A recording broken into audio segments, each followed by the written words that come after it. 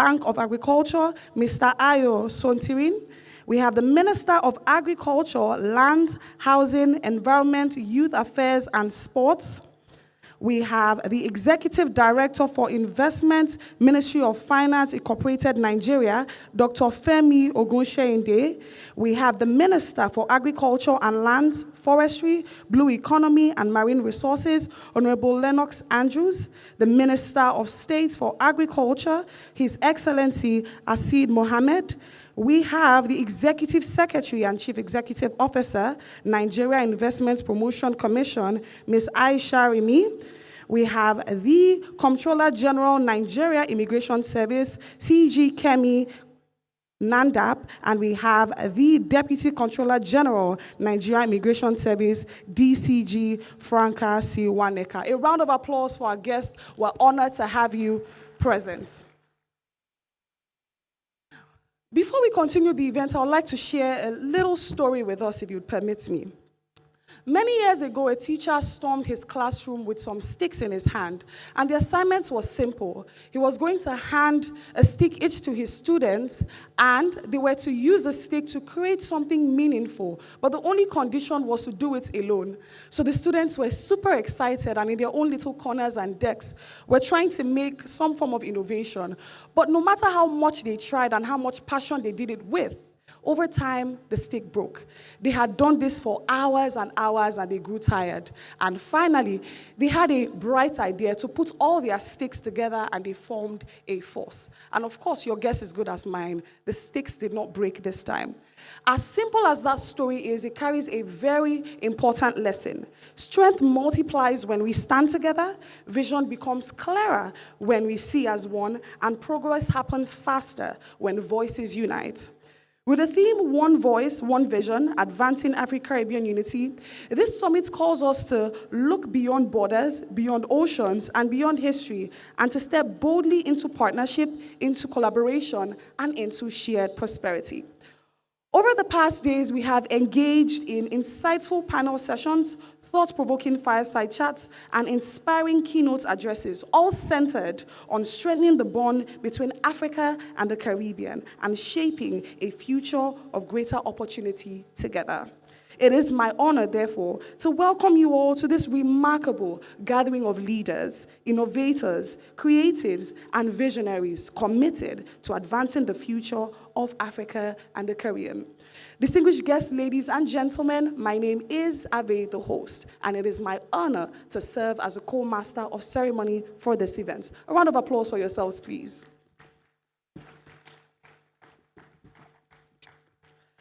Ladies and gentlemen, everything you are experiencing this week, the delegations in this room, the heads of governments and ministers who have traveled to be here, the direct flights that carried over 100 Caribbean leaders and business people across the Atlantic to Abuja just days ago, none of it happened by accident. None of it was a product of a government program or a multilateral mandate. It was a product of one woman's conviction that Africa and the Caribbean are not simply connected by history. They are connected by destiny, and it was time to stop talking about destiny and start building it.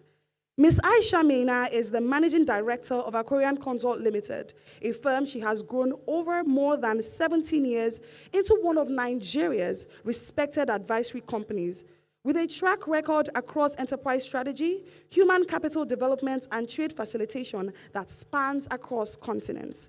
She's also the founder of Aquarian Oil and Gas and the woman who conceived, funded, and convened the Aquarian Consult Afri-Caribbean Investment Summit, AACIS, the platform that has made this entire gathering possible.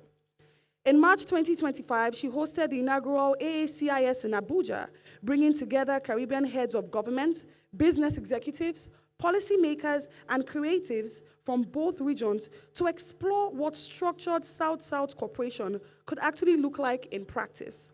That summit produced signed memoranda of understanding in agriculture and cultural exchange, bilateral ministerial agreements, and the foundations of a $40 million deep water port deal. I thought we'd give that a round of applause. But she did not stop there. Just weeks later, she personally funded and led a 120-person Nigeria delegation to St. Kitts and Nevis, chartering a Boeing 777 from Abuja to Bassa in what became the largest organized African business mission ever to visit the island nation, and for the first time that Nigeria carrier had ever landed in St. Kitts. 90% of the small businesses in that delegation were women-led enterprises. And then this week, on the 21st of March 2026, she facilitated a historic first, the first large-scale commercial charter flight departing directly from the Caribbean to the African continent, carrying over 100 delegates from 8 Caribbean nations to Nigeria for AACIS 2026. A journey that once took 30-plus hours through European hubs, a route shaped by colonial geography, reduced to a direct transatlantic crossing. She called it what it is, the reverse Middle Passage, a bridge built not by governments, but by a private citizen with a clear vision, a disciplined strategy, and the courage to spend her own capital to prove it was possible. She has said, Africa and the Caribbean must co-author their future. We cannot afford to wait for multilateral frameworks. The alignment must be intentional and it must be actionable. Every head of government in this room, every minister, every inventor, every creative, you are here because she built the infrastructure to bring you here. We are all in this moment inside Aisha Maina's vision. Distinguished guests, ladies and gentlemen, I want you to welcome an Amazon, a pioneer par excellence, one of one, the GMD Aquarian consult, Miss Aisha Maina, for her welcome address. A round of applause for her, please.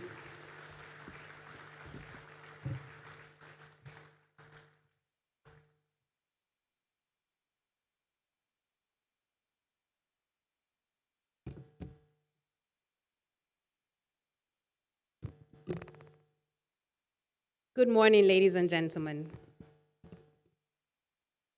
In March 25th, 2025, I stood on a podium like this and said, welcome to your future. I'm glad to say that today we're living that future.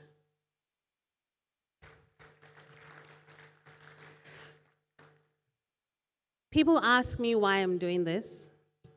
People ask me what inspired me to do this.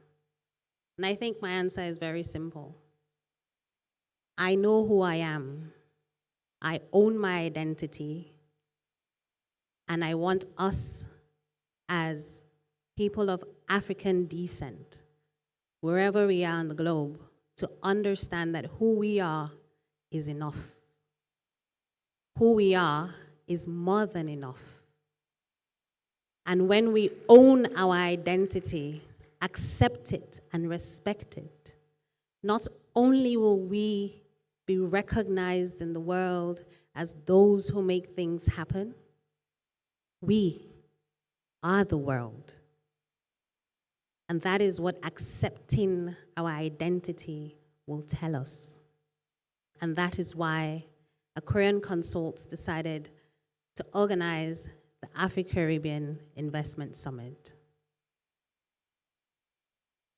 At this juncture, I must acknowledge and recognize Ambassador Rosalind Hazel, because we sat at a table. Ambassador Rosalind, that's her right there. We sat at a table, a lunch table, where I didn't have lunch, but everyone else did. And from there was a connection that cannot be denied. Because when I said to her that I would have an investment summit, she said to me, please make St. Kitts and Nevis your country of focus.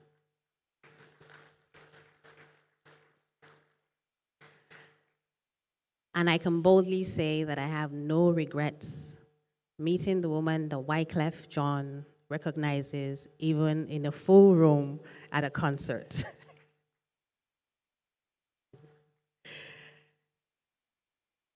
Your Excellency, Dr. Terence Drew, the Prime Minister of St. Kitts and Nevis, Your Excellency, Honorable Deacon Mitchell, ably represented by Ambassador Richard Nixon, Dr. Didicus Jules, the Director General of the Organization of East Caribbean States, Minister Samal Doggins, and Emmeline Sebastian, Honorable Kyle Hodge, Minister of Agriculture for Anguilla, Honorable Roland Royer, Minister of Agriculture, Fisheries, Blue and Green Economy of Dominica, Honorable John P. Osborne, Minister of Agriculture, Lands, Housing, Environment, Youth Affairs, and Sports for Montserrat, Honorable Israel Bruce, Minister of Agriculture, Forestry, and Rural Transformation, St. Vincent and Grenadines, Honorable Lennox Andrews, Minister of Agriculture, Lands, and Fisheries et al. Of Grenada, Honorable Carl Dawson, Minister of Agriculture and Fisheries, British Virgin Islands.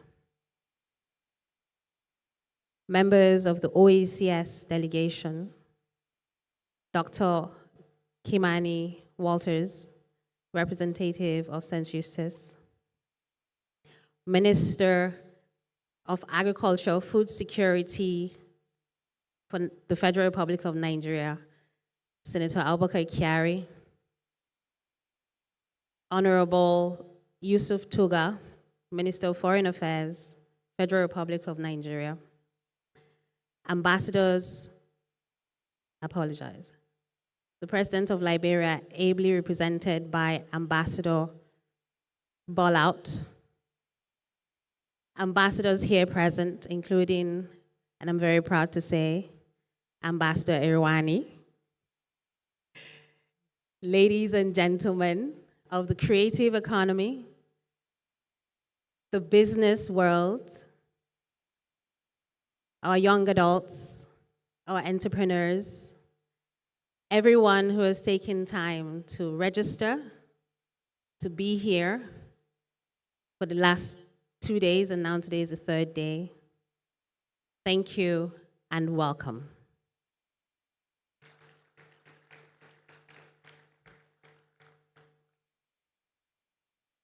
After March 28th, which was the last day of AACIS 2025, we thought, my team and I in Aquarian Consults, assumed that that was going to be the end of it. Have a conference, talk about issues, prefer solutions, and meet again a year after, having told everyone what to do and hope that they would do it. What we did not envision was the connection, the vision, and the drive of two men across the Atlantic. The very Prime Minister, Dr. Terence Drew, who took the chance to get on a flight and come to Nigeria just because some lady who walks into his office says, "Come to Nigeria."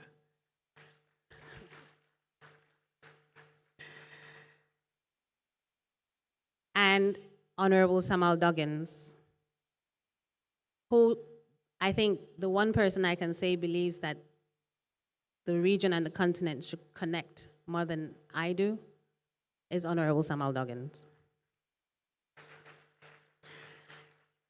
He wouldn't let me sleep and would always come up with ideas on how the people will connect. He would ensure that whatever programs we're building takes into consideration the people of St. Kitts and Nevis, the people of the East Caribbean countries, and tells me this is just the beginning because the people in CARICOM must connect with the continent. And with that, there are programs that we have had that I cannot lay claim to solely because he has put in the work on the other side of the Atlantic to make sure that it happens. We have, when we say that we had a plane that took 120 Nigerians across the Atlantic, that was only possible because on the other side, there was a team that believed that that would make a difference. Minister Duggins put the work in and ensured that we landed safely and without hitch. And Dr. Drew was there every day for every event, supporting and ensuring that each and every one of us understood that it was not ceremonial, but we're living our future.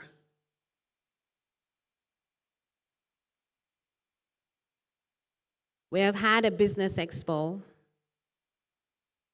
working with the Nigerian Investment Promotion Council, and I must at this juncture recognize the beautiful, intelligent Executive Secretary of the Nigeria Investment Promotion Commission, Ms. Aisha Rimi.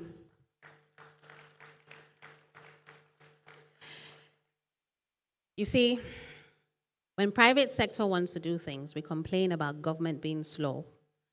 We complain about the fact that government doesn't support us. And I'm saying to the world today that when you have a leader of a Nigerian or a government organization like Ms. Aisha Rimi, the sky is not your limit. It's just the beginning. And I thank her for the support. Because at the summit in 2025, when she couldn't make it, she sent 20 people from her organization to ensure that the organization was properly represented and every part of that summit was captured. And since then, she has not relented. She has created a committee. Part of that committee was on the flight to St. Kitts and Nevis. And again, because we have a visionary on the other side of the Atlantic, the Prime Minister and the Minister met with that team, where the Prime Minister told everyone in very clear terms that he is available, willing to push and ensure that the investment promotion agencies come together. So I thank Ms. Aisha Rimi for the support, because even today, there's an entire team of people who have worked with us to ensure that there are businesses and other IPAs sitting here today.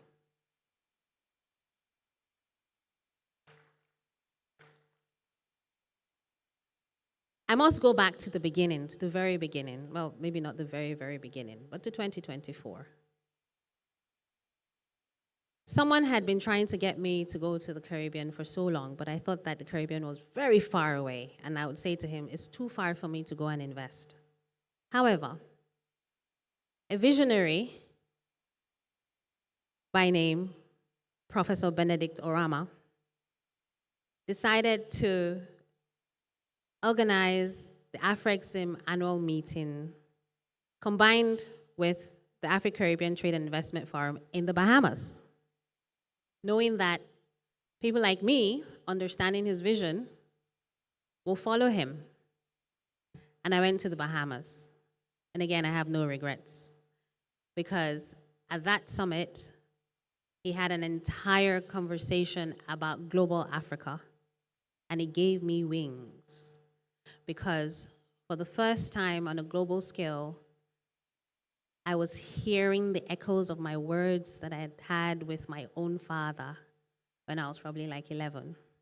In fact, I wrote an editorial and said that I was going to send it to a newspaper because people need to understand their roots. And my father collected it then. He was a government official.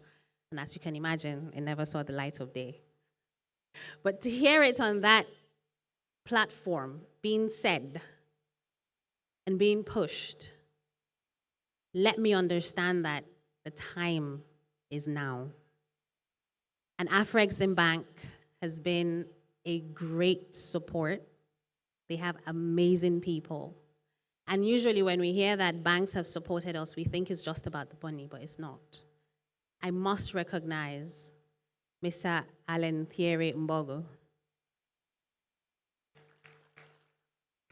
who is here today representing President Dr. George Elombi, who would have loved to be here but has WTO on one hand.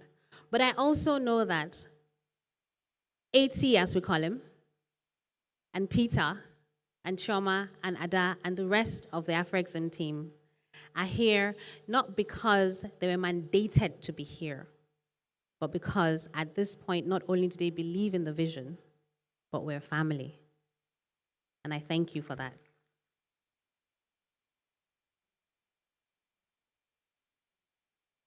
To the OACS team and Dr. Didicus Jules. I had met Dr. Didicus Jules maybe twice or three times. But the effort that Dr. Jules and his team put behind ensuring that the East Caribbean states participate is something that I cannot even begin to enumerate. They had sleepless nights, they followed up, they sent emails, and I thank you for that. To the ministers who took the chance, who believed, who had the conversations, and got on the plane, regardless of how scary it was because of the stories, or how uncomfortable they thought it may be, but got on that plane and come here, I cannot thank you enough, because you didn't just get on a plane. You solidified a bridge.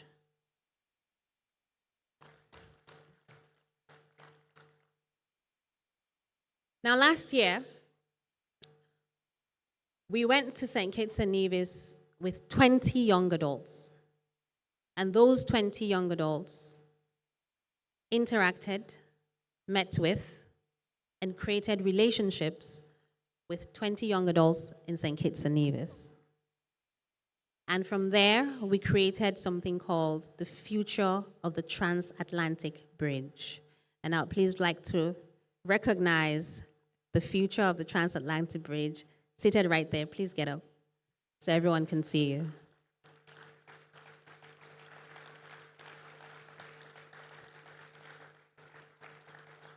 In the last few months, they have taken time out of work. They have taken time to get on calls every week and discuss different things as best as they could. And they, maybe even more than us, understand that they are the future of the transatlantic bridge, because when you take into consideration time difference, you can sit. When you take into consideration time difference, St. Kitts and Nevis is 5 hours behind Nigeria. Some people work, but they make it happen without anybody nudging them. That is the essence of our work, and I'm very proud of them.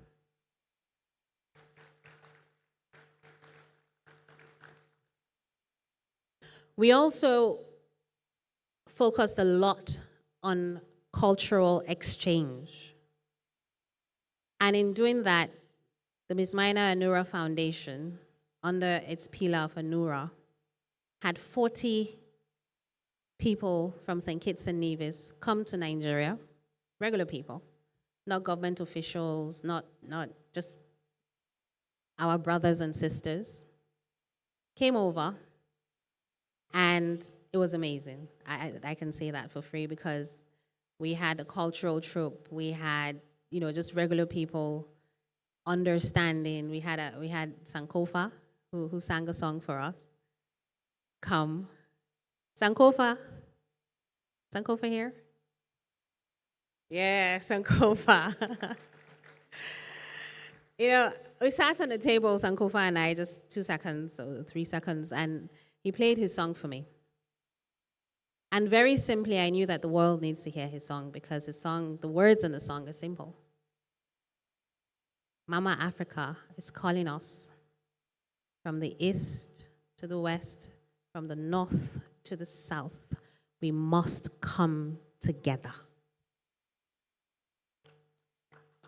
Sankofa's song says it all because we must come together.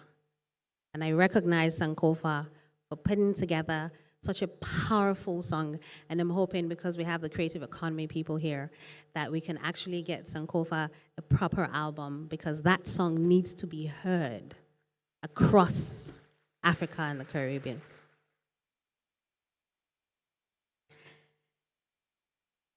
Anura Foundation was going to bring together 15-year-olds, because that's the next level of our future, right? 6 15-year-olds from St. Kitts and Nevis, 6 15-year-olds from Nigeria, and bring them together in November. However, due to logistical reasons beyond our control, that didn't happen. But you see, I say that things happen for a reason, because yesterday, those 12 young adults came together and symbolically planted trees together, which they named. And in speaking to them, all of them say that they hope their relationship grows even bigger and stronger than the trees that they have planted.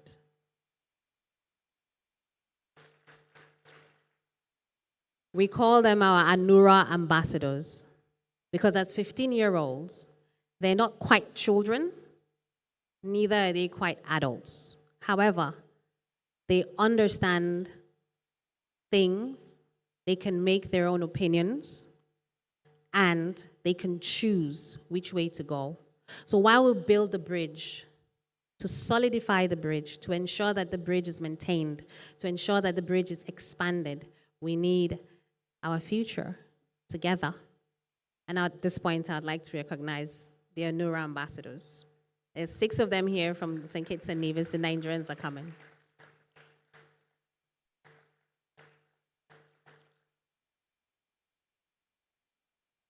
Thank you.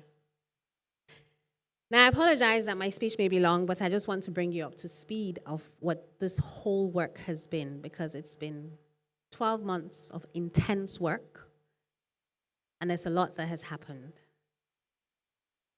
Last year, the summit was 3 days. This year, the summit is 6 days. Because in doing our work, we realized a few things. While we may talk about trade and investment, we may talk about funds, we may talk about all the exams and the initiatives that are out there for Africa and Caribbean to come together. Truth is, if I don't know you, I don't trust you. And this is more than just trading in goods and services. This is trading in trust. This is more than shared history, because we must move on from the full stop of the Middle Passage. We cannot stay at only the trauma. We have the opportunity, the ability to continue to write that story. And that is what this is about. Understanding that which will allow us to carry on that story. Understanding that for us to stay together, we must be prosperous together. So this year, the first 2 days was focused on creative economy, because we must tell our own stories. All of us here have read books and watched movies that have been told to us, about us, but not by us. And as the African adage says, he who beats the drum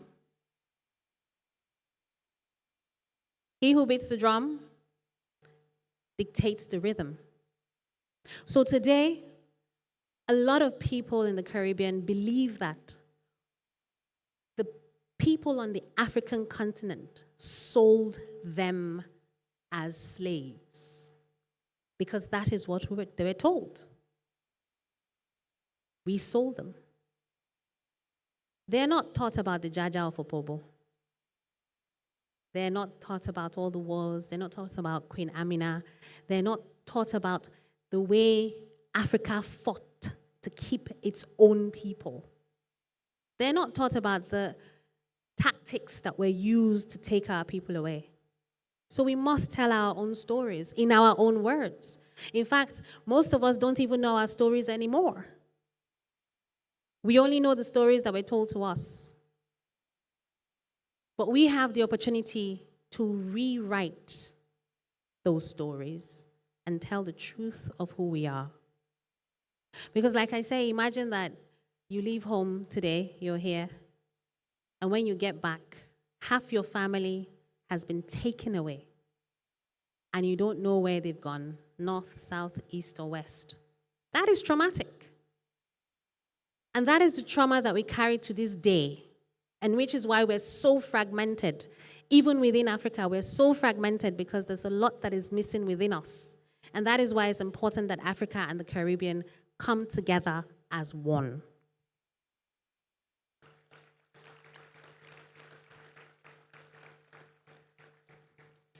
To further that, 2 MOUs were signed, one on Monday and one on Tuesday. The one on Monday was signed with natives, creatives, and the government of St. Kitts and Nevis for filmmaking, to build filmmakers, not just in Africa, but Africa and the Caribbean. And the first movie will be shot in St. Kitts in June 2026.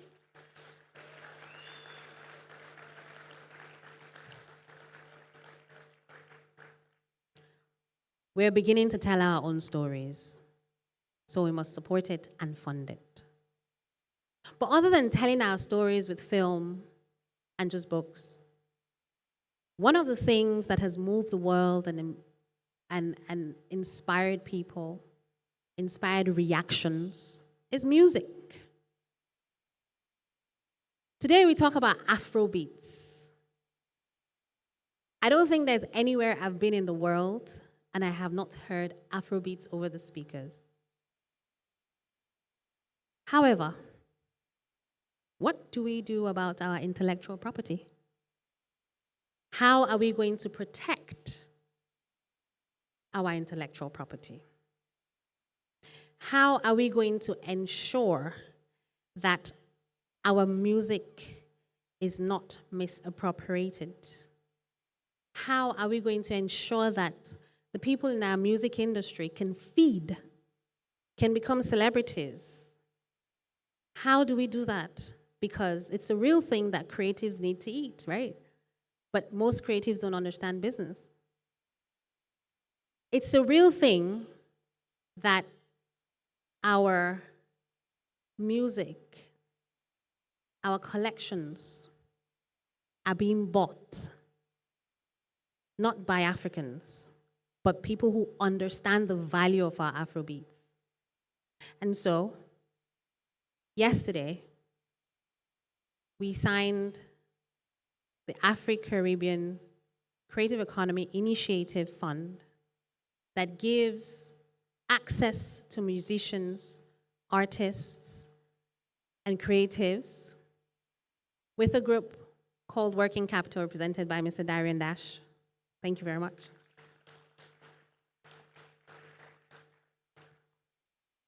That allows these creatives to access a $2 billion fund. Let me repeat that. Artists in Africa and the Caribbean no longer have to sell their intellectual property to the West for peanuts and lose their rights, because they can access a $2 billion fund.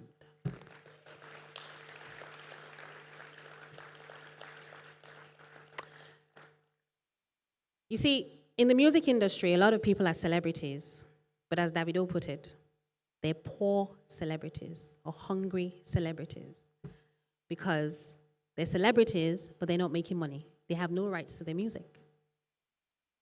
They have no rights to any of their music because they've sold it to the big ones, the big four or big five. Now is a chance for us to own, really own our music. And this fund, and this is a call to all the creatives out there who understand the value of what they have to access this fund. There's no longer an excuse for any creative to say we can't find funding. This is about owning our stories, owning our music, owning our intellectual property before they are misappropriated. Access it.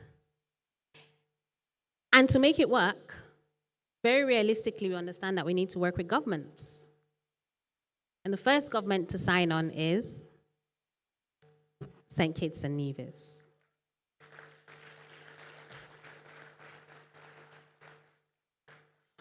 With government signing on, you understand as a creative that you have full backing, private sector and public sector.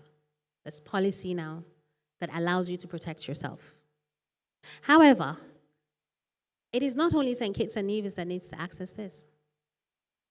Any government can sign on for its creatives. And that is the beauty of this structure. The money is there. That's why it's $2 billion. The money is there. Most of these creatives may not have the collateral because it's collateral based, right? But it's a different kind of collateral. It's not your great-grandfather's house that is 4 times the amount. Because in this case, collateral is intellectual property. And this is where government comes in. Because as government, you can protect your creatives. If you give us a guarantee, we trust you. So any government that really wants to build its creatives, this is the chance. And the $2 billion is not just a number or a word. It is not for the gram. It is not a photo op. It is real. If you doubt it, apply for it.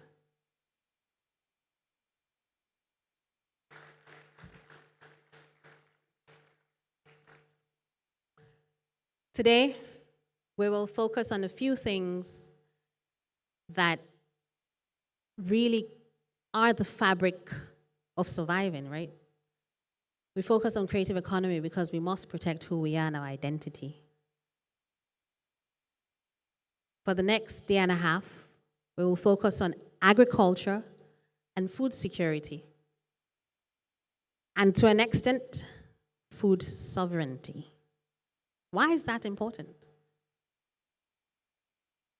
If none of us here had eaten for 3 days, I can bet you will not be sitting here listening to me. We would be irritable. We would have zero focus. In 5 days, we probably wouldn't be able to get off the seats. In 10 days, we'll be in hospital. So food is important. But for all of us to eat and have proper food on our table, not genetically modified food, but nutritious food, we must talk about how to produce that food, how to protect our people by what they're eating. Because as Dr. Terence Drew will tell you, as a medical doctor, what you eat is who you are. It affects you, straight up, directly. So talking about agriculture and food security is about understanding that we need each other to survive.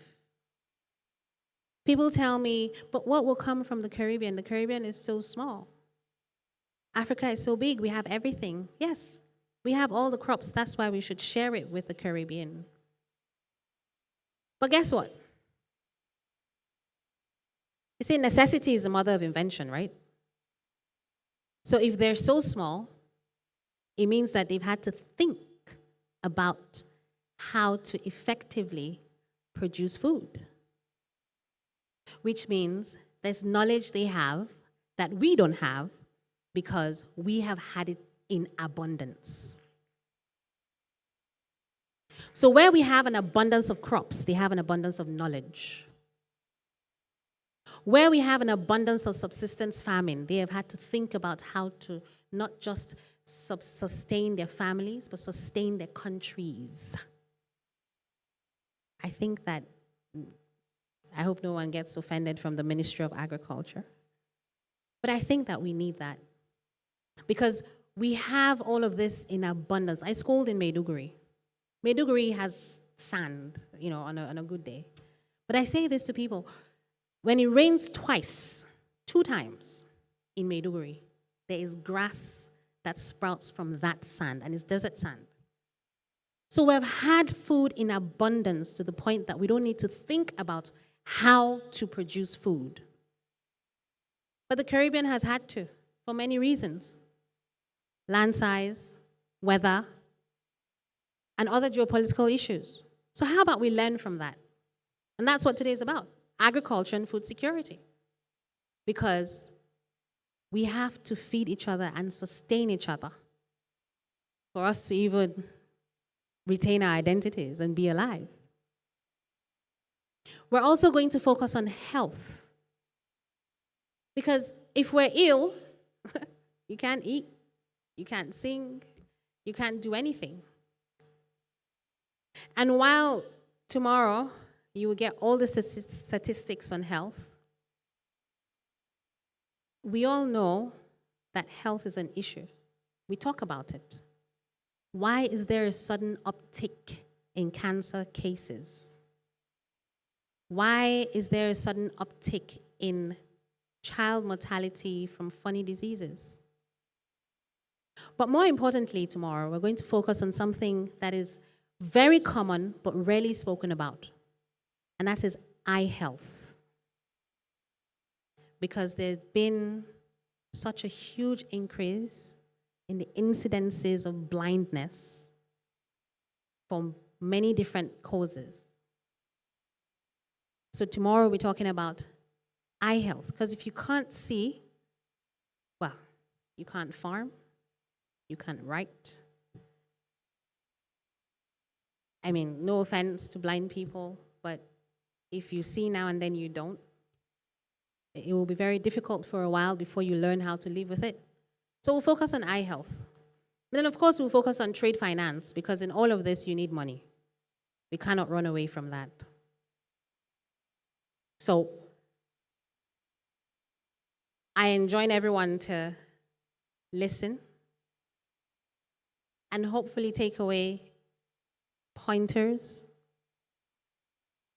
facts, go back to your organizations, your businesses, and make the relevant differences, because that is what is needed. There are many things that we will talk about, and I've probably bored you enough, but this summit is not a talk shop. This is a solution-driven summit. Now, I will say this. The bridge has been built. This is happening. Africa and the Caribbean are coming together.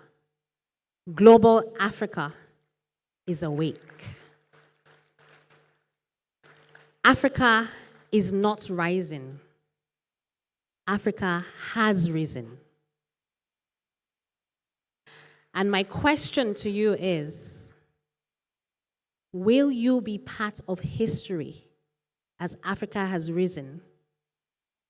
Or will you disappear into the insignificance of staying under the foot? Thank you.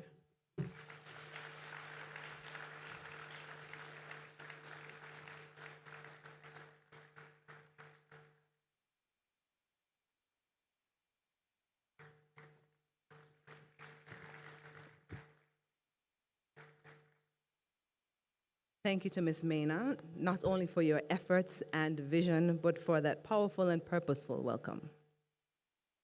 Our next panelist represents one of the continent's most influential financial institutions playing a critical role in driving trade, investments, and economic transformation across Africa. He serves as Regional Chief Operating Officer and Head of Missions for Anglophone West Africa at Afri-Caribbean, where he leads strategic engagement across the region, supporting trade facilitation, investment flows, and cross-border partnerships. His work is central to advancing Afri-Caribbean's mission to strengthen intra-African trade and expanding economic connections between continents, including with partners in the Caribbean. Ladies and gentlemen, please join me in welcoming Mr. Alain Thierry Mbonge. While he's coming up, distinguished guests, ladies and gentlemen, we're now being joined by His Majesty Ogame Atuwashe III, CFR, the Olu of Warri. Please, can we rise in honor of him as he walks into the venue, please?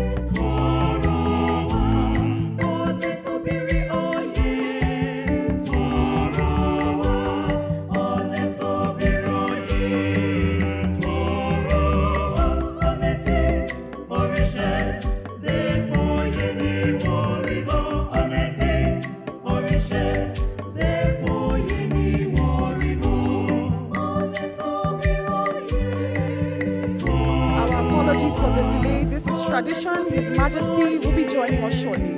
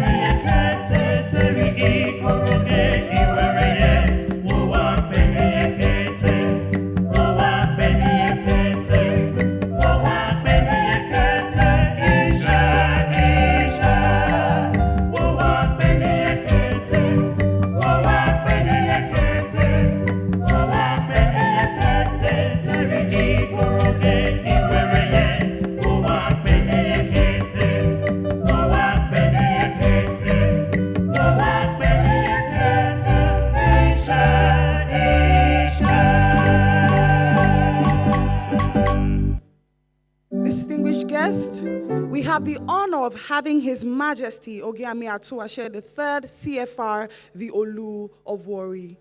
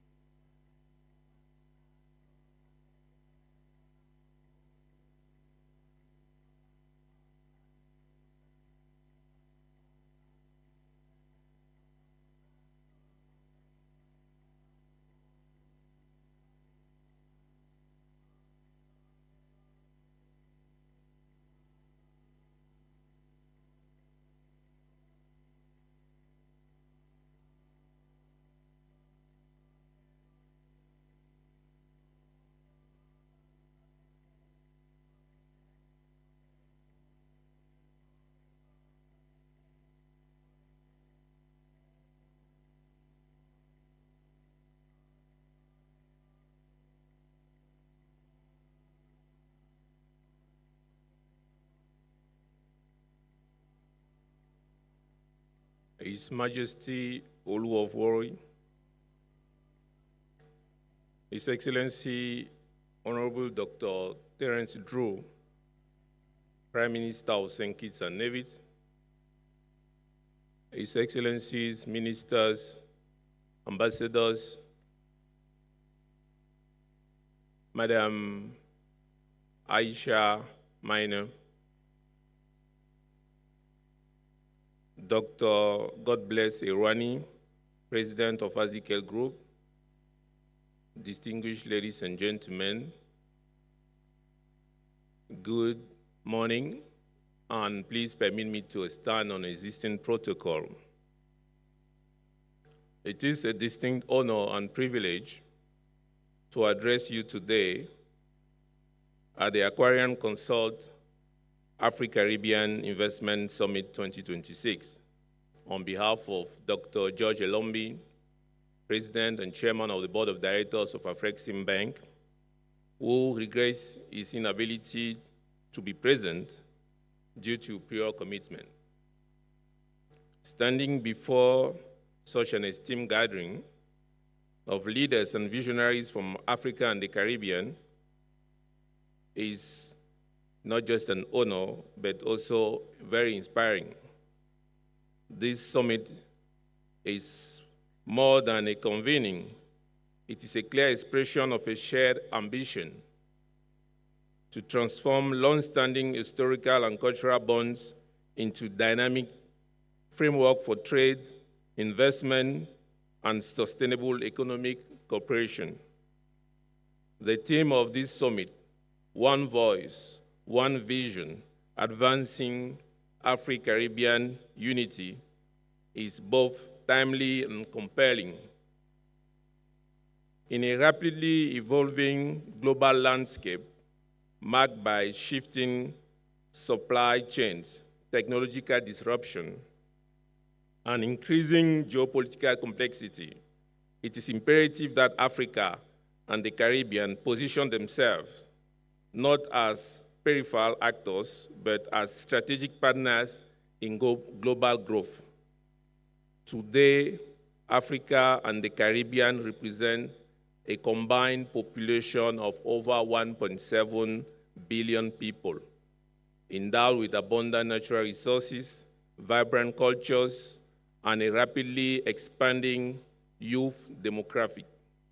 Yet, trade between our regions remains disproportionately low, accounting for only a small fraction of our global trade. This gap reflects not a lack of opportunity, but a lack of connectivity, physical, financial, and institutional. The opportunity before us lies in complementarity. Africa's industrialization drive, supported by the AfCFTA, African Continental Free Trade Area, aligns naturally with the Caribbean strength in services, tourism, and niche manufacturing. By leveraging these complementarities, we can unlock new value chains, expand market access, and build resilient, mutually beneficial economic partnership. Our ports must become gateways of exchange.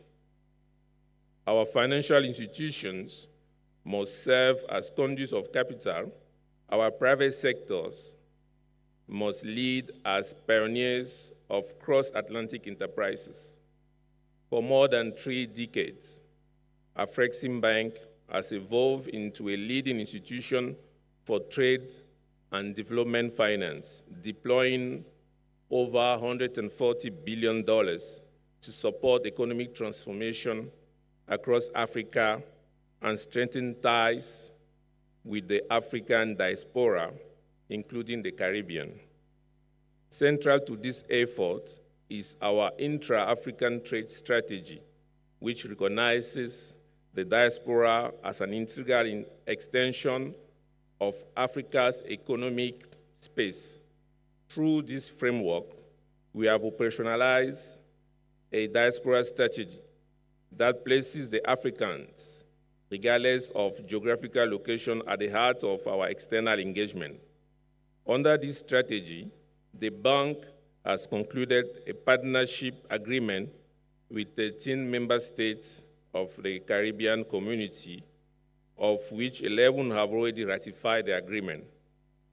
This arrangement establishes a formal institutional framework enabling these countries to participate as member states of the bank, thereby creating a structural pathway for expanding commercial cooperation between Africa and the Caribbean.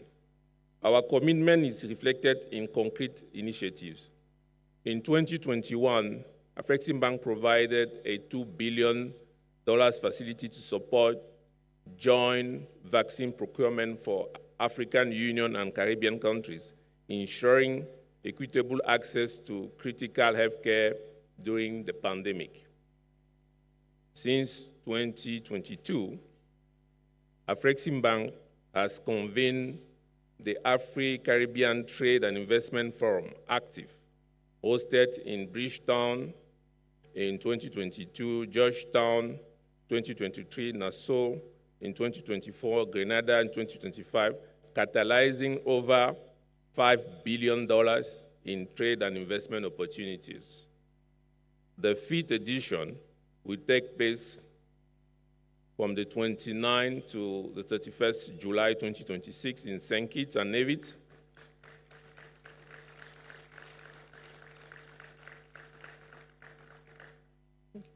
And we'll be delighted if you could join us. In 2023, we established our first permanent office outside Africa in Barbados, alongside the development of a $180 million Africa Trade Center linking Africa and the Caribbean. We have identified over $2 billion in investment opportunities across sectors, including energy, tourism, infrastructure, logistics, manufacturing, and SMEs, with active financing already underway in several Caribbean economies. Reflecting this growing engagement, the bank's president, Dr. George Elombi, announced during the CARICOM summit that the bank's Caribbean investment envelope has increased from $3 billion to $5 billion.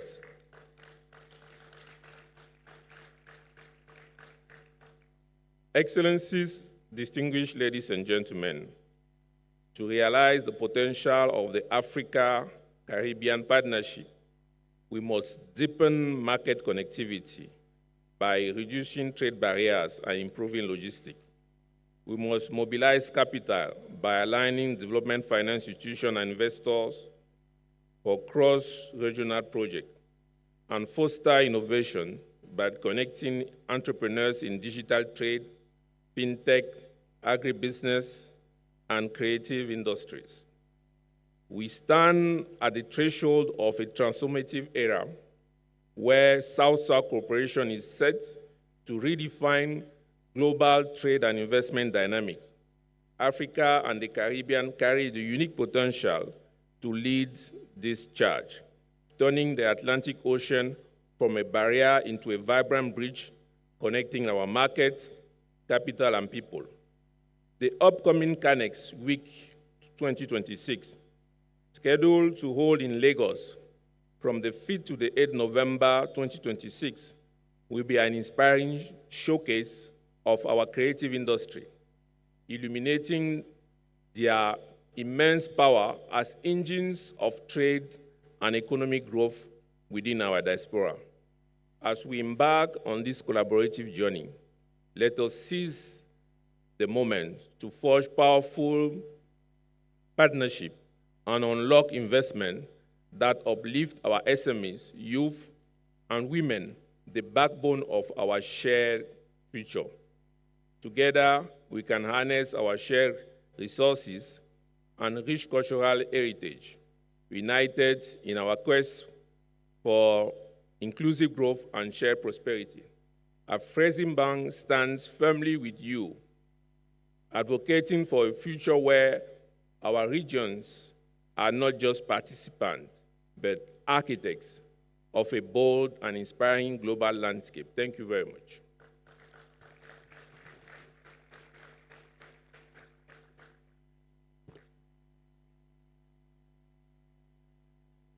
I forgot to tell you that this is my passport for St. Kitts and Nevis. Thank you, Mr. Mboge, the Regional Chief Operating Officer, Head of Missions, Anglophone West Africa, ably representing the President of Afri-Caribbean, Dr. John Bolobi. Please a round of applause for him one more time for that speech. Distinguished guests, ladies and gentlemen, for the second keynote address is a forward-thinking public servant and youth-driven leader serving as Minister of Agriculture, Fisheries, Marine Resources, and Cooperatives in St. Kitts and Nevis. With a strong commitment to food security, sustainable livelihoods, and economic diversification, he's at the forefront of efforts to modernize the country's agricultural and marine sectors. Since assuming office, he has championed innovative policies aimed at strengthening local food production, empowering farmers and fisherfolk, and reducing dependence on imports. His approach integrates climate resilience, technology adoption, and cooperative development to build a more inclusive and sustainable agricultural ecosystem. A passionate advocate for youth engagement, he actively promotes opportunities for young people within agribusinesses and the blue economy, positioning these sectors as viable and attractive career paths. His leadership reflects a broader vision of resilience, regional collaboration, and long-term economic transformation for small island states. At the summit, he brings valuable insights on leveraging agriculture and marine resources as catalysts for investment, food sovereignty, and sustainable development across the Afri-Caribbean corridor. Distinguished guests, ladies and gentlemen, for the second keynote address is the Minister of Agriculture, Fisheries, Marine Resources, and Cooperatives et al., St. Kitts and Nevis, Honorable Samal Doggins. A round of applause for him.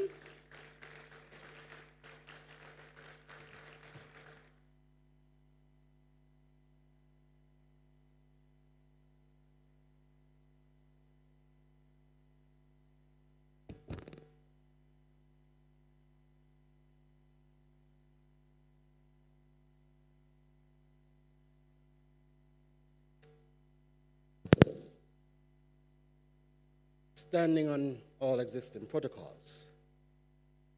Allow me to begin by acknowledging His Majesty, and if I dare say, my friend, Ulu Wari. Allow me to recognize the leadership by our very own Prime Minister of St. Kitts and Nevis, Dr. Terence Dew.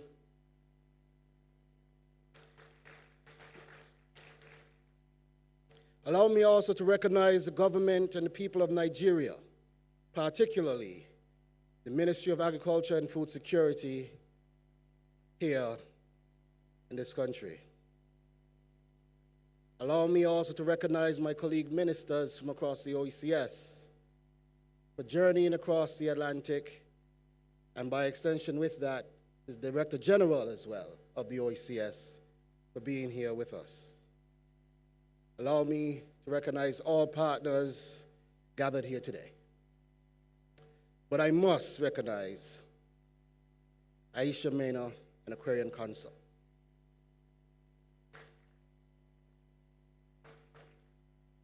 For it is their vision, their consistency, and I want to recognize you for delivering for a second year in a row a summit that is not just well organized, but very transformational. Thank you. Colleagues, today we meet here certainly not in a moment of convenience, but in a moment, I would say, of necessity. Because what we're here discussing today is not just agriculture. We are here discussing today economic power. We are discussing today national and regional security. What we are discussing here today is our sovereignty. And there's a phrase, my friends, that defines this moment, in my opinion. And that phrase is the fierce urgency of now. And I felt that urgency just days ago, when over 100 Caribbean nationals crossed the Atlantic to be here. Among them were not just officials, but we also had producers, the very backbone of our nations. And today, I want to recognize a few individuals who made that journey over with us. I want to recognize farmers from the OECS, like Mr. Claude Smith of Anguilla, Oren Leicester of St. Eustatius. I wish to recognize Crop Farmer of the Year for St. Kitts and Nevis, Ms. Denise Gillard.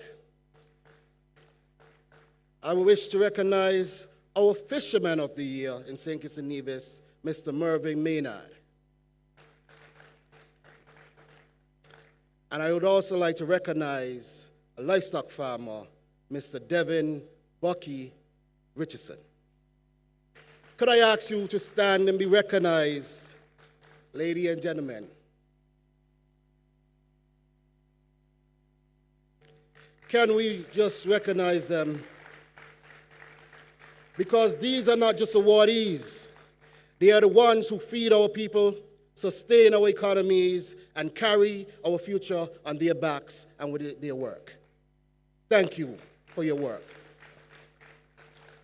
Yes, you may be seated. Colleagues, Africa and the Caribbean face the same pressures. Climate change that disrupts production, supply chains that we do not control, and food systems that leave us exposed. Hurricanes born off the coast of Africa impact the Caribbean. Droughts affect both of us. Food insecurity does not wait, and neither can we. But even with those challenges, ladies and gentlemen, I see hope. And I saw that hope yesterday when 6 young ambassadors from St. Kitts and Nevis, members of the Honora Club, stood side by side with 6 young ambassadors from Nigeria. Together, they planted 6 trees. They named those trees. They claimed those trees. They rooted them in soil that represents something bigger than themselves, ladies and gentlemen. And may I ask those ambassadors to stand and be recognized today as well.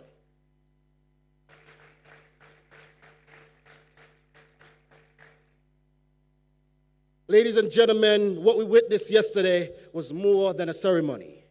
It was a symbol of growth and of partnership, and a symbol of a future that we are planting and growing together.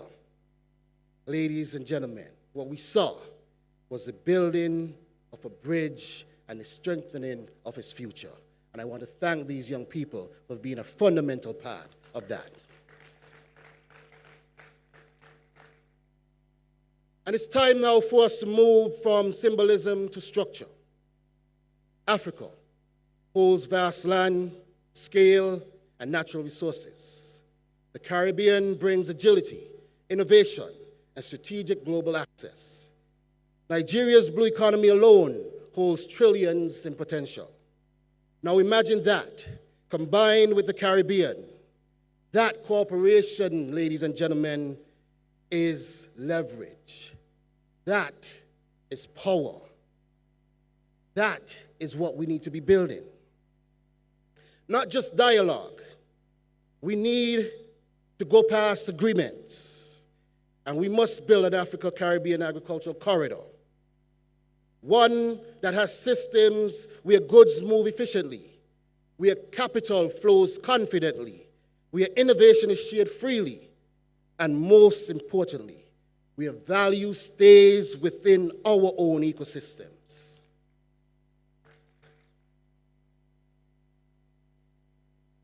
Ladies and gentlemen, with strategic hubs like a modern port in a country like St. Kitts Nevis, we can connect both sides of the Atlantic with precision. So then we must rethink the concept of agriculture, not just as a means of survival, but as a means of the future economic strategy. Because when I look at our farmers who stood earlier and our youth who planted trees yesterday, I see the full spectrum of the future. Production, sustainability, continuity. That is what I'm seeing. Therefore, we must produce more, process more, trade more. We must embrace innovation and climate resilience, because I can assure you, shocks will come. And when they do, we must not break. We must be able to withstand them. We must be able to carry on even beyond them. And let us be honest, ladies and gentlemen, we do not lack ideas here in this room. We do not lack vision in this room. And we certainly do not lack the political will, as we see leaders here from across both regions. But what we need now, ladies and gentlemen, is execution. We must remove trade barriers. We must remove regulatory inefficiencies. We must remove financing constraints. And above everything else, we must remove the shackles from our brains.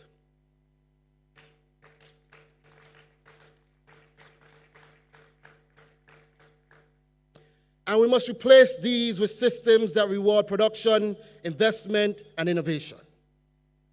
And governments alone cannot do this. The private sector must lead. Development partners must support with smart financing. And our institutions must ensure that opportunity is shared. Because this is about sovereignty.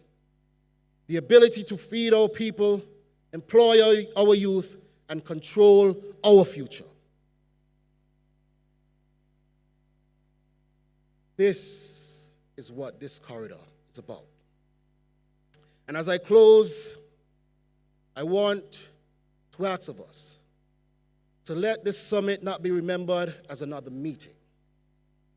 Let it be remembered as a turning point. The moment we moved from discussion to delivery. The moment the corridor became real. The moment Africa and the Caribbean chose not just to connect, but the moment we chose to rise together. History will record that we were here, but let it also record that we acted. Let it record that we were bold, and that we were decisive, and that we ultimately delivered. And let us move forward, all of us, in one voice, with one vision, and one shared prosperity to build Africa and the Caribbean as global Africa with one sound, one vibration across the world.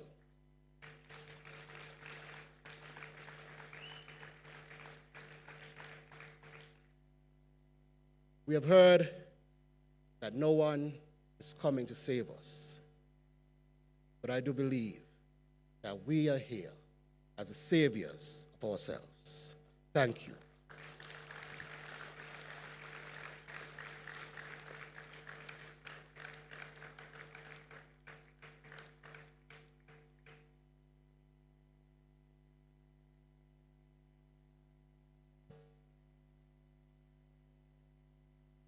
Thank you to Honorable Samuel Duggins. Ladies and gentlemen, earlier I failed to introduce myself. My name is Carla Berridge, and I stand here as a proud member of the delegation from St. Kitts and Nevis. I am also proud to thank Minister Duggins, who is so ably co-chairing this summit, and thank him for so ably, along with the Prime Minister, leading the delegation from St. Kitts and Nevis. Thank you so much. No economy can grow without feeding its people. It is one of the most fundamental truths in development, and yet food security remains one of the most complex, most politically charged, and most consequential challenges facing Africa today. Climate shocks, inflation, supply chain fragility, the gap between smallholder farmers and the capital markets that could support them. These are not abstract policy problems. They are lived realities for hundreds of millions of people across this continent. Our next keynote speaker has been placed at the very center of that challenge, and he has met it with full weight of his expertise and his conviction.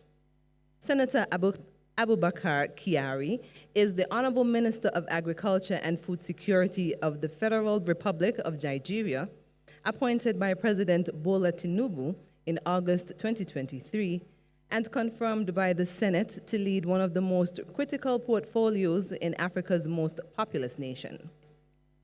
He also serves as chairperson of the Governing Council of the International Fund for Agricultural Development, IFAD, one of the United Nations' principal agencies for rural poverty reduction and agricultural financing globally. Since taking office as minister, he has moved with urgency. He declared an emergency on food security, launched the Agricultural Growth Scheme, mobilized subsidized inputs for over 500,000 smallholder farmers, introduced duty-free import windows to stabilize food prices, and pushed forward a dry season farming program that has seen hundreds of thousands of hectares brought into cultivation. His target, stated clearly and publicly, is not just to feed Nigeria. It is to position Nigeria as a food exporting nation. He has said it plainly, the potential is there, ready to be tapped. Agriculture is not just Nigeria's largest employer. It is the foundation upon which every other ambition this continent holds must ultimately rest. There is no creative economy, no industrial base, no stable society without food security. And so, when we say that our next speaker's work matters, we mean it in the most fundamental sense possible. Please welcome Senator Abubakar Kyari, Honorable Minister of Agriculture and Food Security.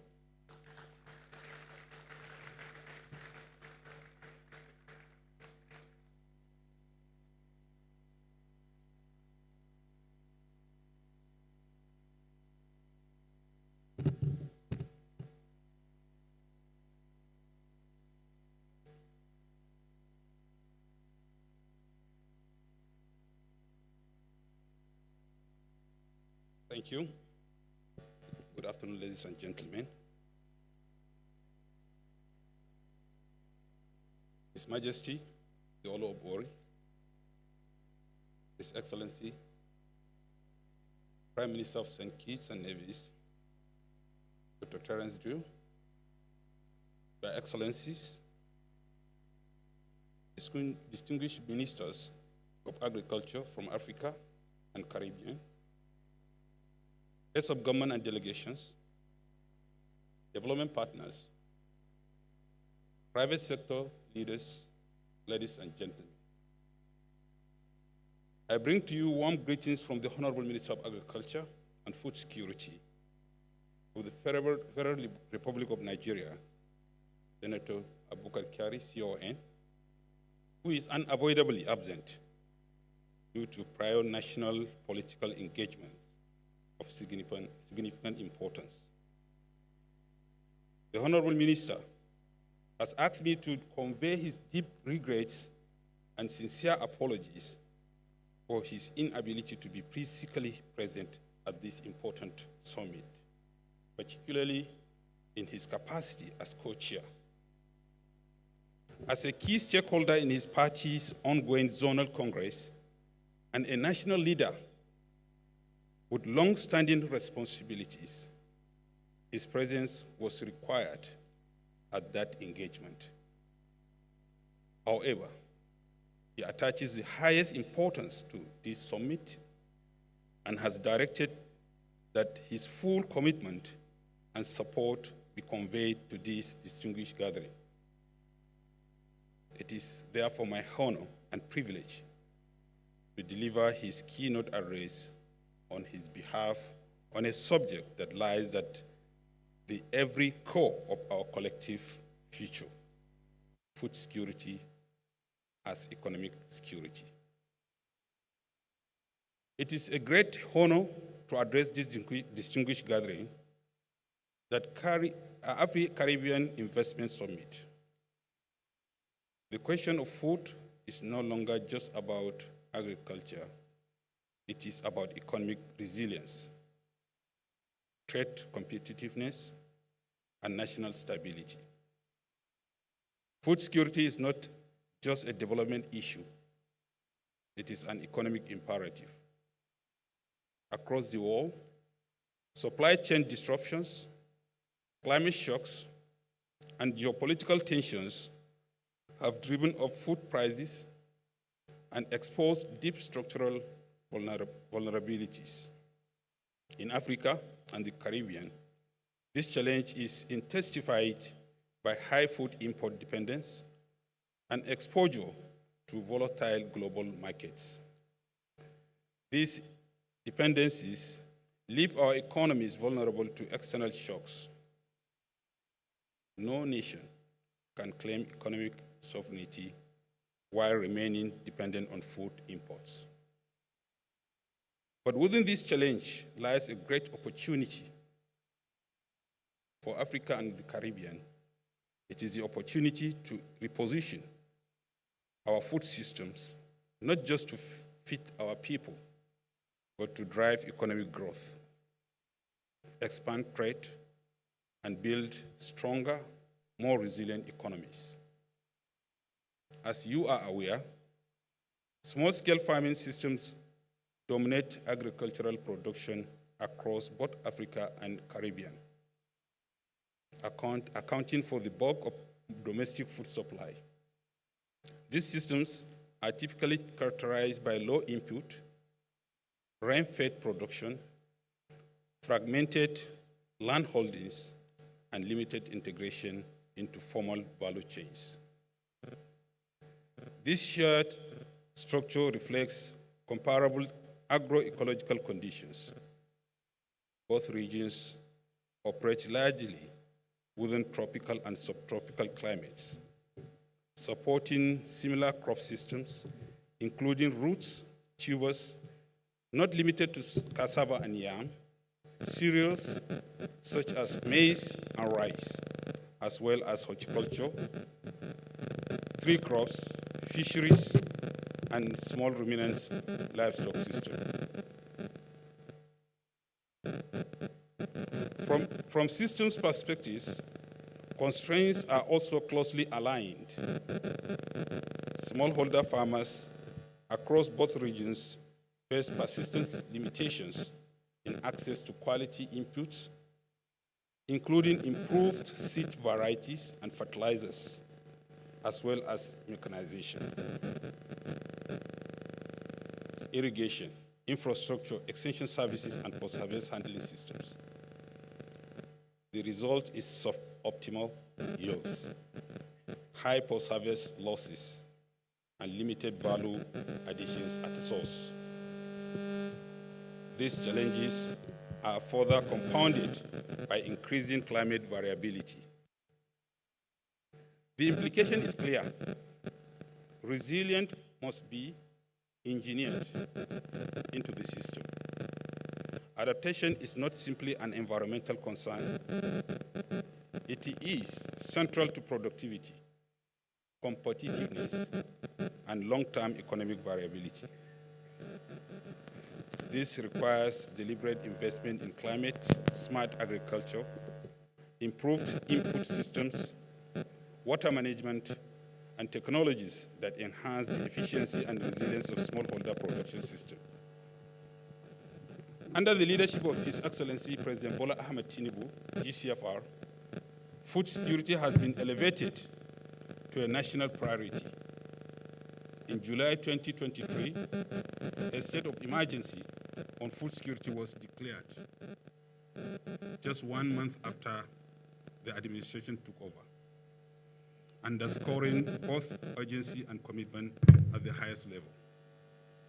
At the same time, key institutions with agricultural ecosystem are being recapitalized and repositioned to unlock investment and strengthen delivery.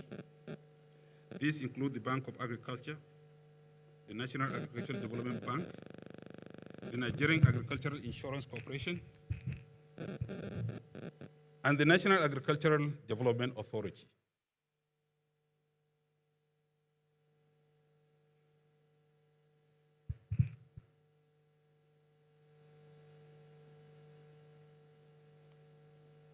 Together, these institutions are improving access to finance, strengthening risk management, expanding access to land, and supporting the development of structured agricultural projects across production, processing, and marketing.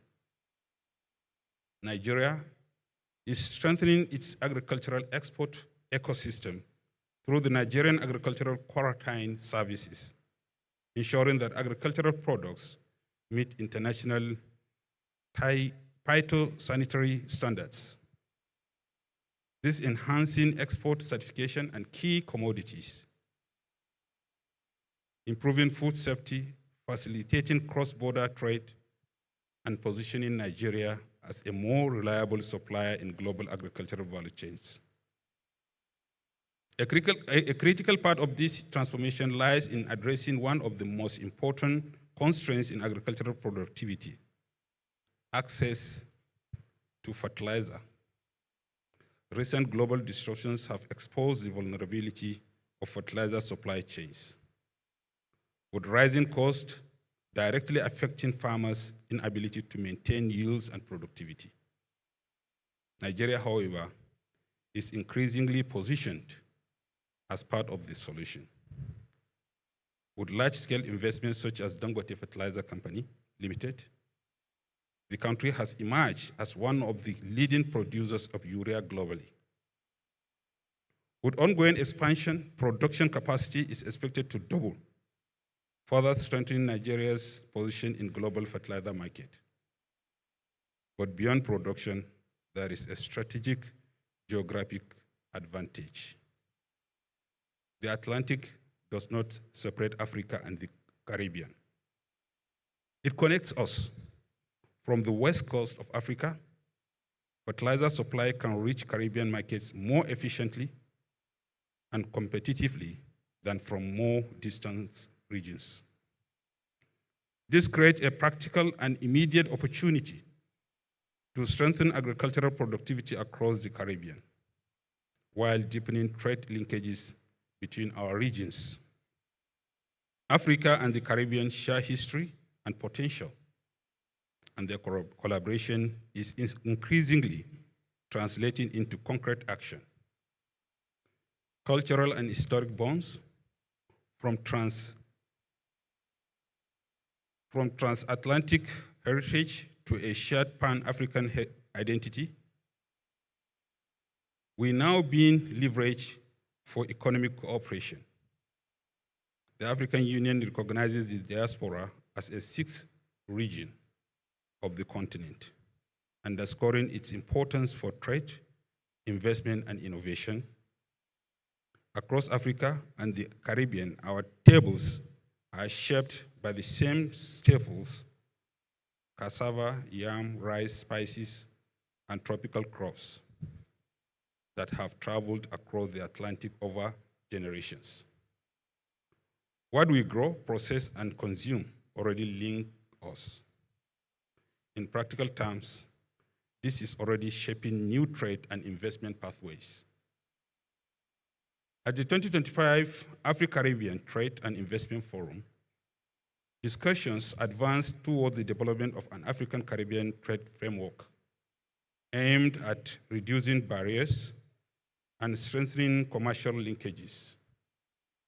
Importantly, this momentum is being matched by real investment, with over $300 million in sectoral deals announced across agribusiness, logistics, and related sectors. Across the Caribbean, there is also a clear commitment to strengthening domestic food systems. Regional initiatives aimed at reducing food import dependence are driving systems. Regional initiatives aimed at reducing food import dependence are driving increased investment in local production, modern farming system, and intra-regional trade. While challenges remain, this shift points to a region actively repositioning its agricultural sector. Meanwhile, financial linkages are strengthening. Afri-Exim Bank has expanded its engagement in the Caribbean, increasing its financial commitment from $3 billion to $5 billion, with significant disbursement already made, with other investment underway. The investment portfolio are tailored towards agriculture production, agro-processing, and logistics, supporting countries such as Barbados, Guyana, Antigua and Barbuda, and St. Kitts and Nevis. Platforms as the Afri-Caribbean Business Council are also being developed to connect small and medium-scale enterprises with financing, partnership, and investment opportunities, helping to translate high-level cooperation into practical, business-driven outcomes. These developments signal a clear direction. The foundation for deeper Afri-Caribbean agricultural and trade cooperation is already being established. The task before us now is to build on this momentum and scale it. The diaspora represents another powerful bridge between Africa and Caribbean. Across both regions, diaspora communities contribute billions annually and are increasingly moving beyond remittances towards investment in agriculture, agribusiness, and logistics. They bring not only capital, but also knowledge, networks, and access to market. This creates a unique opportunity to connect production in Africa with markets in the Caribbean, while also supporting the development of value-added industries across both regions. At the same time, unlocking this potential will require stronger trade infrastructure, more efficient logistics, and targeted investment in storage, processing, and transport systems.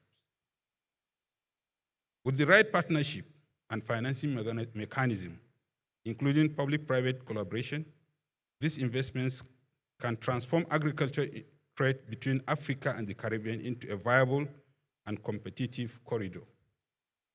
Unlocking the full potential of agriculture across Africa and Caribbean requires a value chain approach where investment opportunities exist at every stage, from inputs to processing and trade. At the upstream level, there are significant opportunities in inputs and innovation, including improved seed system, fertilizer distribution, irrigation services, and climate-smart technologies tailored to local conditions. At the midstream level, the priority is infrastructure. Storage, aggregation, and the logistics remain critical gaps across both regions.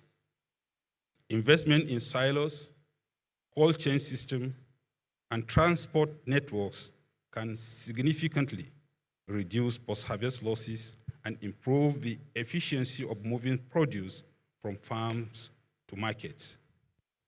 At the downstream level, the greatest value lies in processing and manufacturing.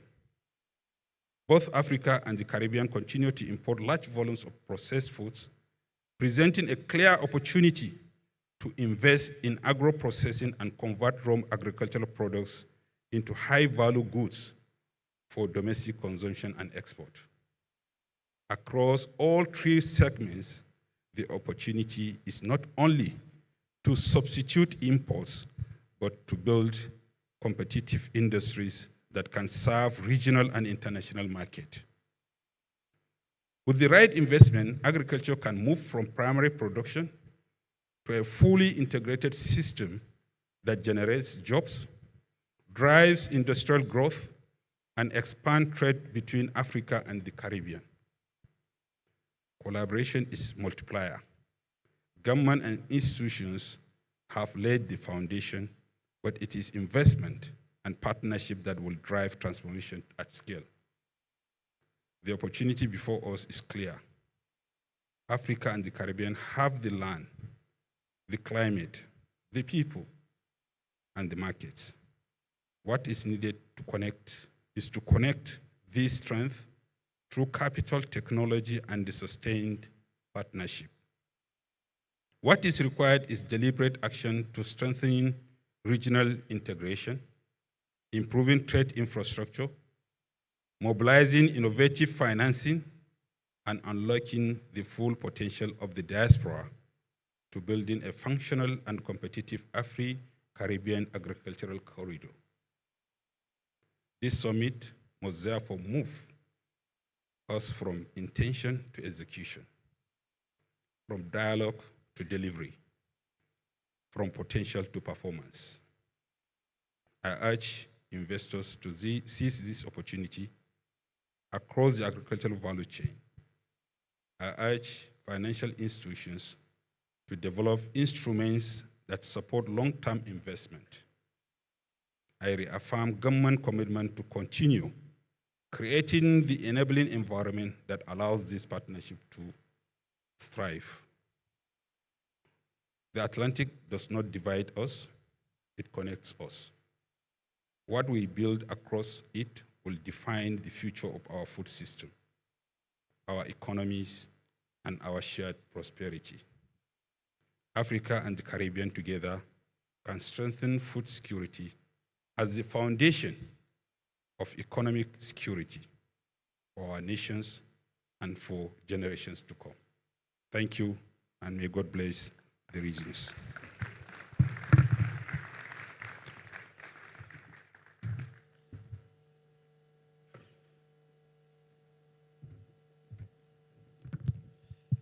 They say food is life, but food is also power, security, and sustainability. As Africa and the Caribbean continue to strengthen ties, agriculture, and trade, it stand as two great opportunities for shared growth and prosperity, and the time is now. Distinguished guests, ladies and gentlemen, Warri is a land in Nigeria with rich heritage that cannot be told without speaking of trade, courage, royalty, and influence.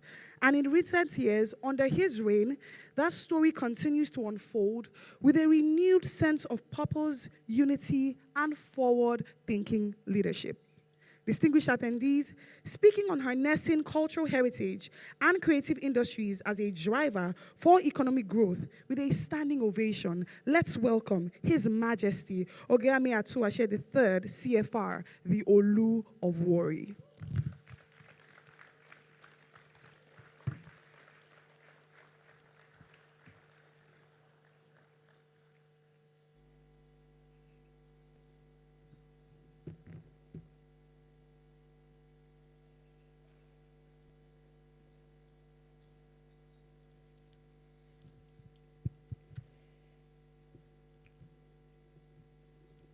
Thank you very much.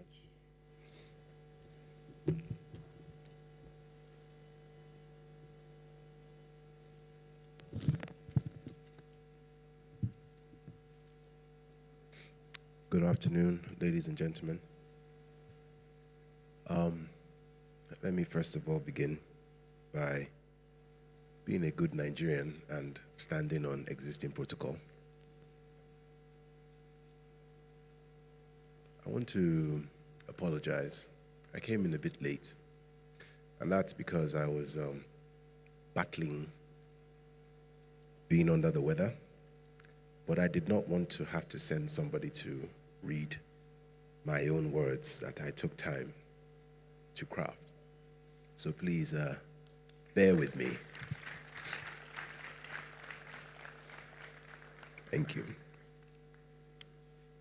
In my mind, from when I was little, there was always music playing in the background, a soundtrack. And that soundtrack usually denotes who you are, regardless of what you may be passing through. Hence, my soundtrack played as I made my way into the venue. But when I was first contacted to deliver this keynote, there was only one soundtrack that came to mind, and that is Afri-Calypso, which was performed by the legendary Lagbaja. Some of the lyrics go, 400 years ago, they took my forefathers from Africa to America. My forefathers took along their music. Some became jazz, some became soul, some became rhythm and blues, some became reggae, and some became calypso. The body can be enslaved, but not the spirit. Wherever you find the soul in the music, there you find the African.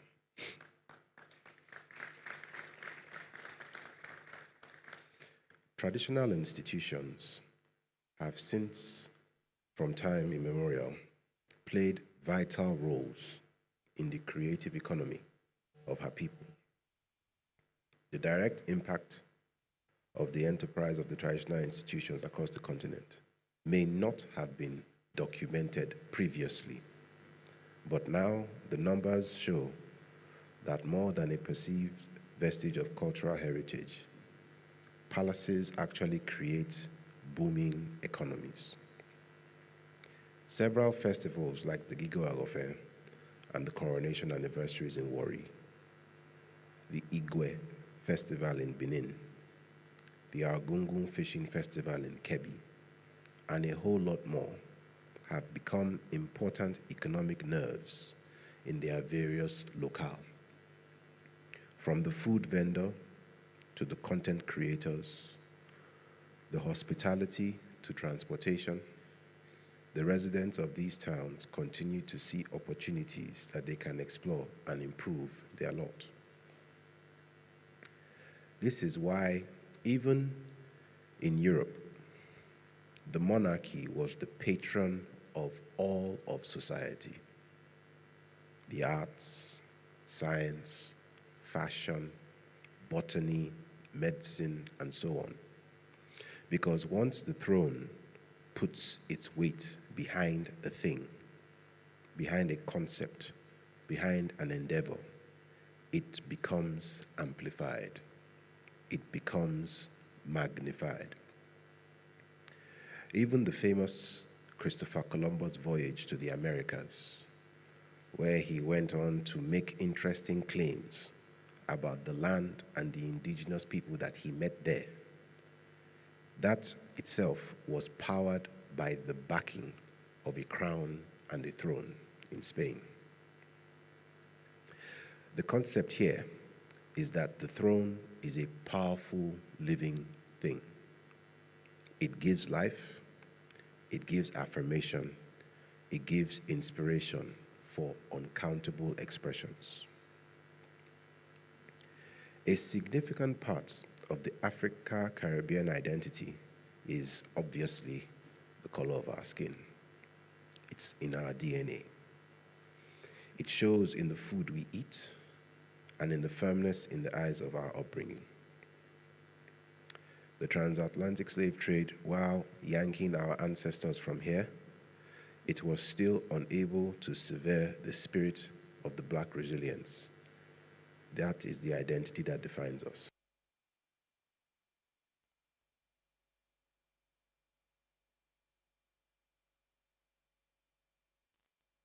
Have been able to trace back their origins to the West African coast, but it must go beyond that. The identity that translates into commerce, science, technology, innovation, and more should be at the heart of these returns.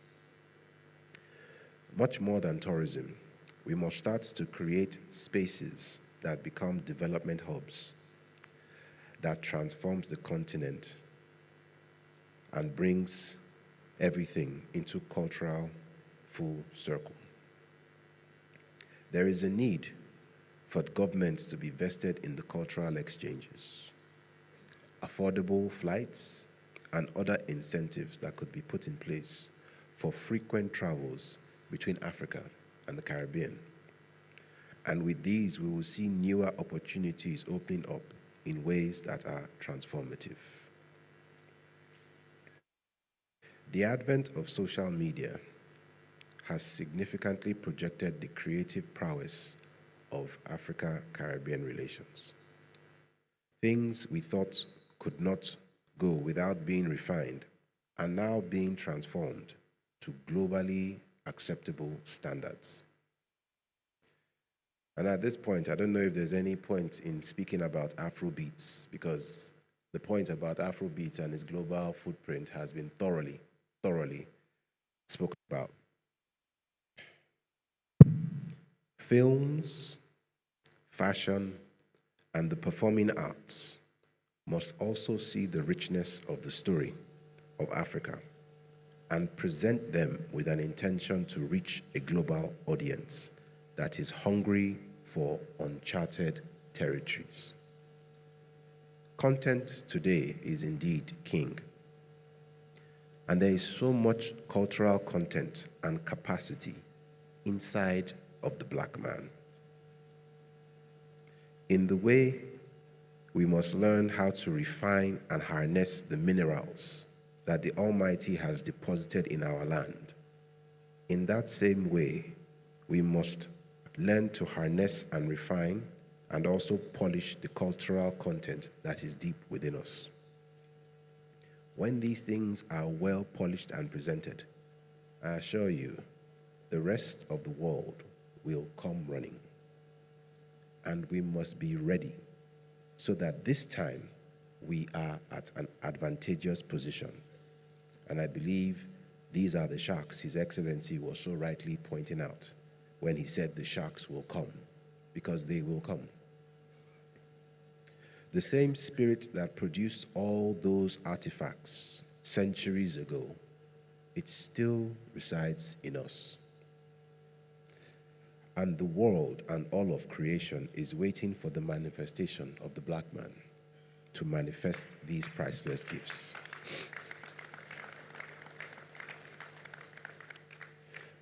Let me lead with, not with statistics, but with a thread. The kente, woven in Ghana, was the fabric of royalty and ceremony long before the world even recognized it. Its geometry conveys meaning, and each pattern bears a proverb, a lineage, a truth passed down through generations. When the West African diaspora and the Americans and the Caribbean reclaimed kente as a symbol of identity and pride, something significant happened. A textile became a statement, a global emblem of Pan-African solidarity. Today, kente cloth and its creative descendants and siblings from Nigeria's Ashoke to Ankara prints, worn from Accra to Port of Spain, are at the forefront of a global fashion industry whose African dimension alone was valued at over $31 billion in 2020. With revenues within the continent's apparel market projected to reach $70 billion by 2029. That is the story of just one thread. Imagine what happens when we account for all the other threads. Cultural heritage, when organized with a clear economic purpose, becomes its own infrastructure. And at the heart of that infrastructure is the crown, which is the custodian of the cultural heritage itself. From there can be creation of jobs. From there, we can generate income via export, drive tourism, protect intellectual property, and build lasting brand value for the communities that produce it. From the waterways of the Niger Delta, the Shekiri people created banga soup. Now, I know some others may want to claim, but in the words of Donald Trump, those are fake claims. This is a rich dish made from palm fruit extract, fresh seafood, and indigenous spices that has traveled with our descendants to London, New York, and communities across the Atlantic. Alongside it sits jerk from Jamaica, the popular jollof from Take Your Guess in West Africa, and the rondon from the Caribbean coast. These recipes are rooted in specific lands, water, and memories. The global food industry now focuses on origin stories and authenticity, and our culinary traditions contain exactly what the market is seeking. And I want to pause here before I continue. A couple years ago, I was in a restaurant in London, and shrimp was served. And I was with an old school friend of mine who knew the owner of the restaurant. And the owner of the restaurant said that those shrimps we were eating in Mayfair came from waters in my kingdom, harvested by Ghanaians, exported to London. And I couldn't feel a sense of pride and also disappointment that in this value chain, there isn't alignment.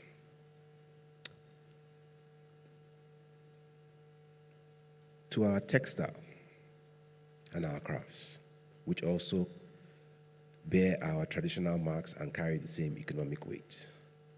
Our kemeje, our shirt that we traditionally wear over the George wrapper with coral beads, belong in the same global conversation as the kente of Ghana, the madras fabric of the Caribbean, and the adire of Yoruba. Each carries a craft tradition, a design identity, and an origin story that international markets are willing to pay very well to access. Africa exports $15.5 billion in textiles each year, and this is according to UNESCO. And yet, the industry still operates well below its potential. Before coordinated branding, structured export strategies, and the support that similar products in Europe and Asia have long received. Trinidad's Carnival, Barbados's Crop Over, and the masquerades and regattas of West Africa attract international visitors, support local businesses, and foster a form of cultural tourism that cannot be replicated or artificially created elsewhere. In September 2024, the Caribbean participated as a united region at the World Tourism Event in Genoa, Italy, for the very first time. That moment confirmed what has always been true. our cultural events are valuable economic assets, and they warrant significant investments. Our storytelling traditions, visual arts, literature, and the expanding creative industries across both regions drive a global market for content and narratives. According to the UNCTAD's 2024 Creative Economy Report, this market generated $1.4 trillion in creative services exports in 2022, a 29% increase over just 5 years. Developing countries account for 20% of that market. With the right investment and coordination, we can significantly increase our share. The full economic picture is one of clear and significant opportunity. The global creative industries market was valued at over $3 trillion in 2025 and is projected to reach $4.6 trillion by 2035. Africa's creative economy alone is forecast to hit $50 billion by 2030. Sub-Saharan Africa's recorded music revenues increased by 22.6% in 2023, one of the fastest growth rates worldwide, with Africa having a median age of 19 and 60% of its population under 25. This region boasts the largest concentration of young creative talent on earth, producing at a pace that established industries struggle to keep up with. The Caribbean brings something of equal and complementary value, a proven record of sharing culture globally. Caribbean creative expressions has influenced music, food, fashion, and the broader cultural sense of some major cities worldwide for over a century. Africa provides scale and creative depth, while the Caribbean offers reach and connections. Together, what we create will go further than either region could go on its own. And as I conclude, I have 4 clear areas of action that I believe will determine how much of this potential we can convert into results. First, establish robust intellectual property systems that safeguard the financial value of our cultural creations for the people and communities that produce them. Second, secure long-term investments aligned with the timelines of creative industries through development finance, diaspora investment frameworks, and dedicated cultural funds. Third, speed up trade and distribution networks and directly connect Africa and the Caribbean, because a culture that cannot move freely between Lagos and Kingston on fair terms remains unfree. And fourth, fully engage our diaspora as investors, business partners, and builders of an Afri-Caribbean creative economy, not only as consumers of our culture.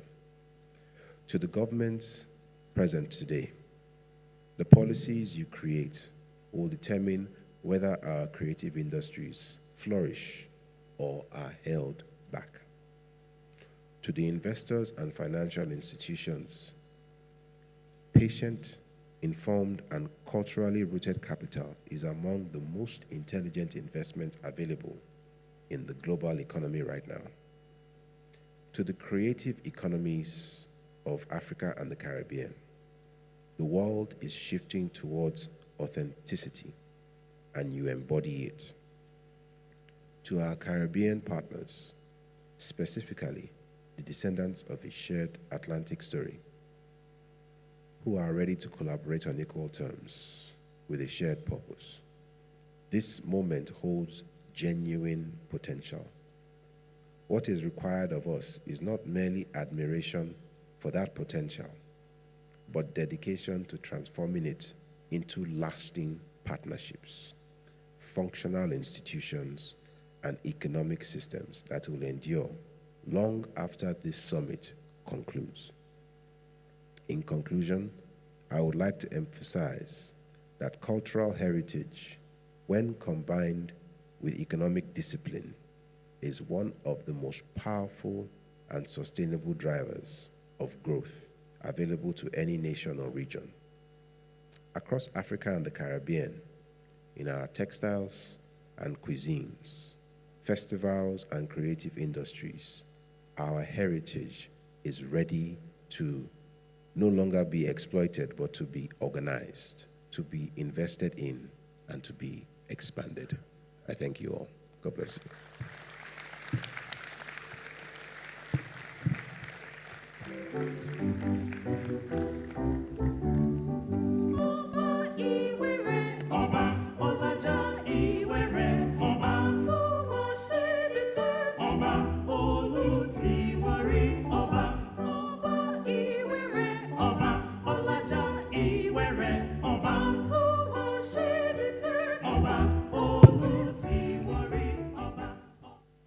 Your Majesty, we're grateful for your wisdom and statesmanship. Your remarks remind us that the story of Warri is not only one of heritage, but that of influence, resilience, and global connection. Values that resonate strongly with the vision of this summit: one voice, one vision, advancing Afri-Caribbean unity. May your reign be long and glorious, your wisdom ever unwavering, and your days crowned with peace, prosperity, and lasting honor. Now for the penultimate keynote address, we'll be receiving remarks on behalf of Honorable Dickon Mitchell, the Prime Minister of Grenada, by Ambassador Dr. Richard A. Nixon. He's a senior resident ambassador in the Ministry of Foreign Affairs in Grenada, ambassador designate to Ethiopia and the African Union, and chairman of the Grenada Investment Development Corporation. Distinguished guests, ladies and gentlemen, Dr. Richard A. Nixon.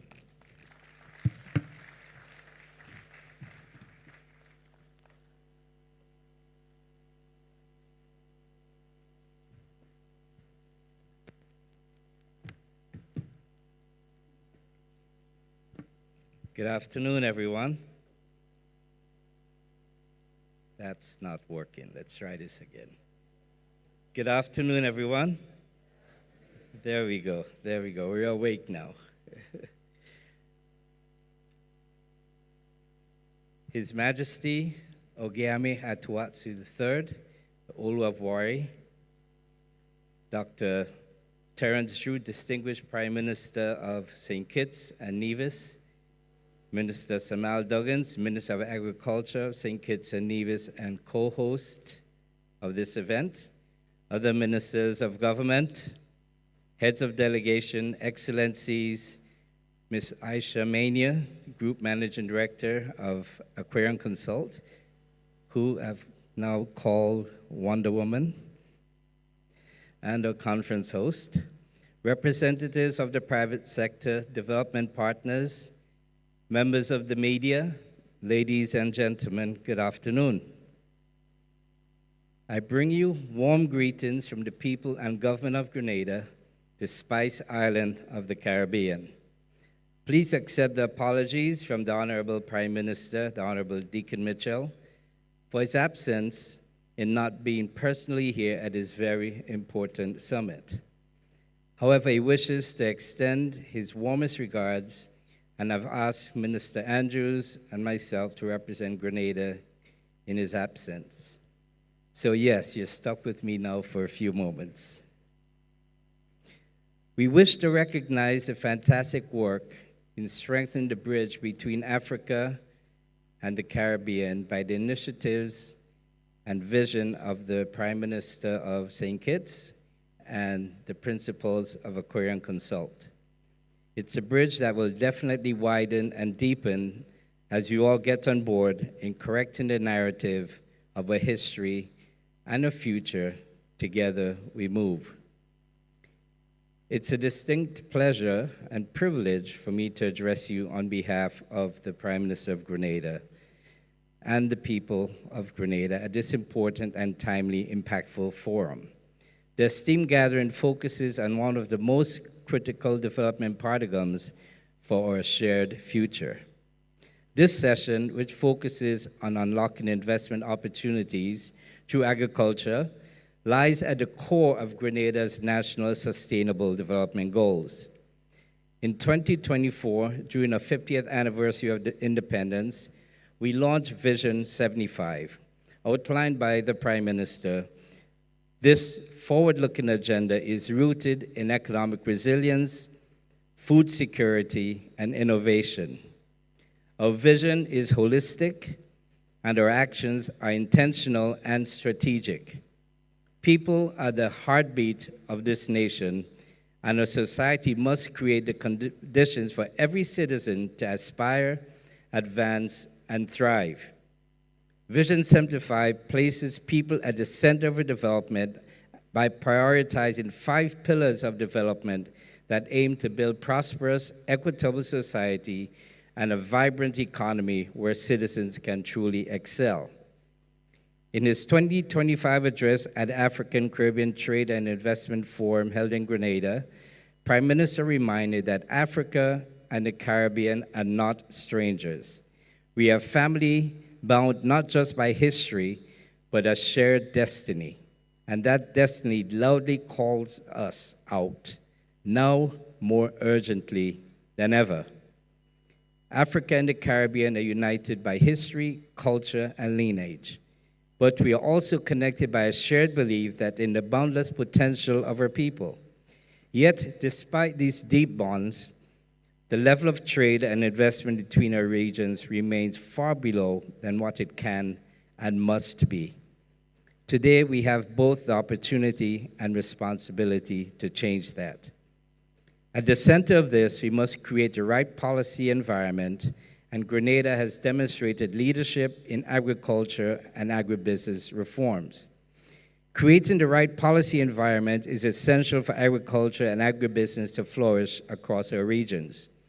In Grenada, we have taken the deliberate steps to boost our farmers' ability to produce and strengthen food security, build a modern enabling framework that supports farmers and agro-processors along with our exporters. Grenada has been actively modernizing its policies landscape through several reforms. First, streamlining procedures that are transparent for trade and investment. We have begun working to reduce bureaucratic delays and simplify investment procedures, particularly for agricultural enterprises. Through the Grenada Investment Development Corporation, the country now offers a streamline of investment facilitation processes, ensuring that investors navigate approvals more efficiently, timely, and with greater clarity. Additionally, the 2025 Agricultural Investment Relief streamlined permitting processes designed to reduce bureaucratic hurdles for agriculture projects, especially those focused in sustainable production for food security. Second, harmonizing and strengthening regulatory standards. Grenada has been undertaking the majority policy improvements to strengthen its agricultural regulatory ecosystem. National initiatives such as the National Agriculture Investment Symposium, specifically spotlighting how updated regulations and institutional alignments are helping build a more information-friendly agricultural sector. Furthermore, the IMEXA Public-Private Partnership Framework emphasizes alignment with Grenada's legal and regulatory standards, including transparency, environmental safeguards, and compliance, ensuring that agribusiness operators meet modern, harmonized requirements. Thirdly, modernizing the frameworks governing foreign investments. Grenada's 2025 investment climate statement highlights major enhancements to the national investment framework, including updated investment legislation, investor protections, dispute resolution mechanisms, and sustainable measures for foreign investors. These reforms create a predictable environment, encouraging more robust investment in agro-processing, sustainable farming, and value-added exports. Fourth, creating targeted incentives for innovation, value addition, and expansion. Grenada has introduced several incentives squarely focused on transforming the agriculture and agribusiness sector, notably the 2025 investment reliefs, which offer tax incentives for projects that expand local food production, adopt eco-friendly farming, and improve agriculture technology uptake. Grenada accesses to investment incentives through the GIDC, including tax holidays, duty-free concessions, while benefiting agro-processing, storage, and logistic improvements. At the same time, transformative programs such as the Aspire Cocoa Value Chain Modernizing Initiative, implemented with international partners, focuses on strengthening climate-resistant agriculture, expanding value-added cocoa production, and building a competitive export-oriented sector. Grenada's approach demonstrates that when we strengthen institutions, modernize policies, and create coherent frameworks, we directly enable growth. These reforms are not abstract. They're practical tools that reduce risks, expand opportunities, and position agriculture as a major pillar of national and regional economic development. By aligning policy with ambition, Grenada is signaling to the region and to the world that we are ready for deeper Afro-Caribbean agricultural investments and collaboration. It is equally important to acknowledge the barriers that exist to limit Afri-Caribbean economic trade. These include regulatory inconsistencies, navigation challenges for investors, trade bottlenecks, limited institutional coordination, and logistics. Today, it is our task to confront these obstacles with intellectual honesty and a commitment to overcoming them. We must design solutions that remove friction from the system, whether by reducing approval timelines, improving access to market information, or ensuring our customs, standards, and export system speak the same language. Our people are ready. Our private sector is ready. Now our policies must rise to meet those challenges. To do so, we must strengthen the role of investment promotion and finance institutions. Investment promotion agencies across Africa and the Caribbean must serve as a bridge between ambition and opportunity.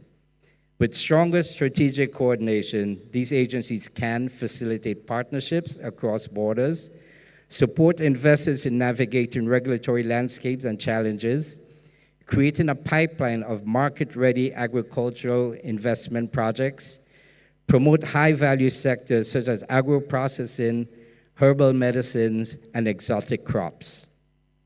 Equally, export credit agencies and development finance institutions must have a vital role in de-risking investments, increasing productions, and enabling businesses to start, grow, and expand into new markets.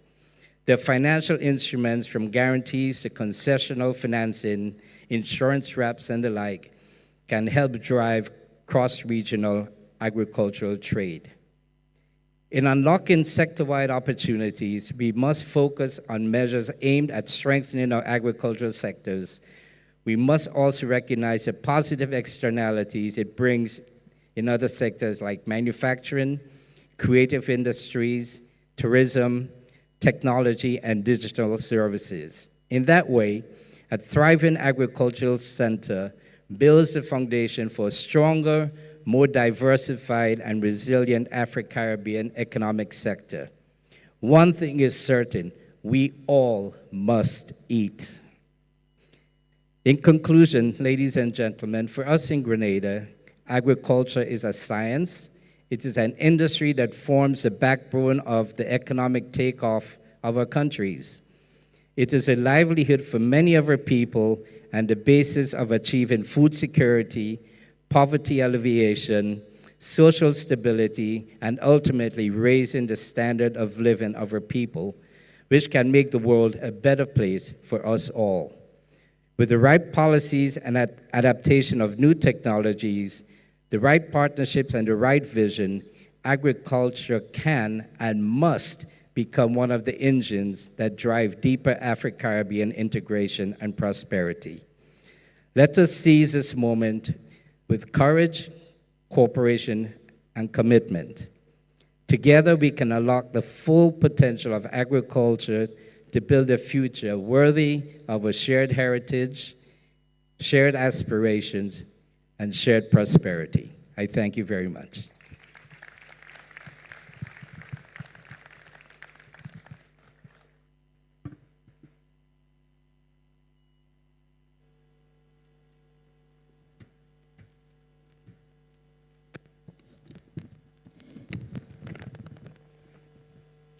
Thank you to Mr. Nixon for being a voice helping to shape the Caribbean's place in global conversations. Distinguished guests, ladies and gentlemen, development is a word that gets used often in conversations about Africa. But what does it actually require? It requires more than financing or infrastructure.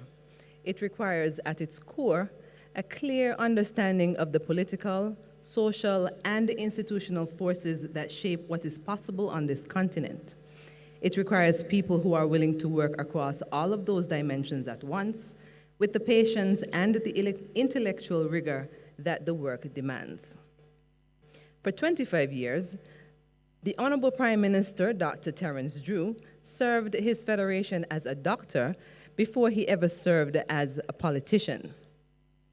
And when he did enter politics, elected leader of the Labour Party in November 2021, he brought with him everything that 2.5 decades of caring for patients had taught him: how to listen, how to diagnose what is truly wrong beneath the surface, and how to treat the whole person, not just the symptom.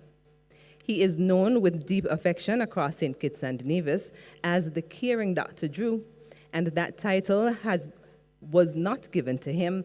It was earned over years, one person at a time. In 2021, he founded the CARE Foundation, the Compassionate Action to Reach and Empower Foundation, a nonprofit organization working across St. Kitts and Nevis in 5 areas: poverty alleviation, disaster response, health and wellness, empowerment and education, and environmental and community enhancement. It is a foundation that mirrors his governing philosophy exactly, that a state exists to serve its people, and that no one should be left behind in the pursuit of growth. His government has been guided by what he calls the Sustainable Island State Agenda, a vision for resilient, diversified, and environmentally conscious economy that secures a dignified future for every Kittitian and Nevian. He's a head of government, a medical doctor, a community builder, and a regional leader. And he is a reminder, perhaps the most eloquent one in this room, that the smallest nations can produce some of the most consequential voices. It is my absolute honor and privilege to introduce a leader whose presence here represents vision, commitment, and global connection.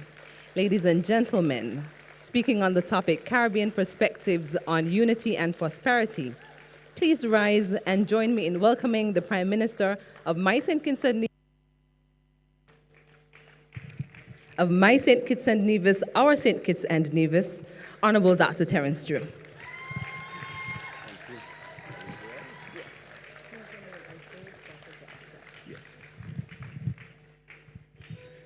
Thank you very much. You may be seated. Of course, let me thank the Master of Ceremonies, Miss Carla Berridge. She's from my constituency in St. Kitts and Nevis. Put your hands together for her. A leading voice in the media space in our federation. Before I get into it, let me recognize a number of persons here. And of course, Your Majesty, forgive me for the pronunciation of your name ahead of time, but I'll try my best. Ugiami Atuwatsi III, Ulu of Wari. Let me recognize as well the Honorable Samuel Duggins, Minister of Agriculture, Fisheries, Marine Resources et al., St. Kitts and Nevis. Allow me also to recognize with us the Director General of the OECS, and I want to recognize Dr. Didicus Jules.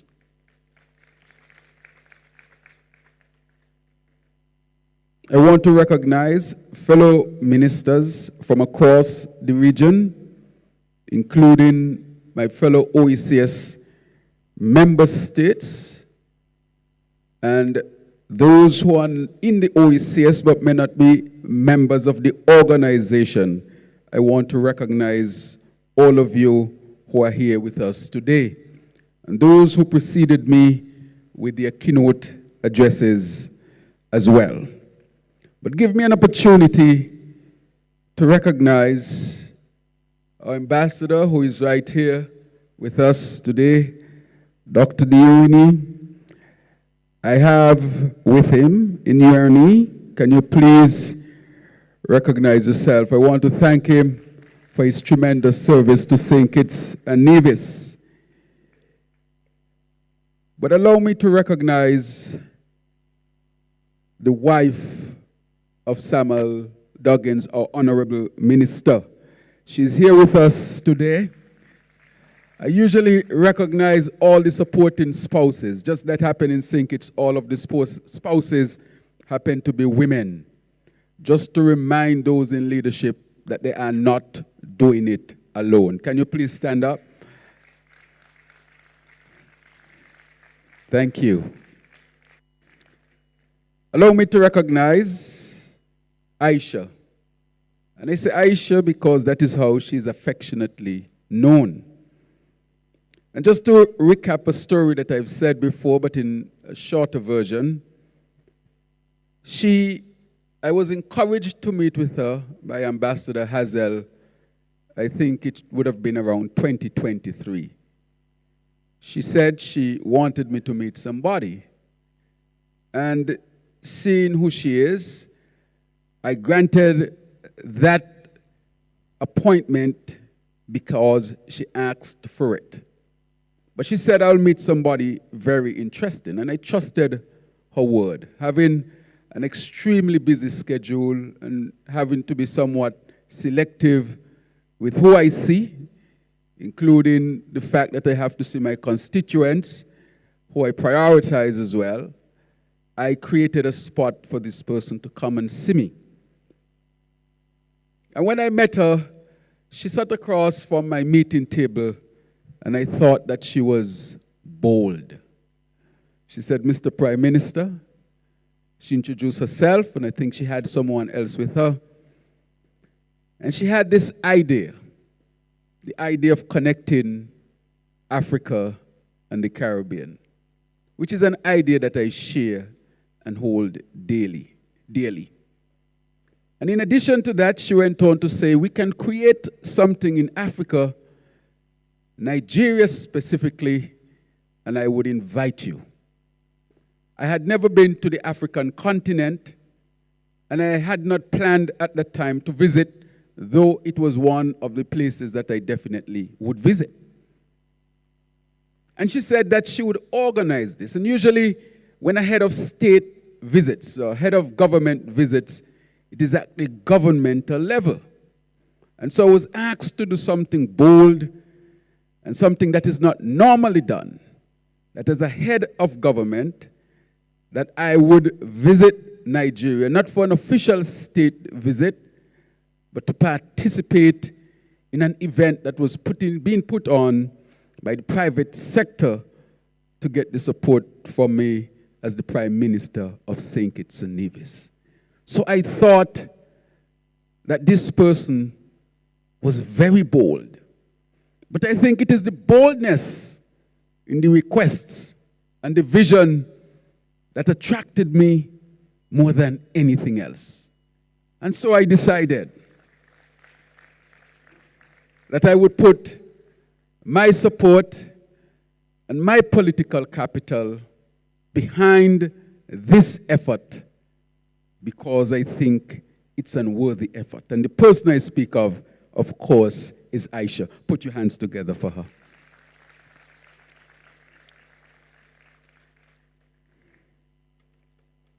I want to start by reading a few quick, short things. This is a story from 1737, the 14th of March. 14th of March, 1737. I think the 14th of March was probably just a few days ago. On March 14th, 1737, the Prince Orange, a small 80-ton Bristol registered vessel crammed with 251 African slaves, or I will put it, enslaved people of Africa, arrived at St. Kitts in the West Indies. Japhet Bird, the ship's captain, hoped to make a handsome profit on his cargo when they were sold at auction to the island's sugar plantation owners. Many of the enslaved people, however, having survived a long Atlantic crossing chained in the hold with no space to move and little to eat, were determined to escape further imprisonment and misery the only way they could. And the only way they could was to leap into the sea. The captain explained that I thought all our troubles of this voyage was over.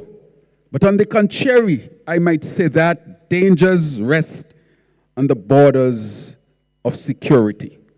Adding that at 5 o'clock on the day of the ship's arrival, to our great amazement, about 100 men, enslaved men, jumped overboard.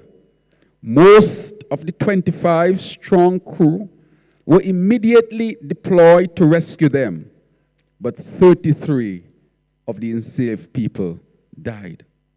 According to Bird, they would not endeavor to save themselves, but resolved to die and sank directly into the sea. The majority of enslaved Africans brought to St. Kitts during this period came from the West African coast. They came from the Bight of Biafra, primary source, modern-day southeastern Nigeria, Bonny, and Calabar. Key groups include Igbo, Ibibio, and Ifik. Those are the majority who came to St. Kitts and Nevis at that time. But they also came from the Bight of Benin and from the Gold Coast. As I read these names, Bonny, Calabar, and the ethnic groups that I have mentioned and the kingdoms that I have mentioned, to those of you who are from this great country, these are not strange places to you.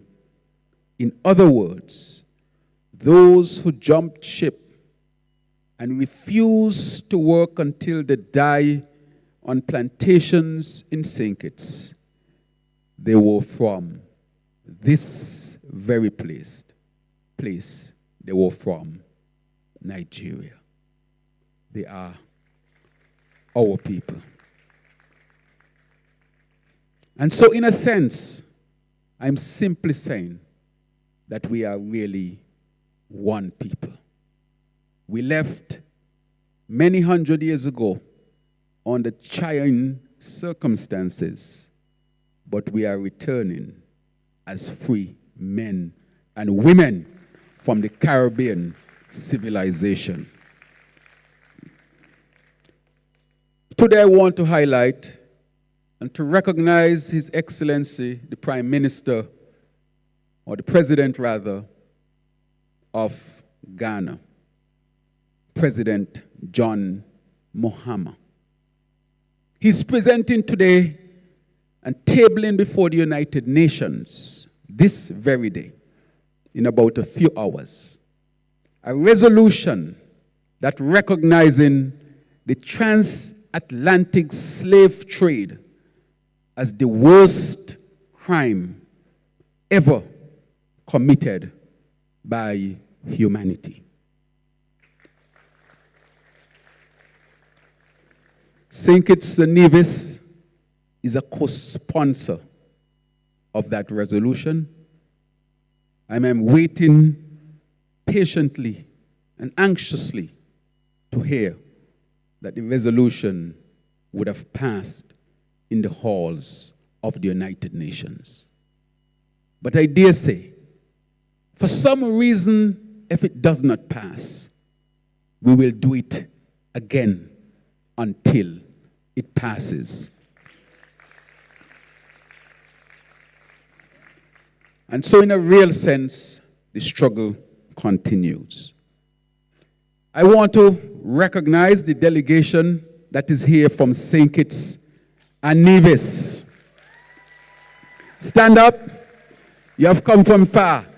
To our Nigerian brothers and sisters, these are your people who left over 400 years ago and have returned as free men and women ready to reconnect. Thank you so much. Look at them. If they were to walk down a street in Nigeria, you can't tell the difference between a Nigerian and who they are, because really, we are one people. Thank you for coming. And interestingly enough, they did not travel north to come back down south.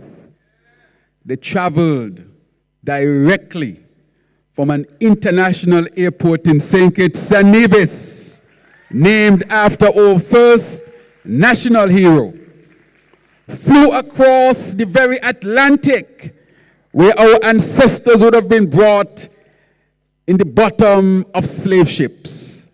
But they came not in the bottom of a slave ship, but in a plane, flying over the Atlantic to land right here in Abuja, Nigeria, reuniting the East and the West. This is what this is all about. The unification of our people. Imagine our people would have suffered all of this, the humiliation of slavery, the degradation of our humanity. But irrespective of all of that, we still rise. And it is interesting to note that by 2100, even though Africa would have been plundered and divided by those who exploited us, by 2100, in a mere 74 years, from this people where the origin of humanity came from, who were the most exploited on this planet Earth, 1 in every 3 persons on Earth will be African or African descent. It means, therefore, that as was said by Aisha, that Africa has risen with people numbering over 2 billion by then, have all of the resources in terms of natural resources, land, arable land, rare earths, energy sources. It means that Africa has the opportunity to be the leaders on this globe in a mere 50 to 70 years. That is not a wish. That is what we must accomplish because it is destined to happen. And so my role today, by bringing this contingent from St. Kitts and Nevis, some may not have understood why I was so determined to get them on a jet plane with me and come over here to Abuja, Nigeria. But for those who may not have understood, and even if they don't understand now, I still forgive them. For I understand that the move is bold and it's unapologetic. But I do recognize, as Bob Marley say, you must know who you are and where you stand in the struggle. My role in the struggle is to reunite and seek to reunite the West and the East. And therefore, the action of putting our vibrant, competent, intelligent, visionary citizens and young people of St. Kitts and Nevis on a transatlantic commercial flight back to the motherland.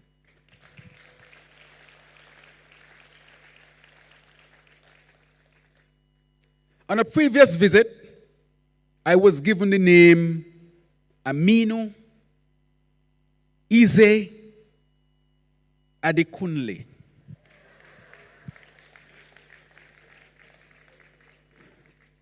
Is it Ize or Izzy? Izzy. Eze. Oh, good, Eze. This name resonates with me a little bit. Maybe because had 400 days never happened, this would have been my name.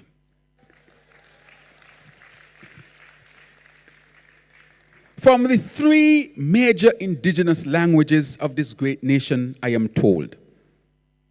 For me, this was more than a gesture of welcome.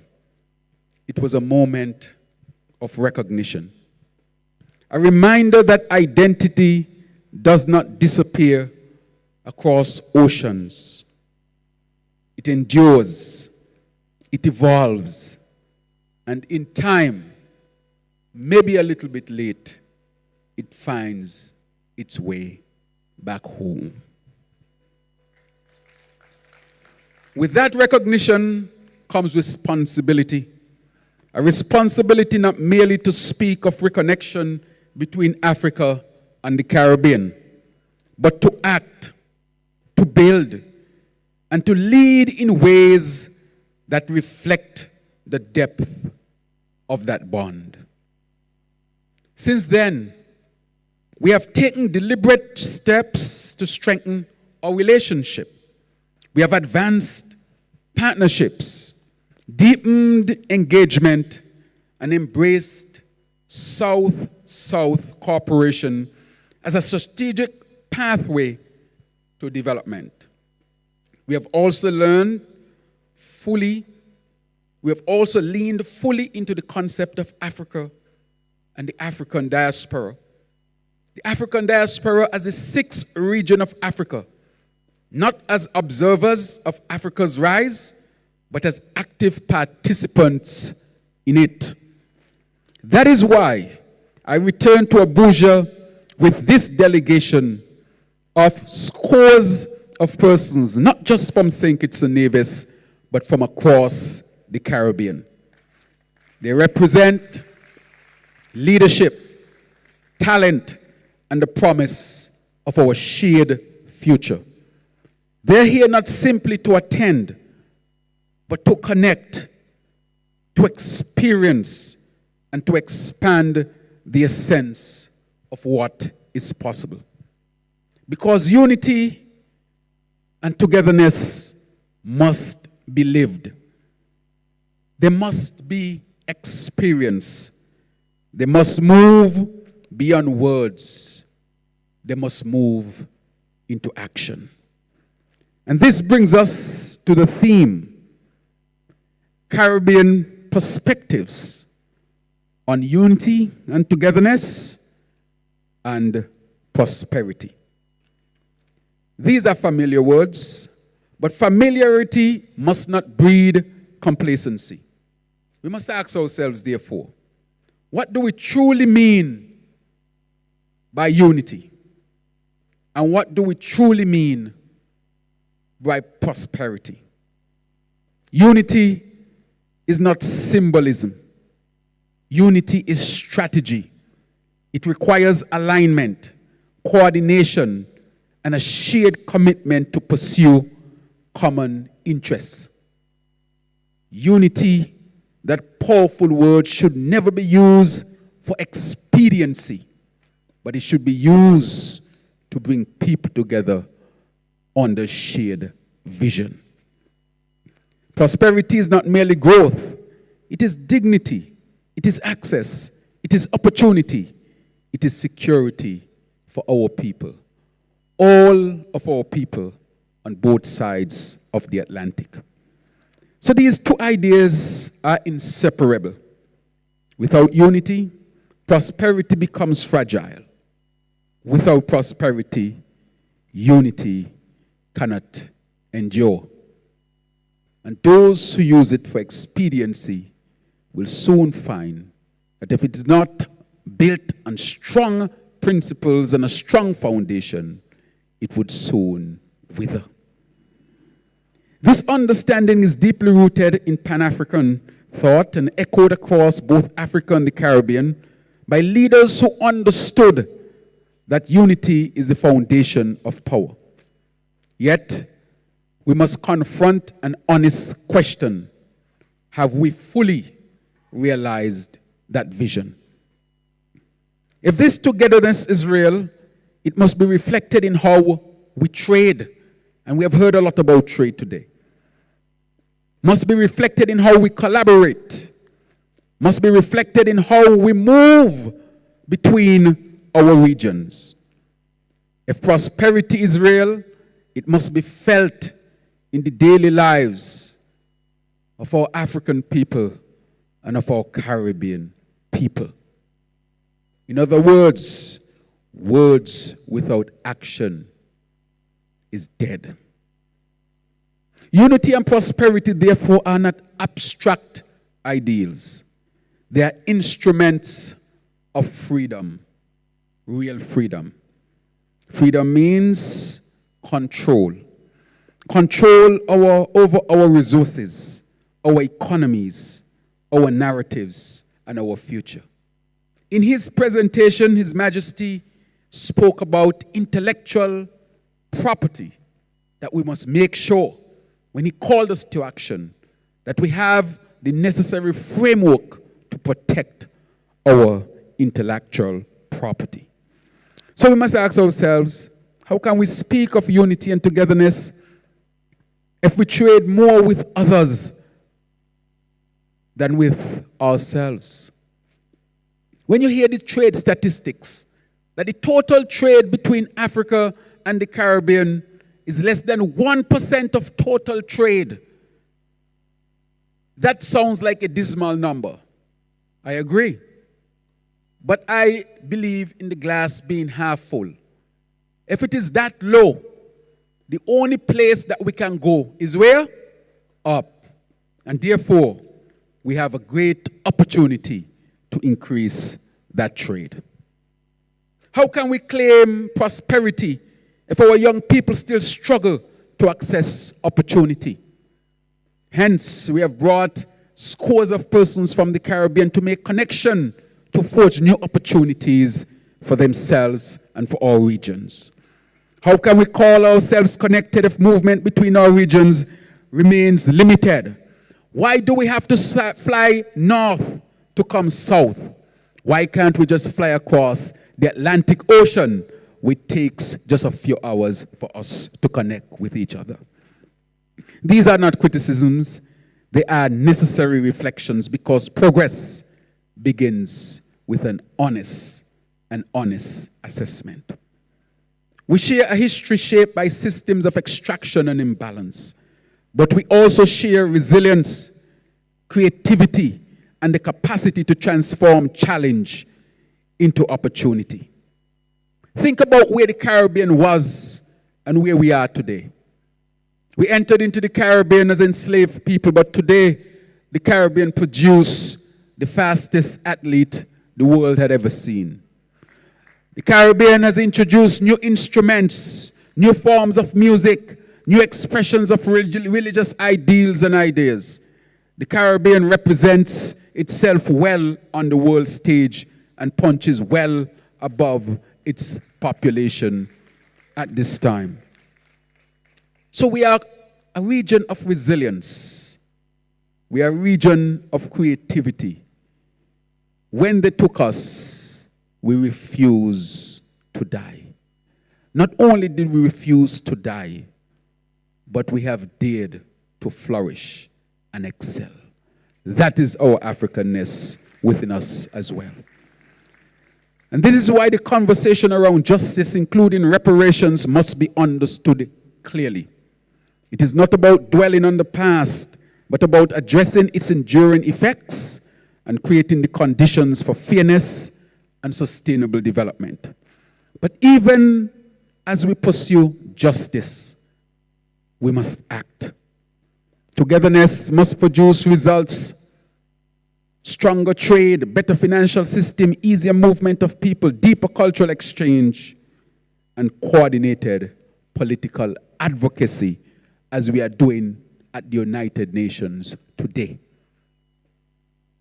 President of Ghana, Prime Minister of St. Kitts and Nevis, Prime Minister of Barbados, we have co-sponsored a resolution, and it will be tabled before the United Nations. That is what we call coordinated political advocacy. From the Caribbean perspective, we bring experience. We are small states, but not small in influence. We have built resilience, strong institutions, and a global cultural presence. In St. Kitts and Nevis, through our Sustainable Island State Agenda, we are advancing renewable energy, strengthening food security. And with that, I want to thank the Honorable Minister of Agriculture for the excellent work that he's doing day by day to strengthen our food security, and how he's incorporating in his strategy the connection and reconnection with Africa. We're also modernizing our digital infrastructure. These are not only national priorities, they are opportunities for collaboration. And perhaps the most powerful symbol of our shared journey is the Atlantic Ocean. Once a symbol of separation and suffering, it must become a bridge. We must build that bridge between Africa and the Caribbean. So the same waters that carry our ancestors away must now carry our ideas, our investments, and ambitions forward. But this transformation will not happen by chance. It will require leadership, courage, and decisive action. It calls for us to act. So today, as I called for the reconnection, today, as I call for togetherness, today, as I call for unity, today, as I call for the rising of the African people all around the world. Let this be a moment, therefore, to move from conversation to action. Let this therefore be a moment to transform shared history, shared DNA, shared cultural identity into a shared destiny. Let this be a moment to build something that will not fall away, but let us endeavor to build something that will endure. I therefore call on us here today to let us not see Africa and the Caribbean as distant, but let us see ourselves as family. Let us see ourselves as the origin, and let us see ourselves as the future. And so I finally say that 400 years ago, they thought that we would have been destroyed. But though a little late, we are back. And we are back as free men and women, reconnecting with our continent and reconnecting with our people. May the Caribbean and Africa live on. Long live our togetherness always. Thank you very much. May God bless you.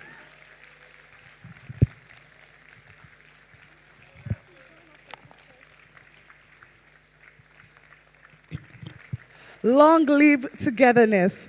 Thank you. Thank you. You may be seated. We're going to have a very brief photo session. I would want to call on the Minister, Agriculture, Fisheries and Marine Resources, Mr. Samal Duggins, and the GMD Aquarian Consult, Ms. Aisha Maina.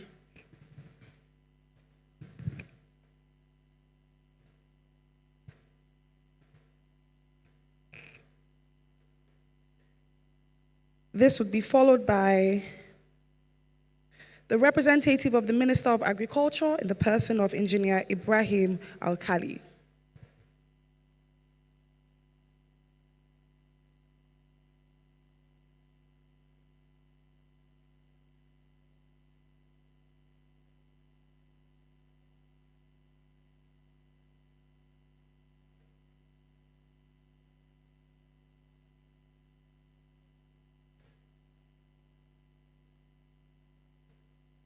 Would want to invite Ambassador Nixon and Dr. Jules to join us in the photo session as well.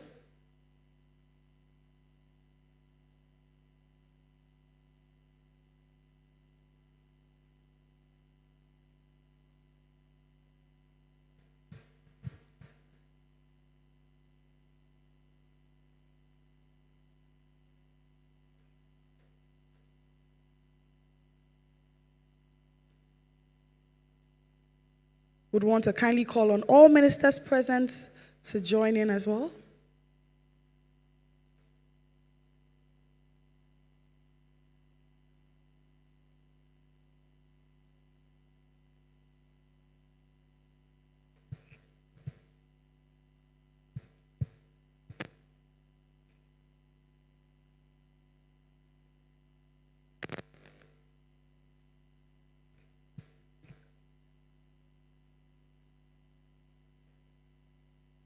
And finally, His Majesty Ogeami Atuashi III, the Olu of Warri.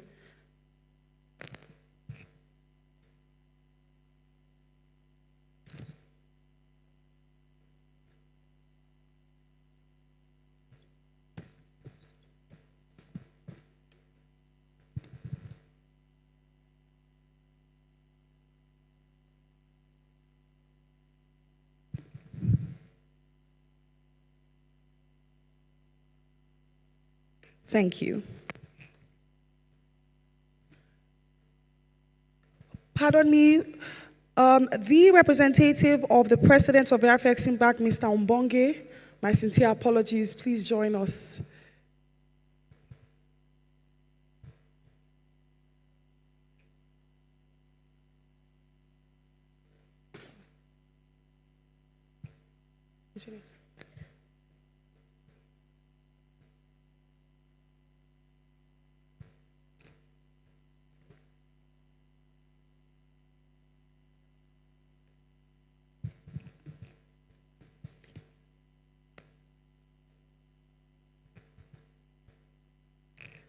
Thank you.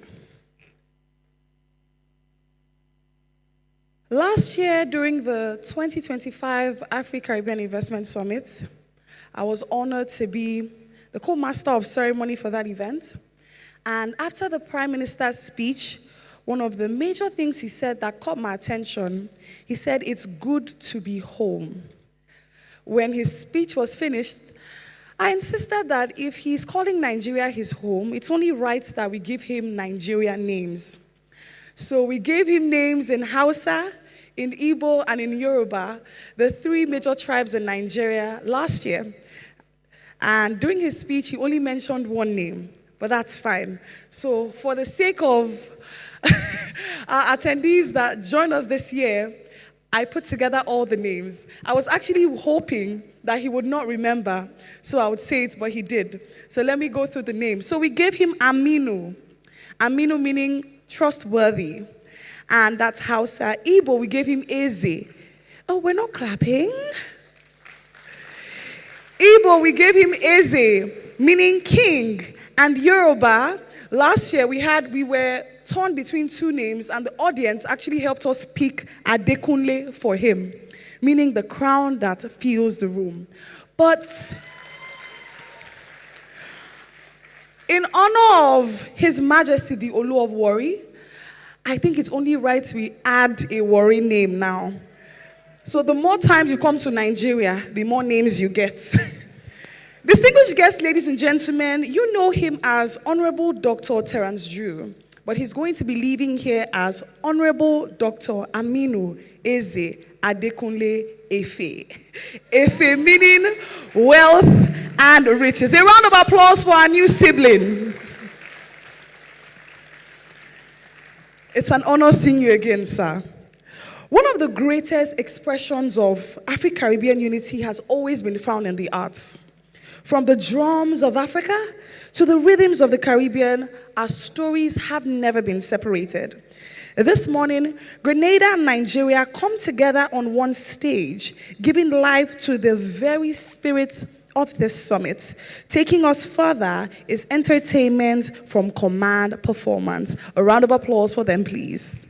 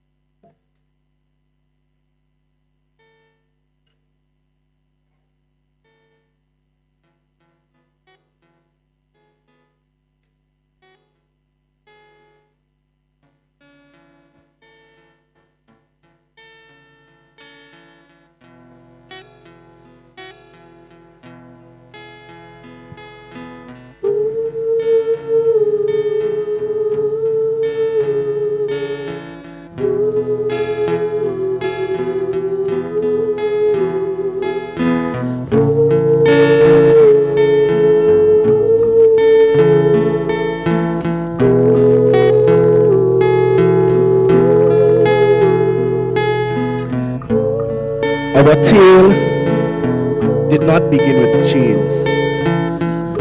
Our tale did not begin with massa. Quite the contrary, our tale began where kings and queens reigned over a land of richness and abundance. Our tale began in a land where civilization thrived, kingdoms and tribes, community. That is where we began.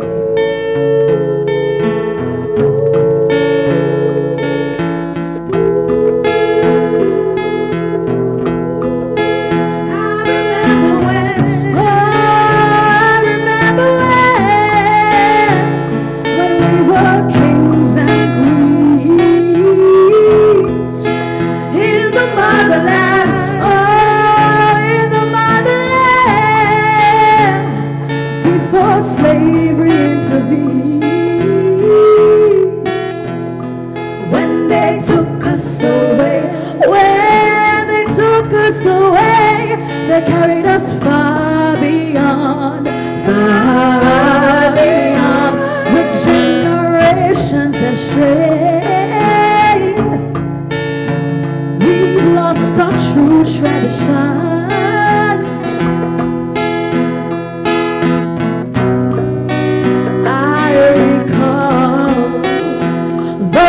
Former years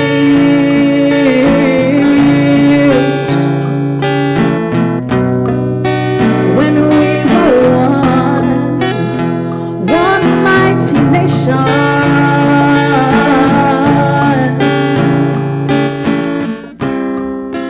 Now all we see today, our kingdom is disarray. Don't seem to love ourselves anymore. I remember when,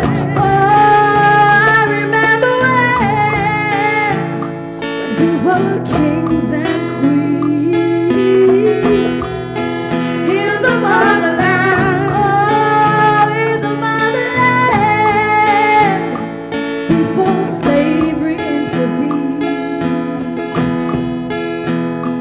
When they took us away, when they took us away, far beyond, the generations have strayed. We lost our true traditions.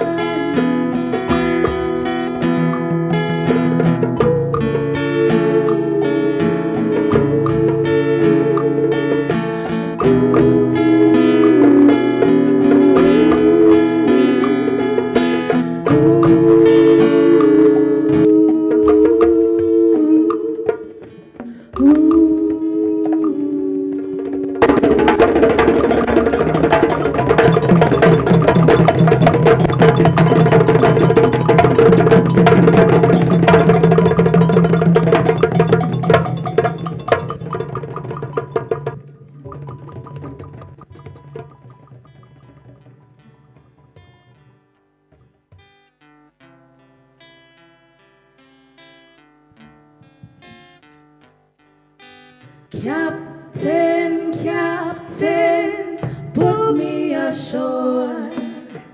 I don't want to work anymore. Itanami,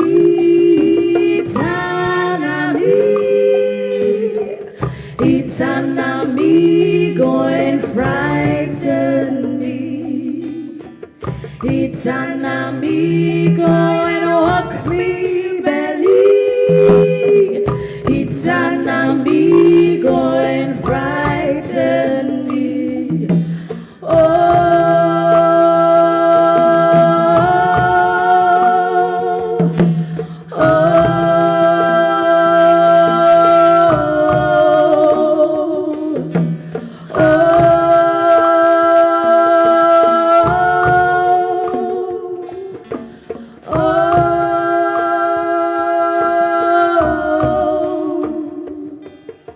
by the thousands, they came from Europe. Truth flowing from their mouth.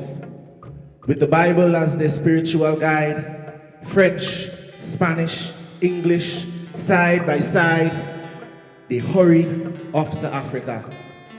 And our tale became grim and dark, a defining moment in our story arc.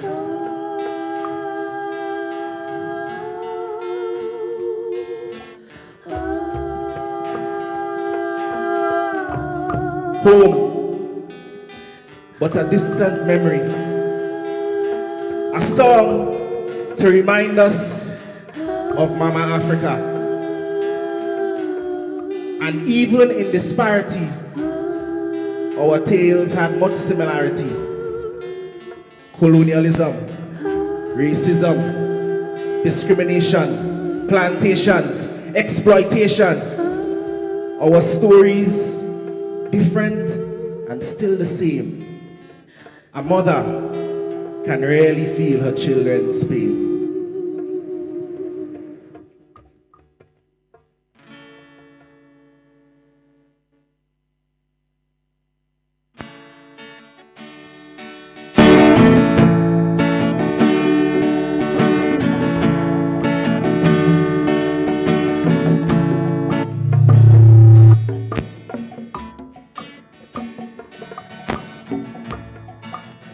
How many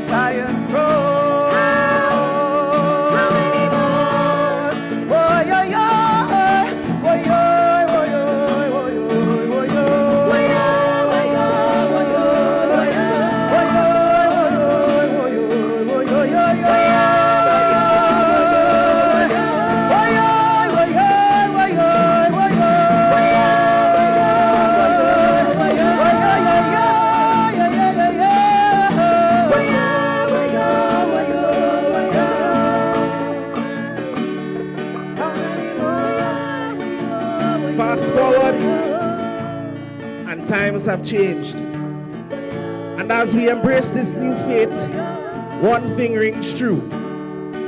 My growth cannot be separated from you. Mama Africa is reaching out, beckoning her children home. And this return feels so natural because she lives in us. She lives in our music. She lives in our dance. She lives in our food, in the way we laugh, in the way we live, in the way we give, and in the way we love. You see, they took us out of Africa, but they could not take Africa out of us.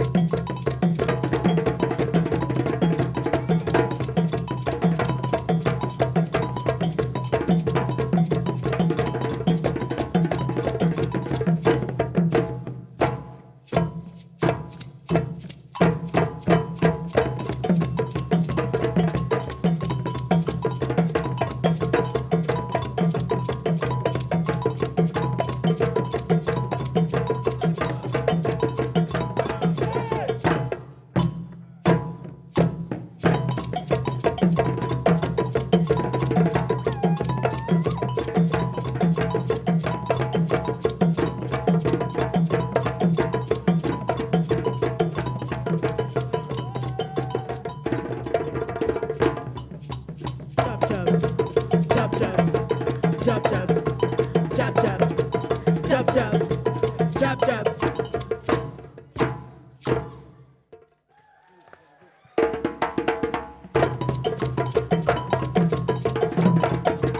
Jab, jab, Ladies and Jab, gentlemen, jab. put your hands together Jab, for jab. the Black Boat Jab, jab. dancers. jab, jab, jab, jab, jab, jab, jab, jab.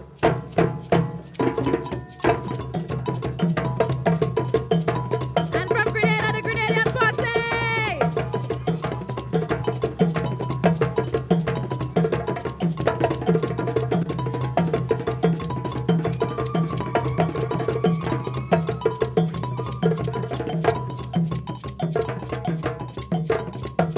Put your hands together for the drummers, ladies and gentlemen.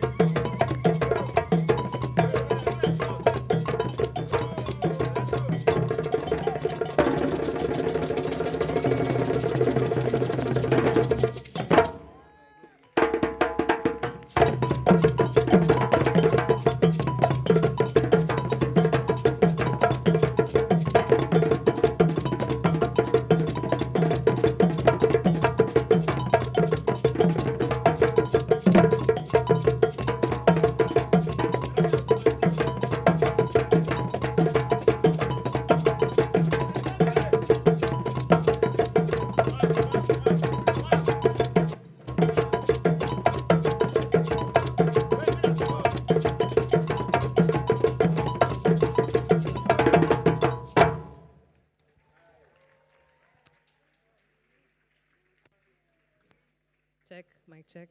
That looked like so much fun. Another round of applause for the command performance.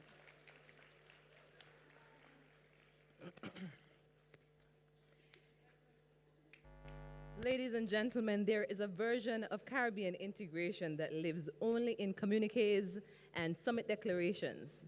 And then there is the version that is being built quietly and persistently in the day-to-day work of institutions, in policy decisions, trade frameworks, shared services, and the long, patient effort to convince 10 different governments to move in the same direction at the same time.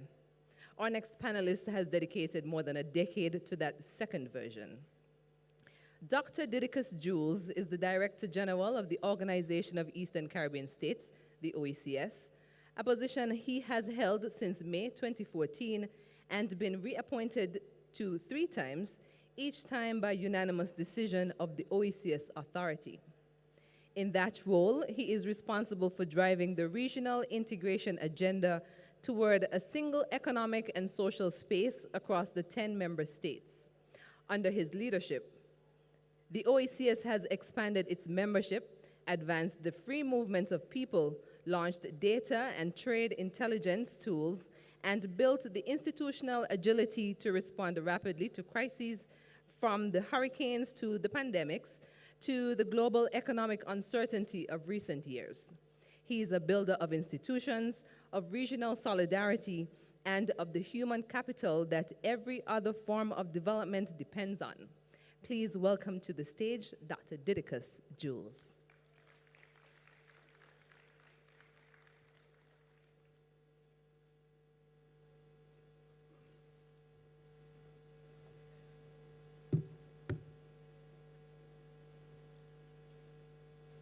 Thank you very much, Madam Master of Ceremonies. And friends and colleagues, you've just seen from this recent cultural event here what Africa has brought to the Caribbean and what the Caribbean is giving back. I want to start by recognizing the Honorable Dr. Terence Drew, Prime Minister of St. Kitts and Nevis, and now known as the Honorable Amino Easy. Just parenthetically, a quick story about Prime Minister Drew, because I noted in his introduction, people spoke about his medical background. There was a flight, I think it was an American Airlines flight coming into St. Kitts and Nevis, and there was an alert just before, coming into St. Kitts. Is there a doctor on board? Because a patient had a medical emergency, a passenger had a medical emergency. And Prime Minister Drew stood up, pulled his medical stethoscope from his briefcase and proceeded to save the passenger's life. The passenger returned to St. Kitts and Nevis with his entire family to express gratitude for that. But there's the lesson in that story, because Dr. Drew has always been a doctor at heart, and the fact that even as Prime Minister he continues to travel with his stethoscope says a lot about his commitment. I want to recognize also, affectionately but respectfully, Aisha.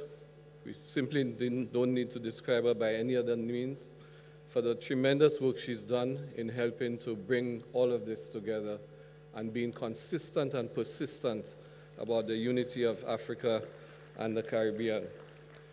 The representative of Prime Minister Dickon Mitchell, Ambassador Dr. Richard Nixon, Senator Abubakar Kayari, Minister of Agriculture and Food Security, Nigeria, the Honorable Samal Duggins, who I also want to recognize his tremendous efforts in persistence and bringing this together.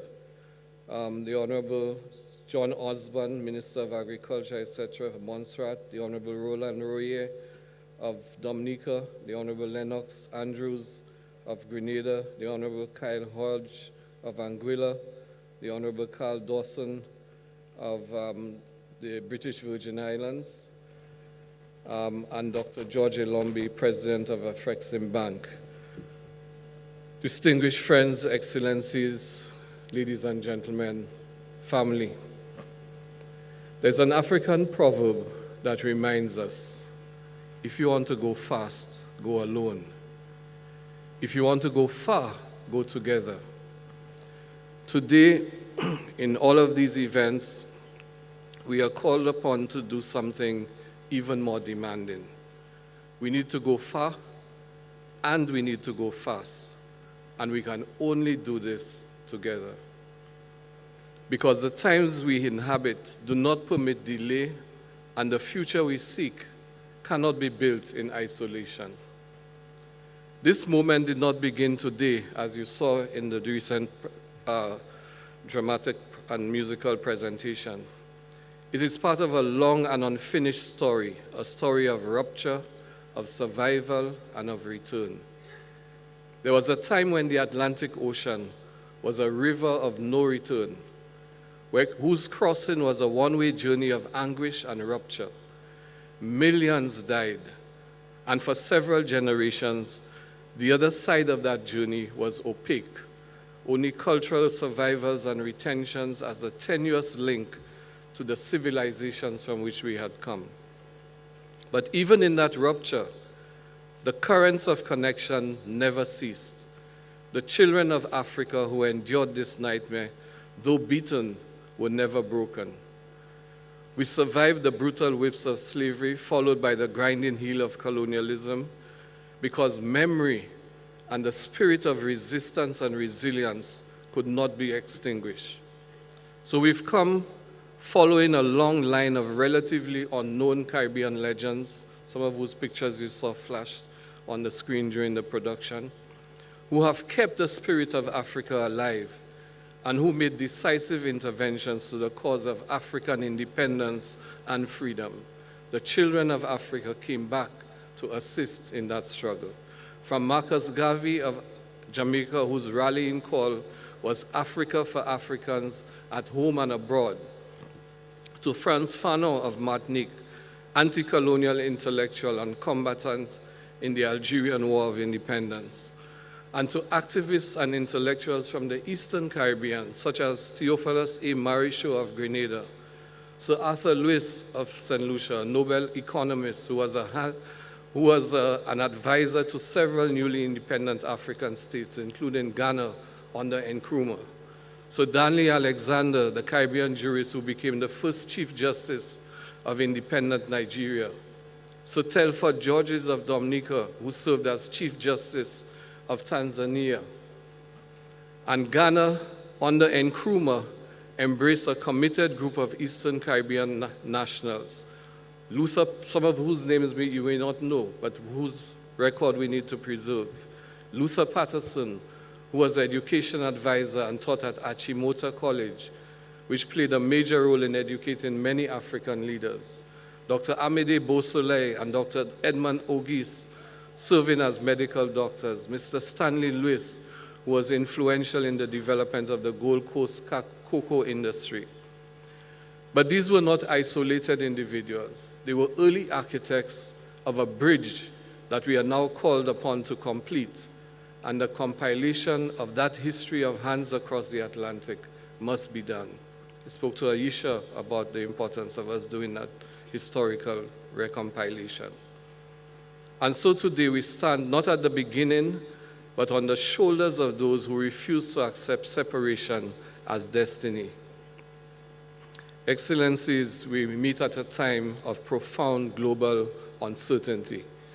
We live in a world in which multilateralism is under strain, geopolitical tensions are reshaping alliances, economic instability is deepening vulnerabilities, and climate change is no longer a future threat, but a present crisis.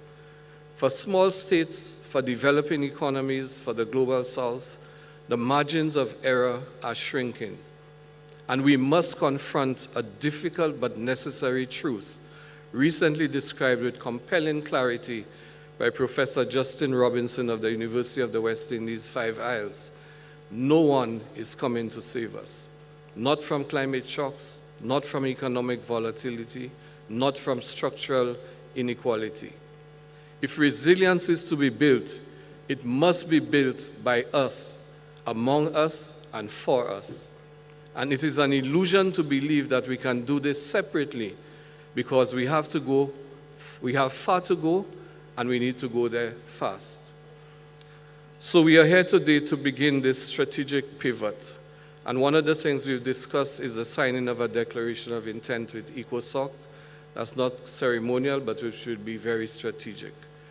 And all of this reflects a deliberate pivot from dependency to self-reliance, from fragmentation to integration, and from aspiration to execution. It is a recognition that Africa can no longer be a distant partner, but is our extended home, and that the Caribbean is not peripheral. It is a strategic frontier of the global south. Within this relationship, Nigeria, by virtue of its scale, its leadership, and its historic commitment, becomes a natural focal point for building this bridge. A major step in this direction was made when the President of Nigeria, His Excellency Bola Ahmed Tinubu, visited St. Lucia in June 2025. The OECS Nigeria Cooperation Program, which underpins our work, was proposed as a practical, implementable framework that seeks to convert shared heritage into shared production, shared identity into shared markets, and elevate shared aspirations into shared institutions. Today, we signal the intent to move faster and to go further from a bilateral corridor to a regional architecture. This is the scaling of ambition that this moment demands. The program of cooperation that we want to engage with includes several areas: trade and investment, structured trade corridors, business-to-business engagement, investment facilitation platforms, agriculture and food security with joint value chains, agro-processing, climate-resilient agriculture. On the climate resilience front, disaster risk management, adaptation financing, blue and green economy strategies. On the human development front, scholarships, technical training, youth innovation, creative and cultural industries, cultural exchanges, creative economy development, and intellectual property collaboration. Some of these have actually been actualized through the work of Aisha and her team. Digital economy and innovation, technology ecosystems, startup collaboration, and digital trade infrastructure. But Excellencies, let us be clear that we should approach these not simply as areas of cooperation, but as systems of transformation. One of the greatest risks in partnerships such as this is that they could remain at the level of declarations. We cannot afford that. That is why this program that we are discussing and which is well on the way is anchored in a delivery architecture. We already have set up a joint commission with Nigeria for political oversight, technical working groups for execution, and critically in our collaboration with Nigeria, Aquarian Consult and MOFI as transaction engines, with investment summits, project pipelines, and bankable initiatives. This is how we ensure that ideas become projects, projects become investments, and that investments become outcomes. What then are the priority areas for early impact? In the immediate term, there are things we can focus on for quick wins. Scholarship programs linking our universities, agriculture pilot projects linking production and processing joint ventures here in Africa. That is why so many of the ministers of agriculture of the OECS are here present with us. Cultural festivals reconnecting our peoples, and no better demonstration of that than the production we just saw. Tourism packages linking markets, investment platforms mobilizing capital, and air and maritime feasibility to unlock connectivity. And the fact that we are here through this direct flight speaks for itself. Because success must be visible from early and rapidly become scalable thereafter. We must also be honest, though, that this partnership is not asymmetrical. Nigeria operates at a scale that far exceeds that of the OECS. But asymmetry in size is not weakness if it is strategically managed. The OECS brings agility, integration, policy coherence, specialized niches. And when these are combined with Nigeria's scale and ECOWAS, for example, the market research and African dynamism, we can create something greater than either side alone. This partnership is also something more. It is a civilizational reconnection. It is the continuation of a journey interrupted centuries ago, but it is the reweaving of a fabric that was torn but never destroyed. And it is an opportunity to define a new model of cooperation, not North-South dependency, but South-South agency. The urgency of this moment cannot be overstated. The world is reorganizing itself. And if we do not reorganize ourselves, we will be organized by others. As Marcus Garvey reminded us, get organized and you will compel the world to respect you. And more recently, this declaration is a step towards that organization. But it must be followed by discipline, execution, and accountability. So let me return to where I began. If you want to go fast, go alone. If you want to go far, go together.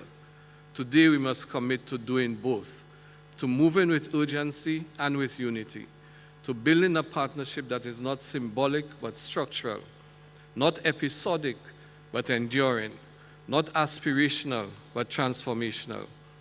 And let this mark the moment when Africa and the Caribbean, the OECS, decided to shape our own future, not as distant relatives, but as strategic partners.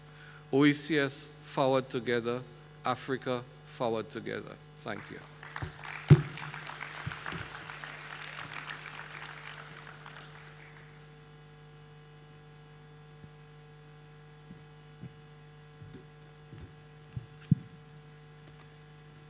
Thank you, Dr. Jules, for that statement. If you want to go fast, you go alone. And if you want to go far, you go how? Oh, were we listening? If you want to go fast, you go. If you want to go far, you go. Beautiful. Thank you. Please, a round of applause for him one more time. We're going to be moving swiftly to the first panel of the day. Reimagining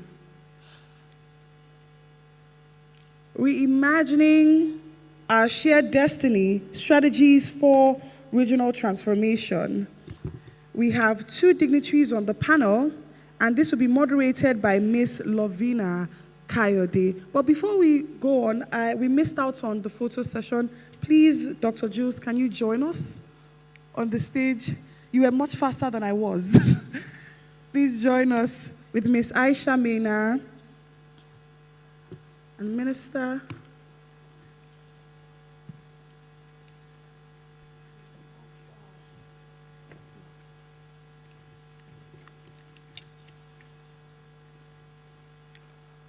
While they have their widest smiles taking the picture, I would go on to read the bio of our first panelist. His diplomatic jurisdiction extends to Benin, Equatorial Guinea, and ECOWAS, placing him at the heart of regional multilateral engagements, as well as bilateral relations between two of West Africa's most strategically significant nations.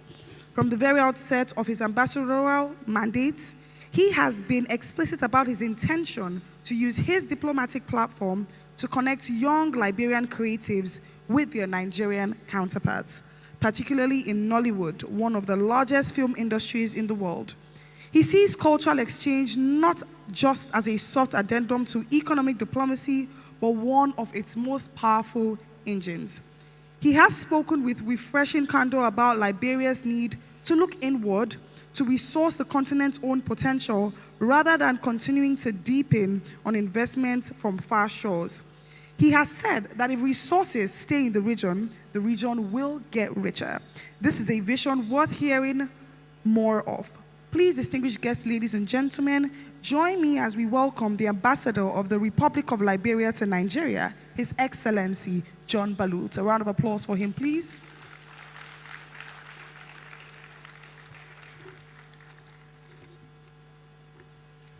Small islands are often described as if their size is their primary characteristics. But the British Virgin Island is a territory that has consistently punched far above its weight as a global financial service center, as a model of Caribbean governance, and as a community that has demonstrated remarkable resilience in the face of natural disasters and external pressures. Our next panelist is one of the legislators who helps shape that story from the inside. Dr. Carl Dawson is the Deputy Speaker of the House of Assembly of the British Virgin Islands, a position he assumed in May 2025.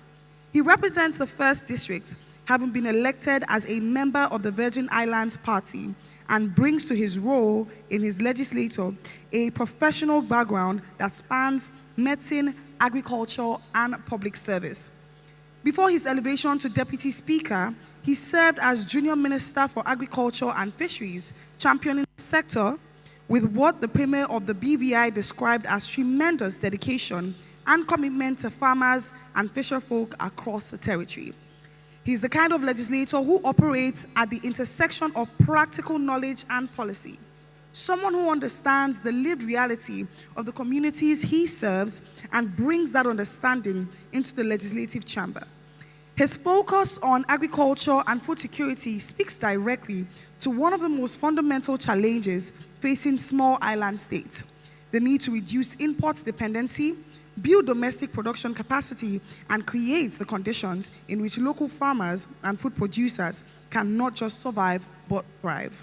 His presence at this summit, alongside counterparts from across the Caribbean, reflects the growing regional consensus that agriculture is not a secondary concern, it is a foundation.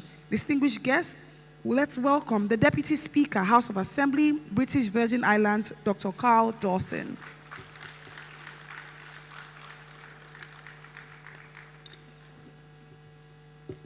Moderating this panel is Ms. Lovina Kayode. Is a round of applause for her, Ms. Lovina.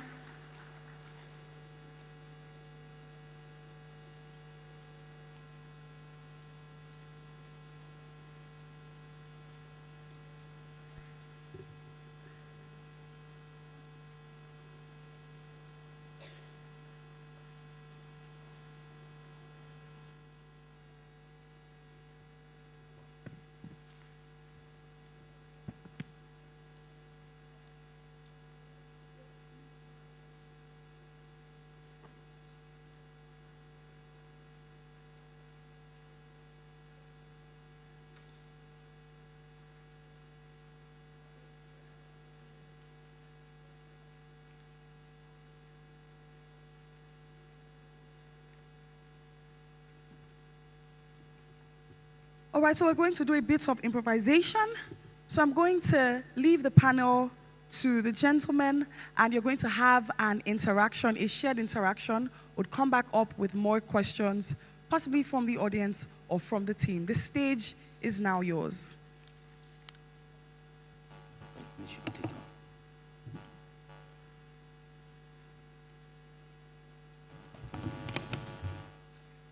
Thank you very much, Ambassador. Certainly a pleasure to be on the panel with you as we join in what I consider to be a historic event and one that is full of impact.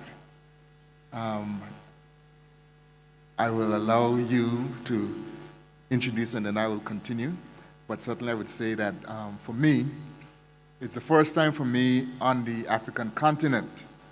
And it's a tremendous honor because it feels for me as if though I have come full circle, that Africa, though generations ago, was where I began, and now I have come home. And I have felt extremely welcome by the people of Nigeria, extremely welcome, and I thank you.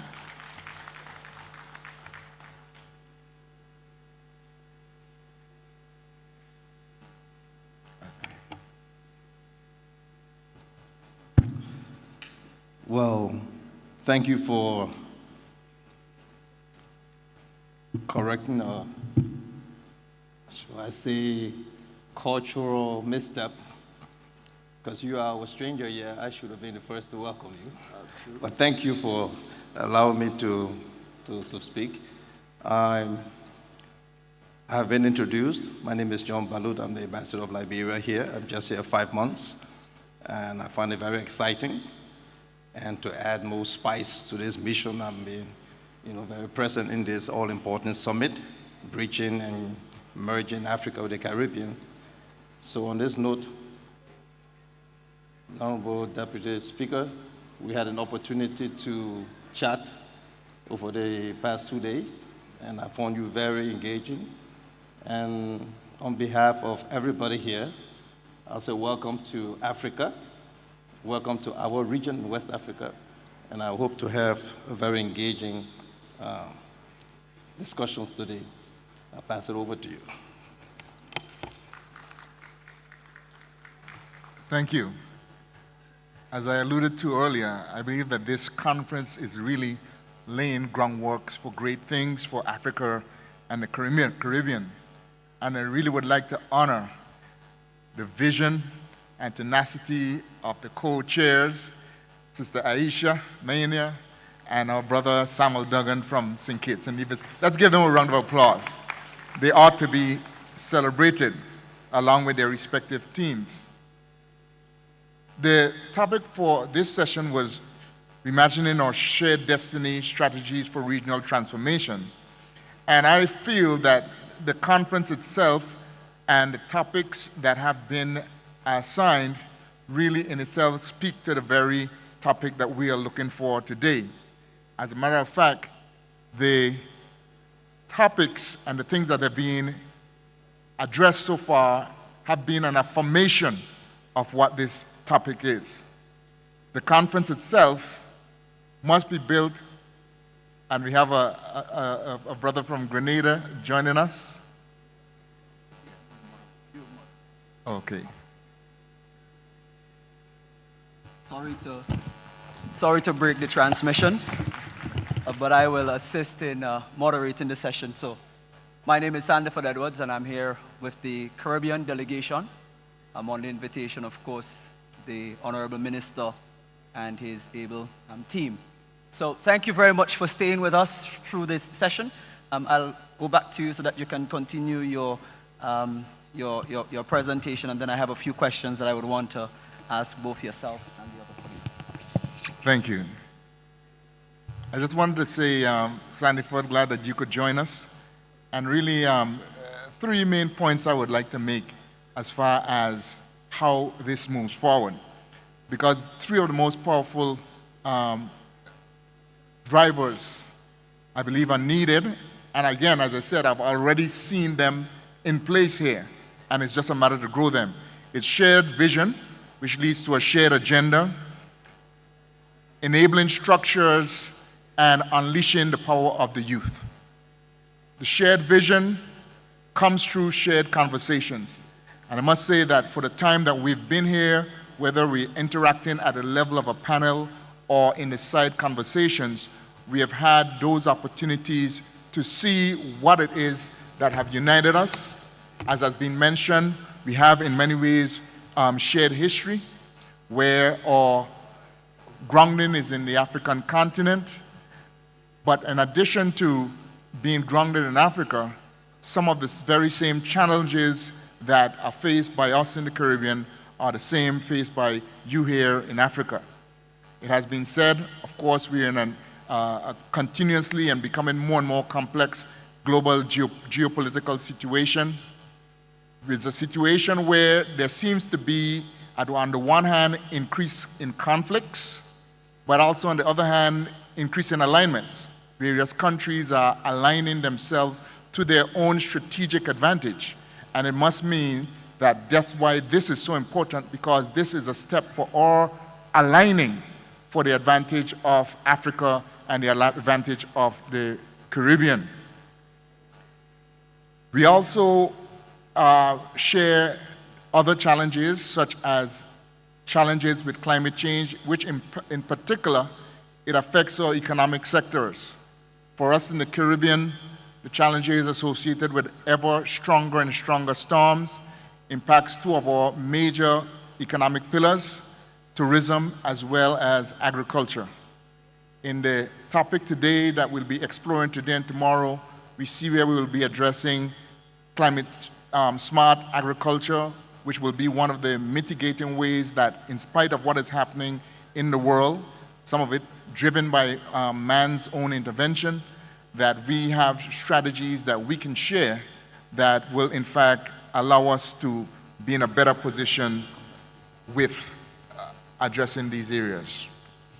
Thank you very much, Dr. Dawson, for that. Dr. Dawson raised a very important point around youth as being a part of that shared agenda in ushering transformation. From your perspective, can you sort of help us understand how do you look at supporting the younger generation, youth being a part of the conversation, but also a part of the solutions in driving transformation across the space that you're involved in?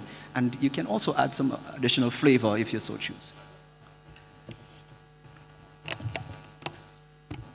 Well, he has an absolutely a good point. The future is for those who's going to be in the future. And that means the youth. And your future is just going to look as good as how prepared your youth are to deal with the future. So when we have these kind of conversations back home in Liberia and other places that share platforms, even if you don't want to do it for the youth, do it for ourselves. Because our retirement, our old age, is just going to be as good as preparedness the youth had to be able to look after us.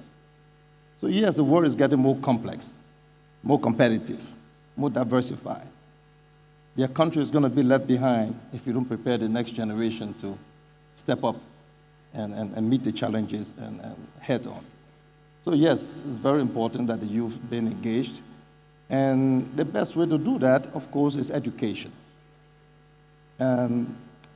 Now, even more than education, we need to go back 2-3 steps and involve, engage, consolidate a strategic role that has been in the past of culture and values, traditional values. Education by itself will not solve the problem. We've seen people leading the world today with education, with no moral compass. And we shouldn't be dragged into that. Their present is our future right now. We should not allow our next generation to be careless, reckless, irresponsible. So yes, give them the mathematics, give them the law degrees, but have it embedded in the strong cultural values. African values, African culture of looking after one another. Thank you. Interestingly, as we said, the youth and impacting the potential of the youth, I think that there's formal and informal ways to do this. I think that while we have brought the young people together formally, there is a lot of informal interaction that I've observed taking place within them. And to me, once you create a space for all young people to interact, then we will see their creativity, we will see their energy emerge in order to benefit both regions. Now, in my drive through Nigeria yesterday, though, I also came upon what's pointed out was the National Examination Council, which we have in the Caribbean Examination Council. And these organizations oftentimes drive what our youth are exposed to. I do not think that there is sufficient in the Caribbean enough as far as education concerning Africa. If we are going to better understand ourselves and work together, it means that we must infuse our curriculum with more exposure about Africa historically as well as Africa currently, and I believe that some of those must also be made available for African children to understand the Caribbean as well. No, that's a very important point in terms of our history.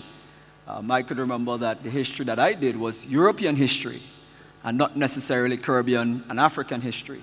So I think that there is that move that is now taking place in terms of driving the education. And yesterday's discourse, one of the presenters spent an inordinate amount of time, necessarily so, to remind us that we need to be able to tell our own story. And part of the history lessons is being able to tell our own story from our perspective. I wanted to come back to you, Ambassador, for another question. The topic was around looking at strategies that can be explored for regional scenarios. And when we think of Africa, it's a grouping of countries. Similarly so, the Caribbean is made up of several member states. If there are two challenges that you consider Africa is currently being faced, what may be those? And what would you advance as possible strategies that can be looked at to strengthen the African unity, which may be lessons for the Caribbean? And then I would come to you, Doc, for a similar response in terms of, from a Caribbean perspective, what may be two challenges that you think we're faced with, and what may be some of the strategies that can be used to address it that might be lessons for Africa as well? Well, to address this, allow me to go back to what my colleague has said just earlier. You know, was it yesterday or the day before, I was talking for a group from the Caribbean, a young lady there, and I introduced myself and asked them, what do you know about Liberia? Oh yeah, I know about Liberia. I said, okay, what do you know about Liberia? And then, that it exists, you know. Clearly she didn't know much about it. Likewise, we don't know much about the Caribbean. So the first step in reimagining the future to communities together is education, the shared knowledge, discovering each other, people to people, and like you mentioned, education, and let's have that. Let's get to know each other. Now, what was it you asked about? In terms of two of the pressing challenges Right. that you consider Africa is being faced, and how you may want to address it. Right. I think the two basic ones are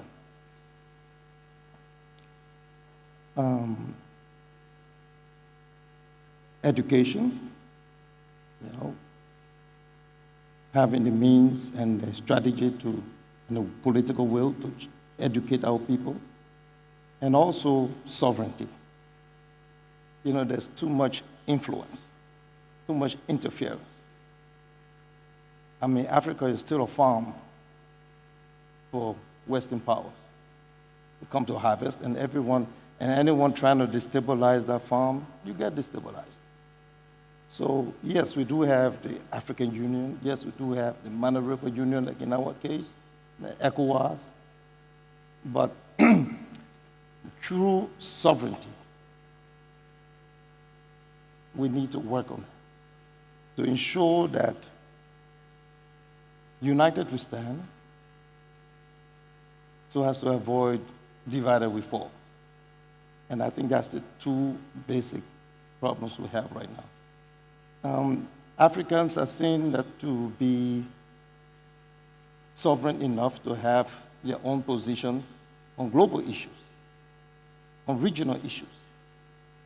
Our elections are funded by other countries, international partners. Our programs are dictated. Our agenda is influenced.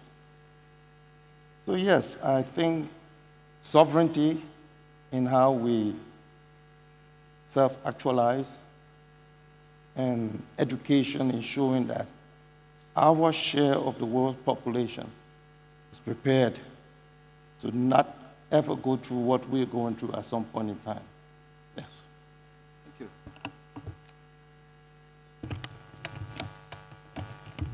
Thank you.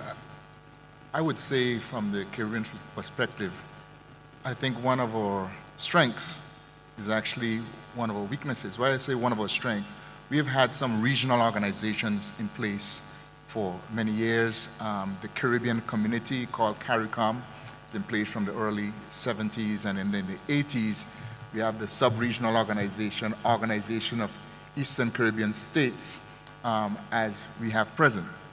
And they are useful as they are organizations that bring together leaders of the various countries and creates a forum where we can discuss the issues that we face together. But yet still, it is an area of weakness in the sense that there's a question related to effectiveness at the CARICOM level, to a lesser extent at the OECS level. That is to say, ideas that are manifested or are thought out, the extent to which they are actually implemented. It's a concern that the Director General himself has said called the implementation problem. So that while we may have identified the issues, I think that there is a question as to how effective we are in moving those into solutions and moving them fast and to be able to go far. Because our issue has been the pace, an idea that may be raised 5 years later, we're still agreeing on how it will be implemented. Secondly, I think that the issue that we also would have is the question of achieving our potential. I think our young people see us as leaders and have their aspirations as to how far they would like to go, but not seeing the systems and machinery of government being able to get them there. So again, it's related to implementation, but more even on a country-by-country basis. I think those are the challenges. And again, some of it has to do with funding, some of it has to do with structure, some of it has to do with vision, but all these come together to say, how do we get to where we want to go, and whether or not the people that we are serving feel that we are serving them in that way. So, no, thank you for that. So, as we move forward with one voice, one vision, advancing Africa-Caribbean unity, what do we do differently as we move forward? What do we do differently? Well, I still have to go back to structure. And I must again applaud Minister Duggins and Aisha for their efforts, and the efforts of St. Kitts and Nevis. But as far as structure is concerned, as we're going to go far, I believe that the structure must entail regional organizations, such as in our case, the OECS. And again, what I'm saying here is an affirmation of what is taking place. The OECS are here, ECOWAS is also involved, and so they are taking the very steps that I think that will be needed or required for us to move forward far and fast together. I think that we have been addressing some of those implementation challenges, and I believe that with private interests, such as Aquarian Consult and so on, I believe that if it were left to government systems alone, it would probably not have happened in the way it has. But it was the initiative of a private person, a specific government minister, a specific prime minister was able to move it forward, And I believe that we now spread our wings to the regional bodies in order to progress in a far and positive way. Thank you, Doc. His Excellency, as Ambassador of Liberia, Dr. Dawson raised the role of the private sector being a part of the space in driving solutions as we reimagine our shared identity. Within your role, how do you engage private sector? Do you engage private sector? Do you see a space for the private sector in shaping this one vision, one voice, advancing Africa, Caribbean unity? Well, it's a two-way stream. There's a role for states, governments to play, and that's just to sign protocols, documents, agreements, establish visions, and the rest is for the private sector to play that role. I've always said our people benefit only when there is growth. Government's job is to facilitate growth. That is to create an enabling environment, the right policies, the right incentives, so as to inspire confidence, trust of investors to play their part. So yes, definitely, the economy is built by entrepreneurs, the private sector. So government played a role by opening the doors, and the private sector tend to engage each other. My major role here today in Nigeria, I'm being here 5 months now, and I've said to my government, in fact, based on the mandate of His Excellency Joseph Juma Boato, my president, I'm here to see how we merge, beginning with Nigeria and Liberia, and further that partnership to a point of new frontiers. So we've been engaging the chambers of commerce already. We're talking about having joint chambers of commerce. We've already had meetings with Abuja, Lagos, and the federal. We're having an investment forum planned next few months in Lagos, and we tend to take it to other states. But yes, it has to do with the private sector. And I'm of the opinion that we keep looking outside for what we already have inside. Nigeria may look complicated in the eyes of Nigerians because we all have our own complaints.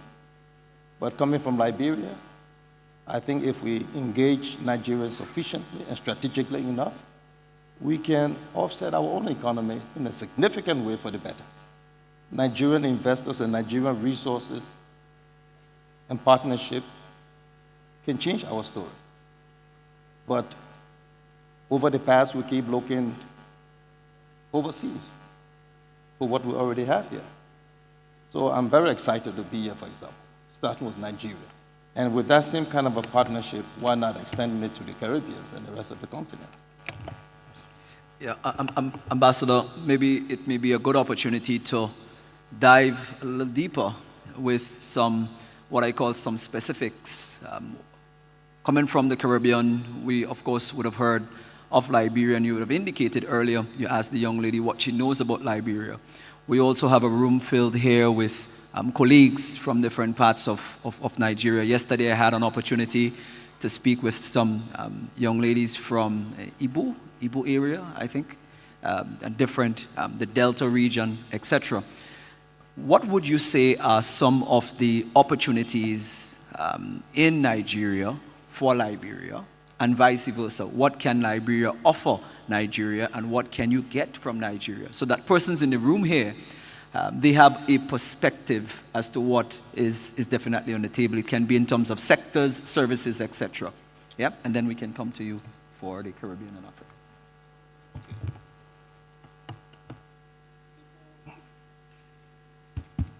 Before becoming an ambassador, I was a senator in the government. And I was a senator at the most difficult times in Liberian history, right after the Civil War. So my own engagement is just a premise I'm trying to lay. Like I said, counting on each other, because it's only us that we have. No one else is going to come to do what we can do for ourselves. But that's the mentality. When we were at our lowest level in Liberia, at the crisis level, we were killing each other during the Civil War. I don't know if you know that much.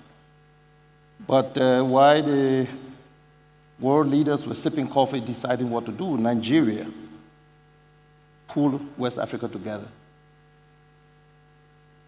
Former President, His Excellency General Ibrahim Babangida, put West Africa together and led a West African troop to Liberia, peacekeeping, and stopped the carnage, stopped the war.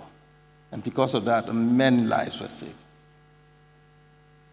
They had more boots on the ground.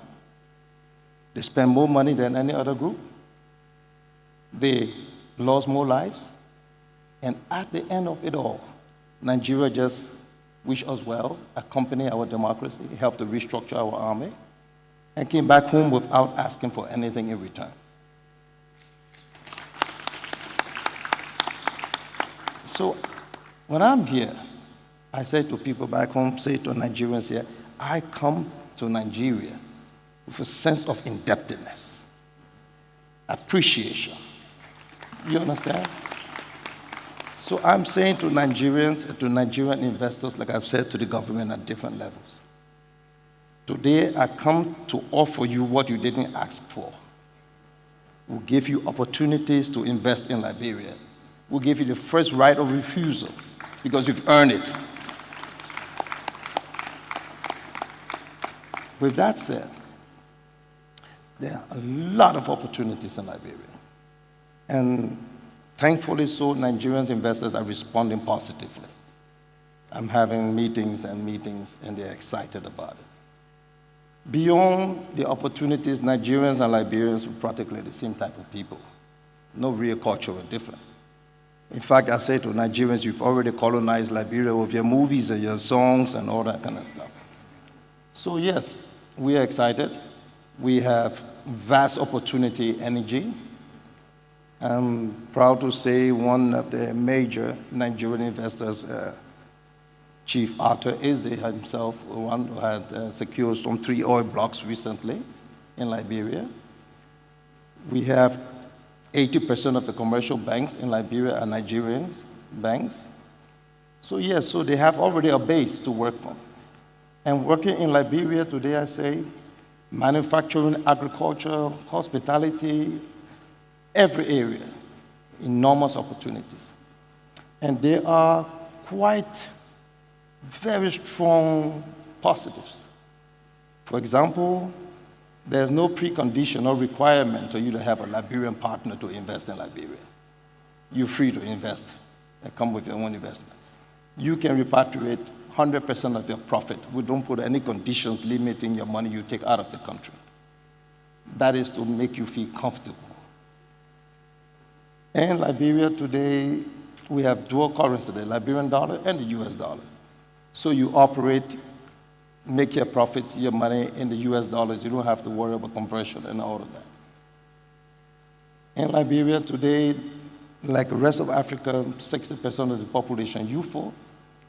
And more than ever before, this government has opened up to investors, opening up the country, owing to the fact that after the campaign, we have to provide jobs. So politics and economics go together.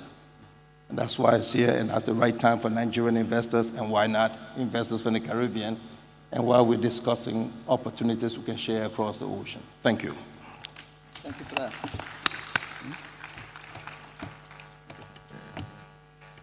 Yes, Sandy, one of the things that hit me as I was listening to the ambassador is that the relationship between Liberia and Nigeria is a one-to-one relationship. The relationship between Nigeria and the Caribbean is one-to-many. There are about 13 independent countries. There are a number of other countries that are associated with past colonial powers, bringing totally maybe around close to 30 countries. So one of the challenges we have is harmonizing legislation so that ambassadors from Nigeria do not need to figure out what to do if they want to invest in the Caribbean, figure out what you have to do in Trinidad or Jamaica or Antigua or St. Kitts.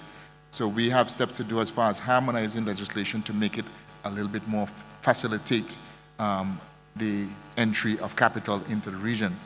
In terms of the areas that I thought that potential, it was mentioned by one of the speakers this evening that, well, Nigeria, as far as agricultural products, they produce a lot and they have a lot. But I still believe that as far as the export market is concerned, that there's opportunity for niches. That, for instance, many of us on the western side of the world would have known, in the United States, for instance, a banana would be a Chiquita banana. You know, they were able to establish that brand in the mind of the consumer and create a demand for it. I believe that we have in the Caribbean particular products that we could partner with in Nigeria that would allow us to develop that particular brand, not just for consumption in Nigeria, but with the excess land space that Nigeria has, we can develop a product that could be exported worldwide. So I think that there is opportunities in agriculture for investment and for growth for both the Caribbean and Nigeria. And I also think that what I saw here over the last 2 days, the creative sector. The creative sector, whether it is in the play and film, whether it is music, as we saw Cole and others demonstrate so powerfully, that there is an opportunity for even more collaboration between artists in the Caribbean and artists in Nigeria to build something that is absolutely rich and absolutely unique. So I think that the mergers, the relationships that we are building, again facilitated even by the input of Brother Darren Dash here and the opportunities that he has for capital to grow the creative arts sector, I think those will yield fruits far beyond the investment that they are willing to make. Thank you for that, Dr. Dawson. You've raised at least 4 different areas of collaboration that can easily be exploited. If we think of in the agri-food space, the African continent produces the greatest amount of cocoa in terms of bulk cocoa. The Caribbean is traditionally known for its fine flavor. It means that we have an opportunity to combine our resources to develop a stronger value chain for cocoa and exploit more of the benefits that can be derived from cocoa. You've mentioned the issue of cultural exchanges and how we can twin the music between the Caribbean and Africa. And then in terms of culture, how we can come together to package those. And I think a 4th area that is emerging is in the area of medtech, medical technology. And we had presentations that spoke to the health and what we eat, etc., and recognizing that the Prime Minister from St. Kitts and Nevis is also a medical doctor. Both regions have an opportunity to reshape our identity by looking at how we combine our intellectual expertise, our ability to manufacture devices to take advantage of the medical space. But as we get ready to wind down this panel, let me hand over to you, Ambassador, whether or not there are a few other points that you've sort of been contemplating for the last couple of days as you prepared to be here today, that you think it's important to allow the audience to benefit from as we get ready to conclude. Ambassador? As an ambassador of Liberia, I thought I needed to give some little knowledge, information about Liberia so that you leave here knowing what Liberia is. And as I go through this, you will see a link between the Caribbean and Liberia. You see how our history crisscross. And I hope you listen. Let me just go briefly to something I wrote. So Liberia's story is unlike any other in Africa.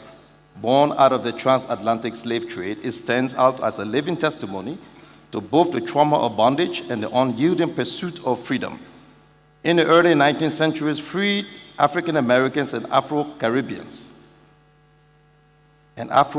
scarred by centuries of enslavement, sought a homeland where they could govern themselves. With the support of the American Colonization Society, they landed on the West African coast in 1822. By 1847, Liberia had declared independence, becoming the first African republic, a beacon of self-determination in a continent still shackled by colonial rule. Liberia's founding was more than a national act, it was a global symbol of resistance. It embodied the idea that Africans, once enslaved, could reclaim sovereignty and build a nation rooted in dignity. The Americo-Liberians, alongside indigenous communities, forged a complex society that wrestled with unity, identity, and democracy. Despite tensions and civil wars, Liberia's survival as an independent state through the colonial era gave hope to millions across Africa and the diaspora. On the world stage, Liberia became a voice for the oppressed. It was a founding member of the League of Nations, and later a founding member of the United Nations, consistently championing decolonization, racial equality, and Pan-African solidarity. Thinkers like, and this is where you get interesting, Edward Wilmot Blyden, a Caribbean-born statesman, articulated a philosophy of African personality, urging pride in African heritage and inspiring leaders from Marcus Garvey to Kwame Nkrumah. Today, Liberia's significance lies not only in its history, but in its global importance. It is a bridge between Africa and the diaspora, a reminder that struggles against slavery birthed nations and that the quest for freedom is universal. I go further to say that Edward Wilmot Blyden, from the Virgin Islands, he, together with many other Caribbeans, went over to Liberia. Edward Wilmot Blyden was a symbol of intellectual consciousness. He conscientized the people in Liberia. He rose up to be Minister of Education, Minister of State, and the president of the university then. After expanding in Liberia, thought that he had done his job, this great statesman from the Caribbean moved over to Sierra Leone because his vision was bigger than one country. So we do have that merger. We do have a strong population from the Barbados who moved over to Liberia and formed their own settlement called Cruiserville. And today we are having a discussion with Barbados.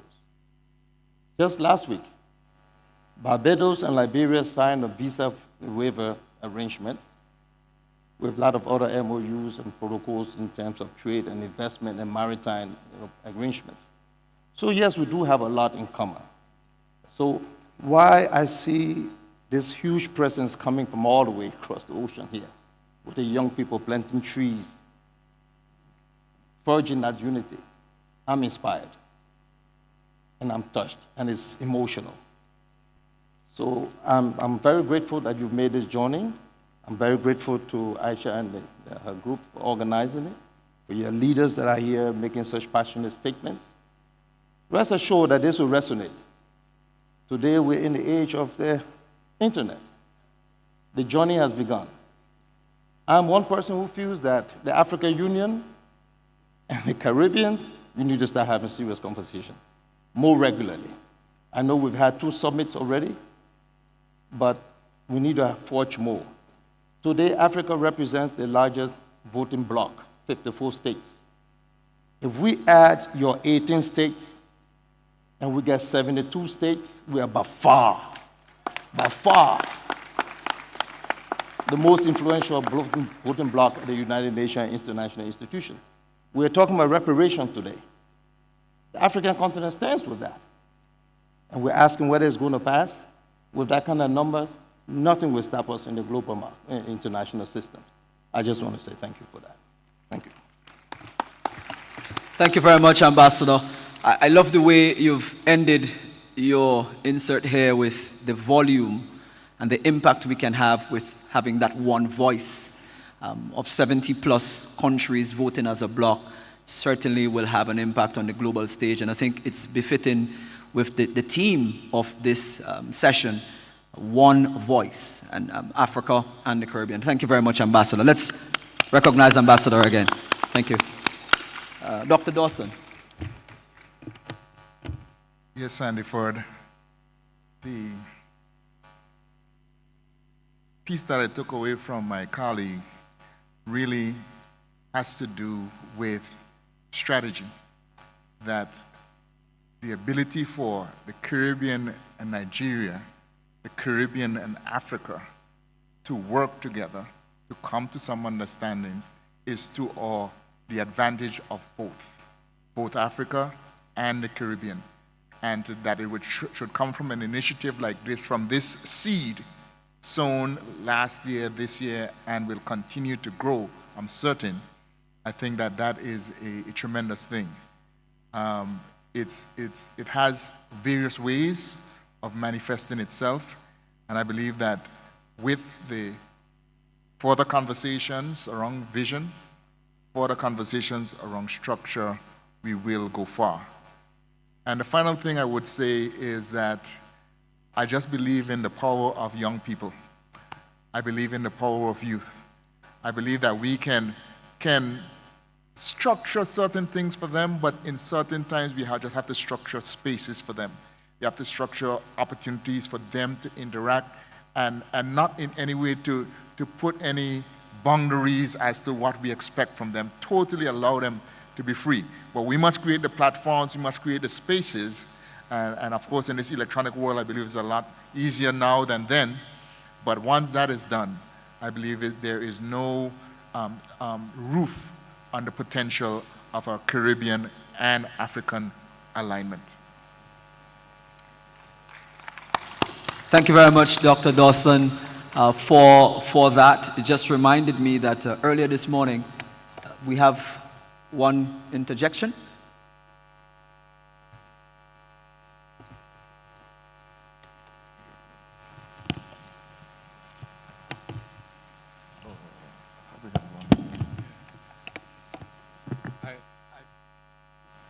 I found the ambassador's explanation of the formation of Liberia very fascinating.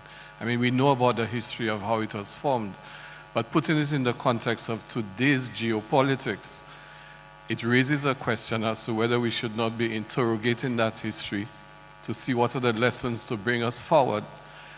I just pulled up on the Statue of Liberty in the US, there's the inscription, "Give me your tired, your poor, your hurtled masses yearning to breathe free," etc.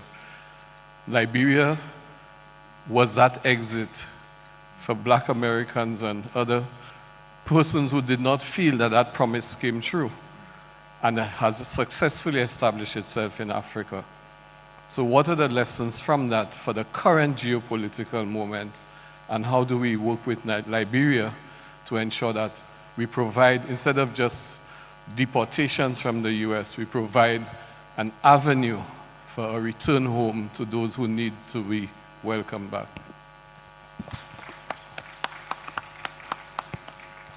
Well, thank you. I think it's already happening.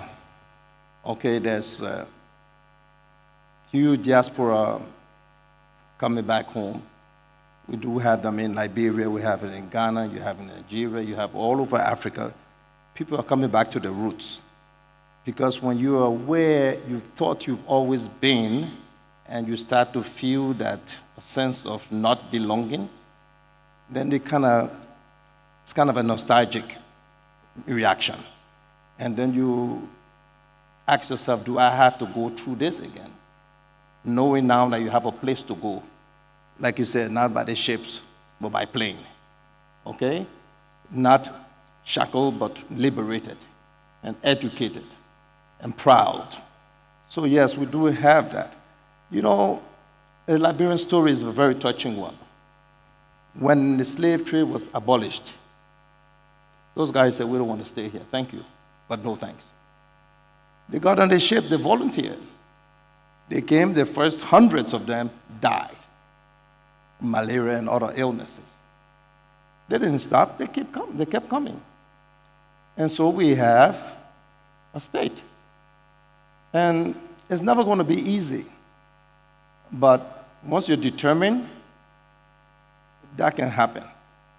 So I think reimagining the future, the bridging the gap, what is happening is transformational already. When Africa and the Caribbean start to connect in their backyard, and you start to see the population of Brazil, Venezuela, these places, you start to see the African continent reuniting. And there is strength in unity if we are prepared and know how to harness it and apply it. So yes, we're glad to be here. Listen to the kind of brilliant opportunity we're hearing about our artists, the cultural exchange. Nigeria with the Nollywood, I'm very passionate about it.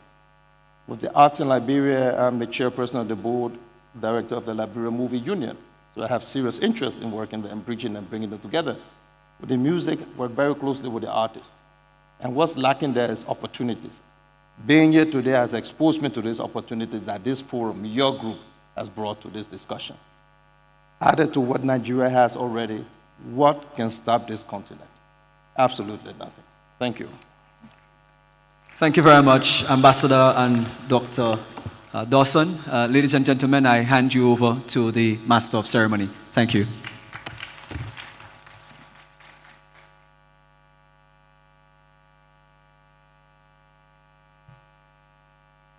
Thank you to our panel for that wonderful discussion. Please stay with us and have a group photo. I call on Honorable Samuel Duggins to join the photograph. We also say a special thank you to Mr. Sandiford for moderating the conversation.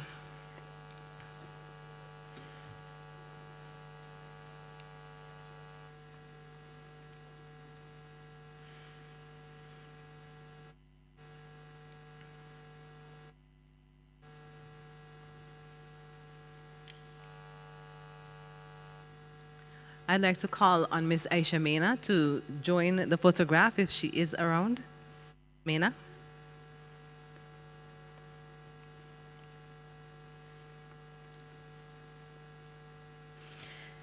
Ladies and gentlemen, we have had a fruitful morning into the afternoon.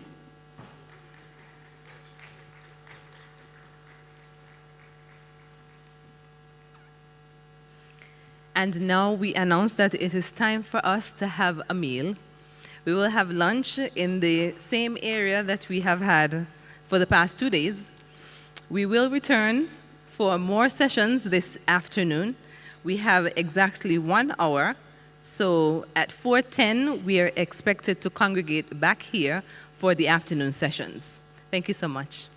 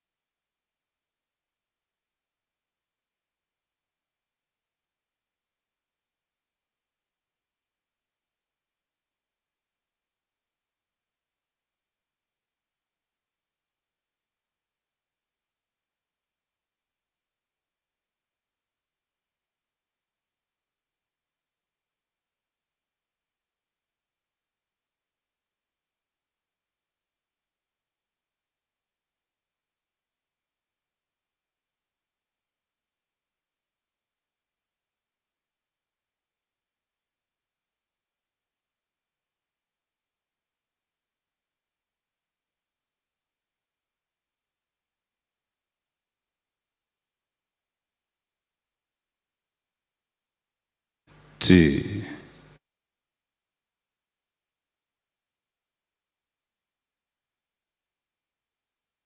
2,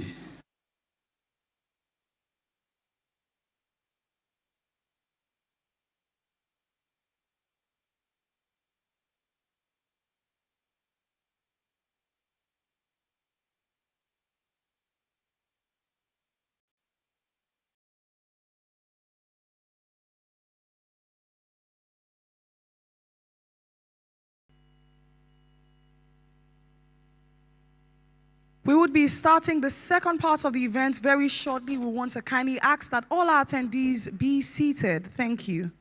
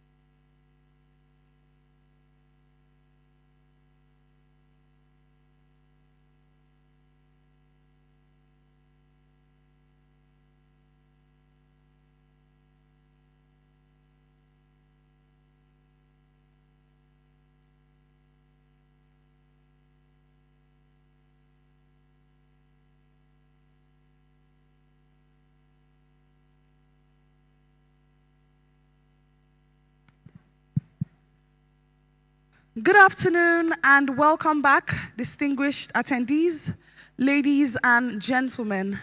I'm looking around the hall and I can just observe a spark in everyone's eyes.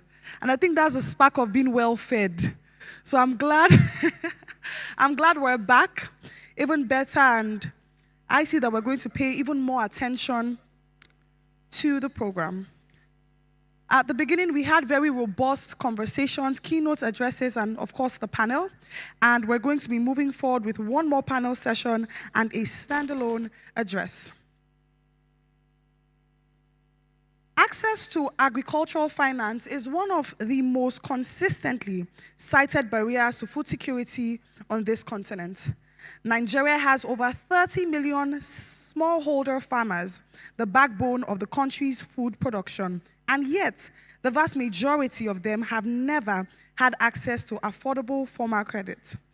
The institution mandated to change that reality is the Bank of Agriculture, and the man tasked with the repositioning for the scale of that challenge is our next speaker. Mr. Ayo Sotirin was appointed Managing Director and CEO of the Bank of Agriculture by President Bola Ahmed Tinubu in April 2025, a choice that reflected the Tinubu administration's ambition to bring genuine private sector acumen into the center of Nigeria's financing architecture. He arrived at that appointment from a career that is extraordinary in its breadth.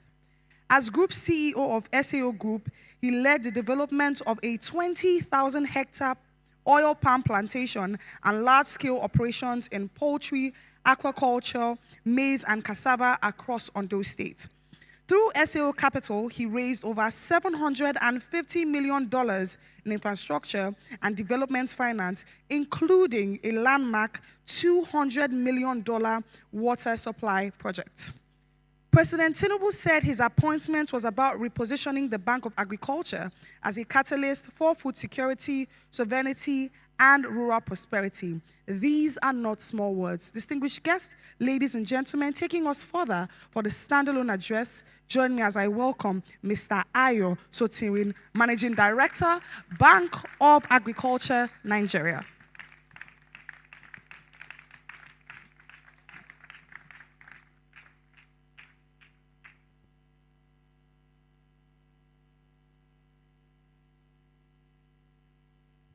Good afternoon, everyone.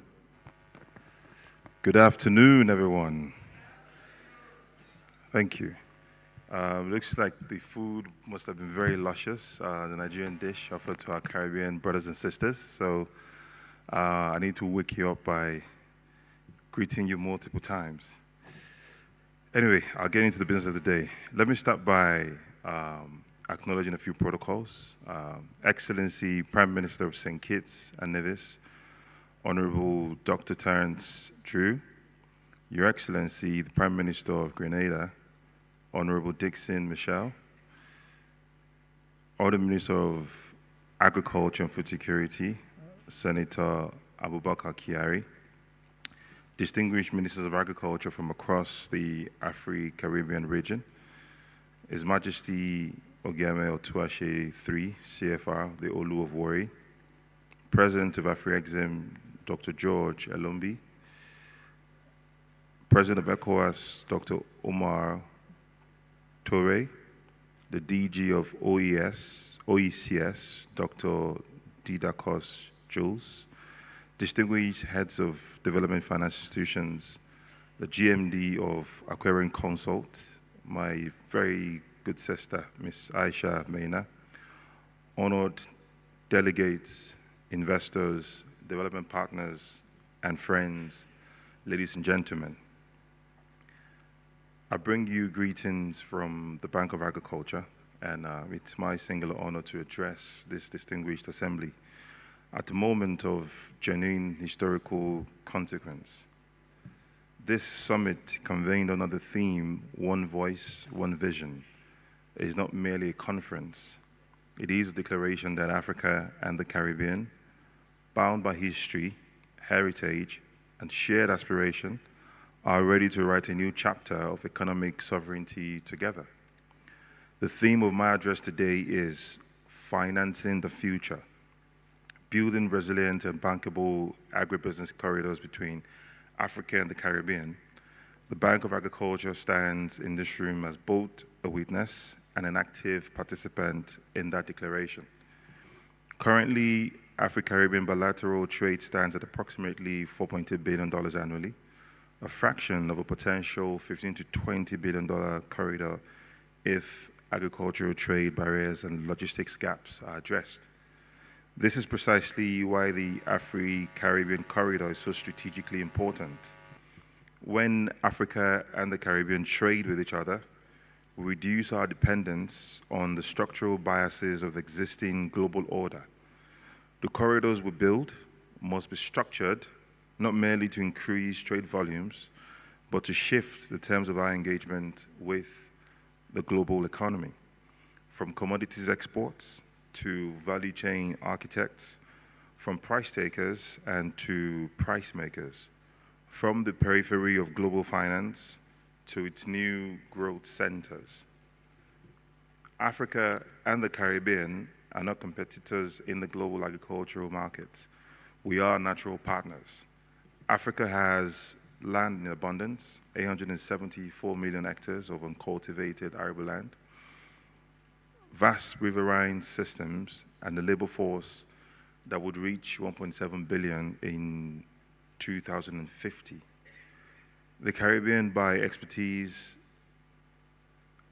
abundance, decades of accumulated knowledge in tropical crop processing, maritime logistics, export certification systems, and niche premium market access into North America and European value chains. Yet, today, direct agricultural trade between Africa and Caribbean remains astonishingly underdeveloped.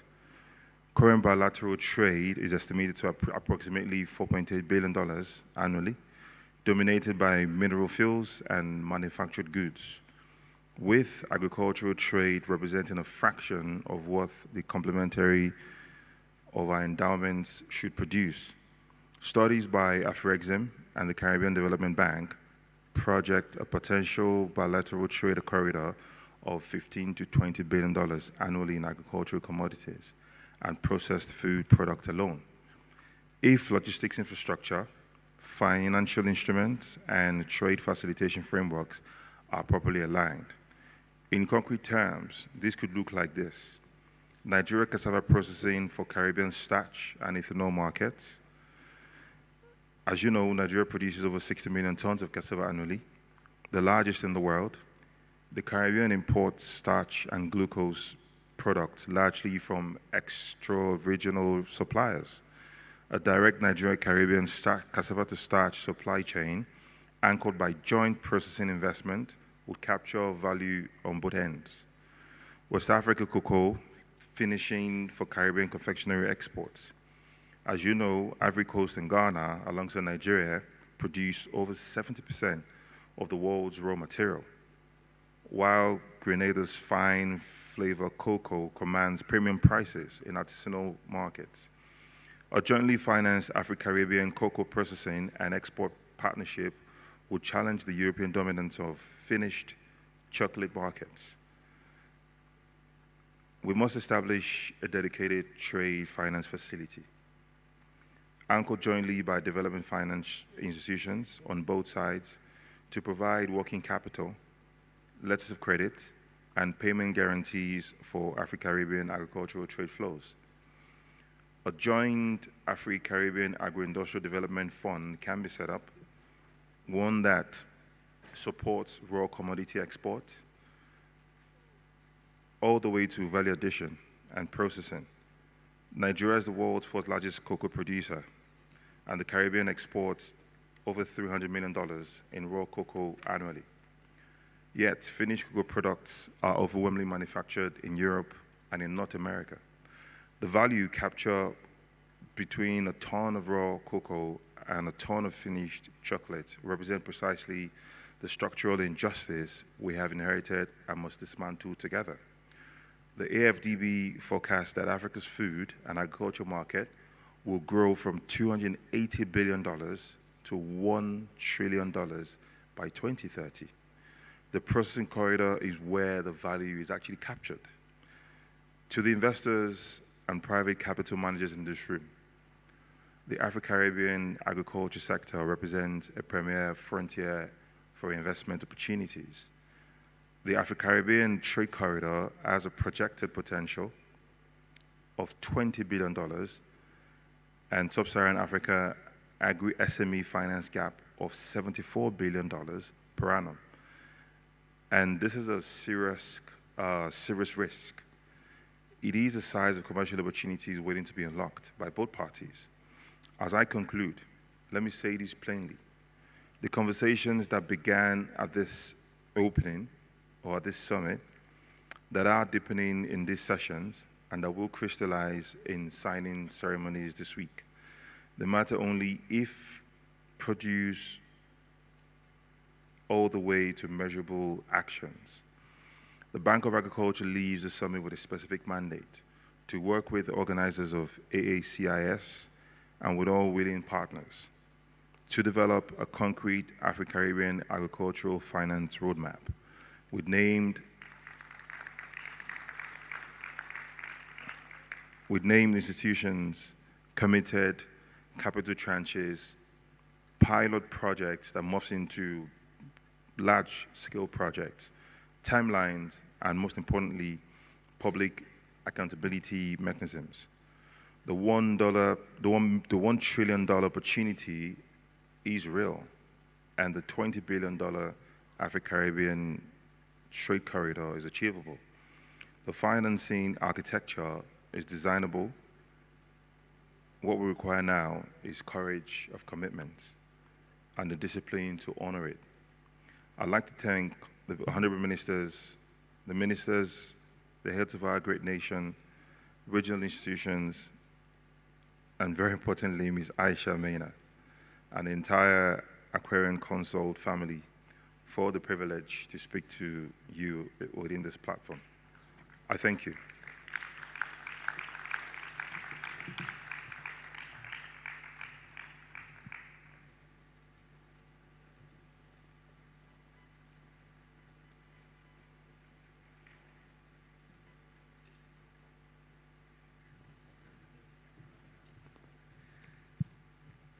Please, another round of applause for that inspiring address. All right, while they're taking pictures, I want us to do a little exercise just to wake us up. Is that okay? Can we all breathe in? Breathe out. You know, usually when they say that, you always hear people do the out. I didn't hear none of that. So can we all breathe in? Breathe out. One more time, breathe in. Breathe out. There's someone at the back just doing, I'll take it. Okay. From the talking drums of Africa to the rhythms of the Caribbean, our sound has always traveled across oceans, carrying stories, carrying spirits, carrying identity. Taking us forward is a very special performance, and I want you to immerse it as much as you can. Ladies and gentlemen, Black Bones Brotherhood, the Brotherhood and the Spirit Drummers. A round of applause for them, please. Oh, I see we're excited about that. A round of applause for them, please. Thank you.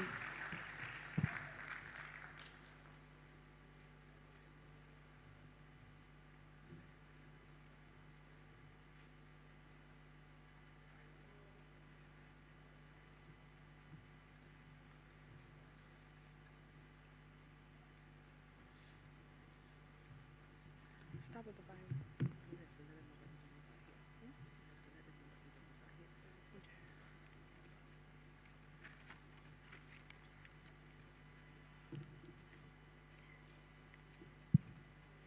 In the spirit of saving the best for last, I've gotten word that our drummers are doing the best they can to give you an unforgettable presentation. So because of that, they need a few more minutes. Is that okay? All right, so we're going to start with our final panel for today. But before we go on, can I just ask, have we been inspired since the event started? Have we all been? Now, I know Nigerian food is good. So apart from the food, have you been inspired? Okay, so I want you to look at someone seated close to you and tell them one thing you've gotten from this summit. One thing. So let's know the people that we would not be bringing up next year. Just one thing you've gotten. If no one is speaking to you, they're suspects. We need to change their seats. Maybe they'll come sit with I and Carla over here. Lovely. You know, we can do a lot of talking and conversations and just leave here without being inspired, and that's not what it's supposed to be. We're supposed to leave here. Till the end of this event, you are supposed to live and breathe the Afri-Caribbean Investment Summit. We are all hungry for change, and that change is one we would see. We're going to be going straight to our final panel, Driving Food Sovereignty Through Afri-Caribbean Connections and Cooperation. I'm going to be handing over to Carla to bring up our moderator and our first two panelists. Carla?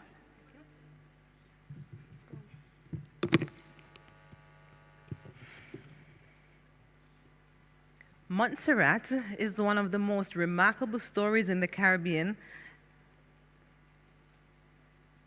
an island that faced one of the most devastating volcanic eruptions of the modern era, lost its capital city of Plymouth to ash, and most devastating volcanic eruptions of the modern era, lost its capital,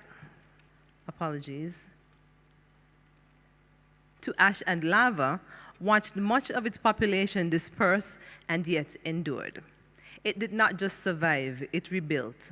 And today, it is an island that takes its agricultural future seriously, with a government that understands food sovereignty not as a slogan, but as a necessity and a point of pride. Since taking office, he has been transparent and direct about the challenges facing Montserrat's agriculture sector: land accessibility, aging farmers, pest control, irrigation, and equally concrete about solutions he is pursuing.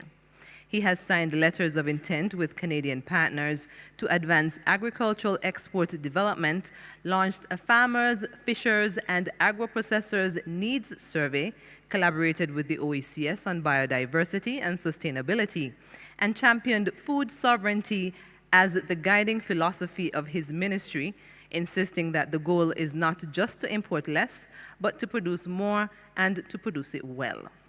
He is here today representing a small island with a large determination. Please welcome Honorable John Osborne.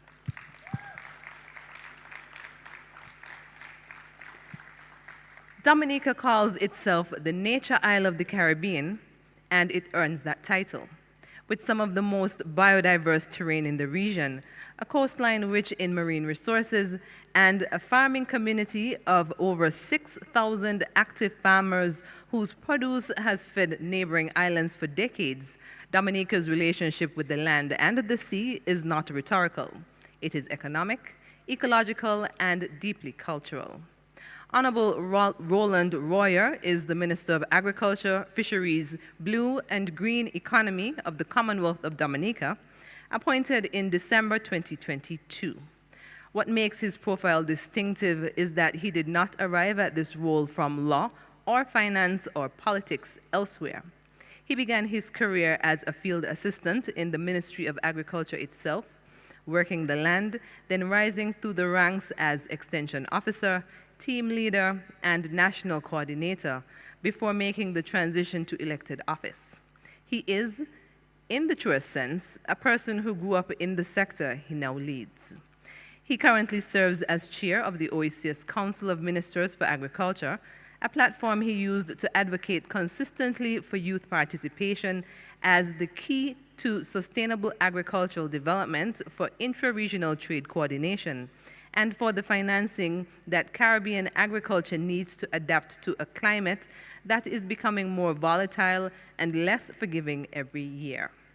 He was at COP29 in Baku, making exactly that argument, that Dominica and its neighbors emit almost no greenhouse gases,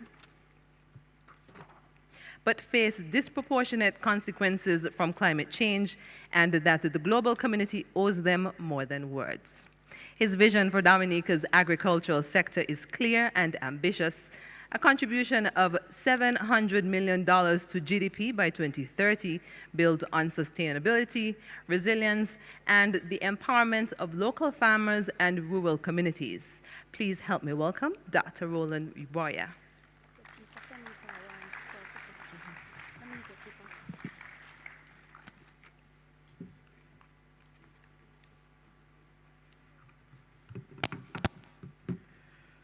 Joining the panel is the Minister for Agriculture, Lands, Forestry, Blue Economy, and Marine Resources, Grenada. The agriculture of this island is not merely a policy question, it's a living tradition. From cocoa to nutmeg, from sea moss to livestock. Grenada's relationship with its land and its sea is woven into the very identity of every community on the island. The minister responsible for that relationship and for ensuring it remains productive, sustainable, and prosperous for generations to come is next on our list. Honorable Lennox John Andrews served in the cabinet of Prime Minister Dickon Mitchell as Minister for Agriculture, Lands, Forestry, Blue Economy, and Marine Resources, one of the most expansive portfolios in Grenada's government, reflecting just how central these sectors are to the island's economic and ecological future. He is a member of Parliament for St. Andrew Southwest, representing a constituency with communities that are deeply connected to the land. He brings to this role a remarkable depth of economic and policy experience. In his current role, he has deepened Grenada's partnerships with IICA, FAO, and regional organizations, launched irrigation and CMOS development projects, and consistently championed the view that solutions to Grenada's agricultural challenges must be rooted in Grenada's own institutions and its own people. Distinguished guests, ladies and gentlemen, let's make welcome the Minister for Agriculture, Lands, Forestry, Blue Economy, and Marine Resources, Grenada, Honorable Lennox John Andrews.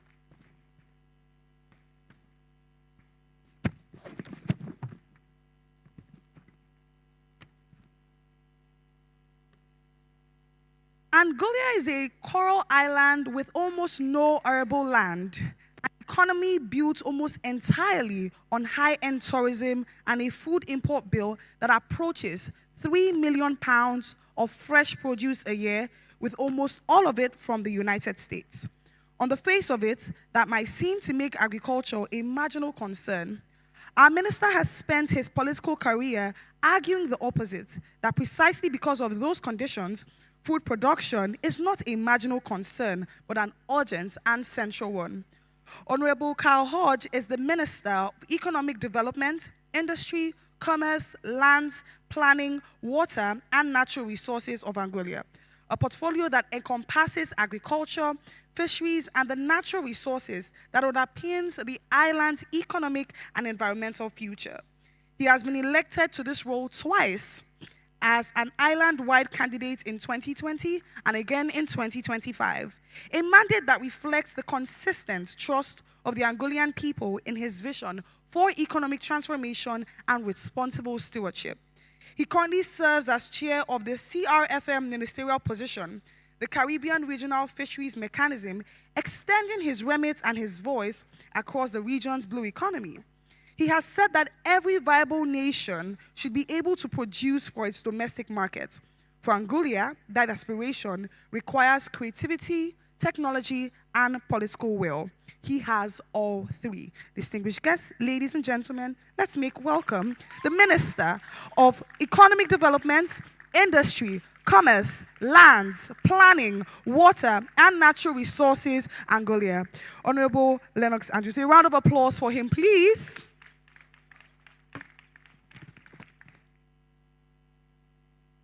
Moderating this panel is Jay Scott.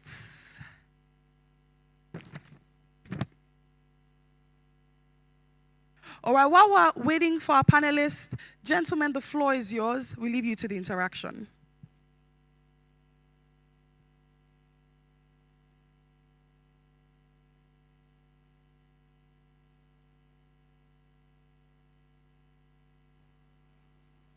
Good afternoon, ladies and gentlemen. It's my pleasure to be here, all the way from Montserrat. Oh, okay. Right, so now that I see my moderator, there's a funny little story that I want to tell. I met her at lunch, and it just so happens that I went to a university who was the rival of her university. So technically we should be friends because we rivaled in sports, we rivaled in many things. And her university is just a few miles away from mine in the US. So let us welcome our moderator.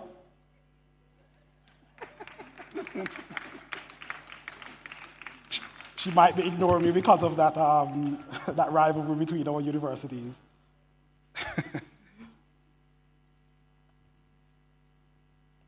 MC, sorry, we have one more panelist that you didn't call up. I was sitting next to her. Okay, can we welcome Ms. Munya, Dr. Munya to the stage, please?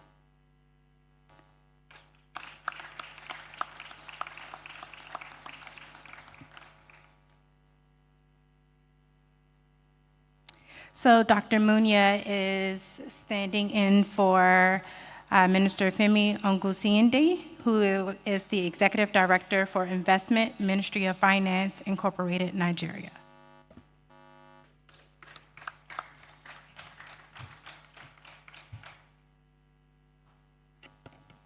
Awesome. Good afternoon, everyone. It is a pleasure to be a part of this important conversation of driving food sovereignty through Afro-Caribbean collaboration. So we're at a moment where food security is no longer just an agriculture issue, but it is an economic and policy priority. And it is across both Africa as well as the Caribbean.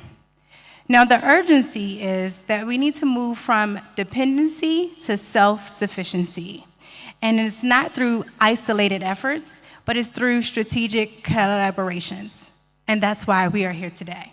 So I'm joined by an esteemed panel bringing perspectives across climate, government, finance, policy, and regional development. Let's begin. The first question I'm going to address to all of the panelists, and it's food sovereignty is often discussed at a high level, but implementation looks very different across regions. From your perspective, what is the biggest gap between policy intention and executive today? I'm sorry? Food sovereignty is often discussed at a high level, but implementation looks very different across regions. From your perspective, what is the biggest gap between policy intention and execution today?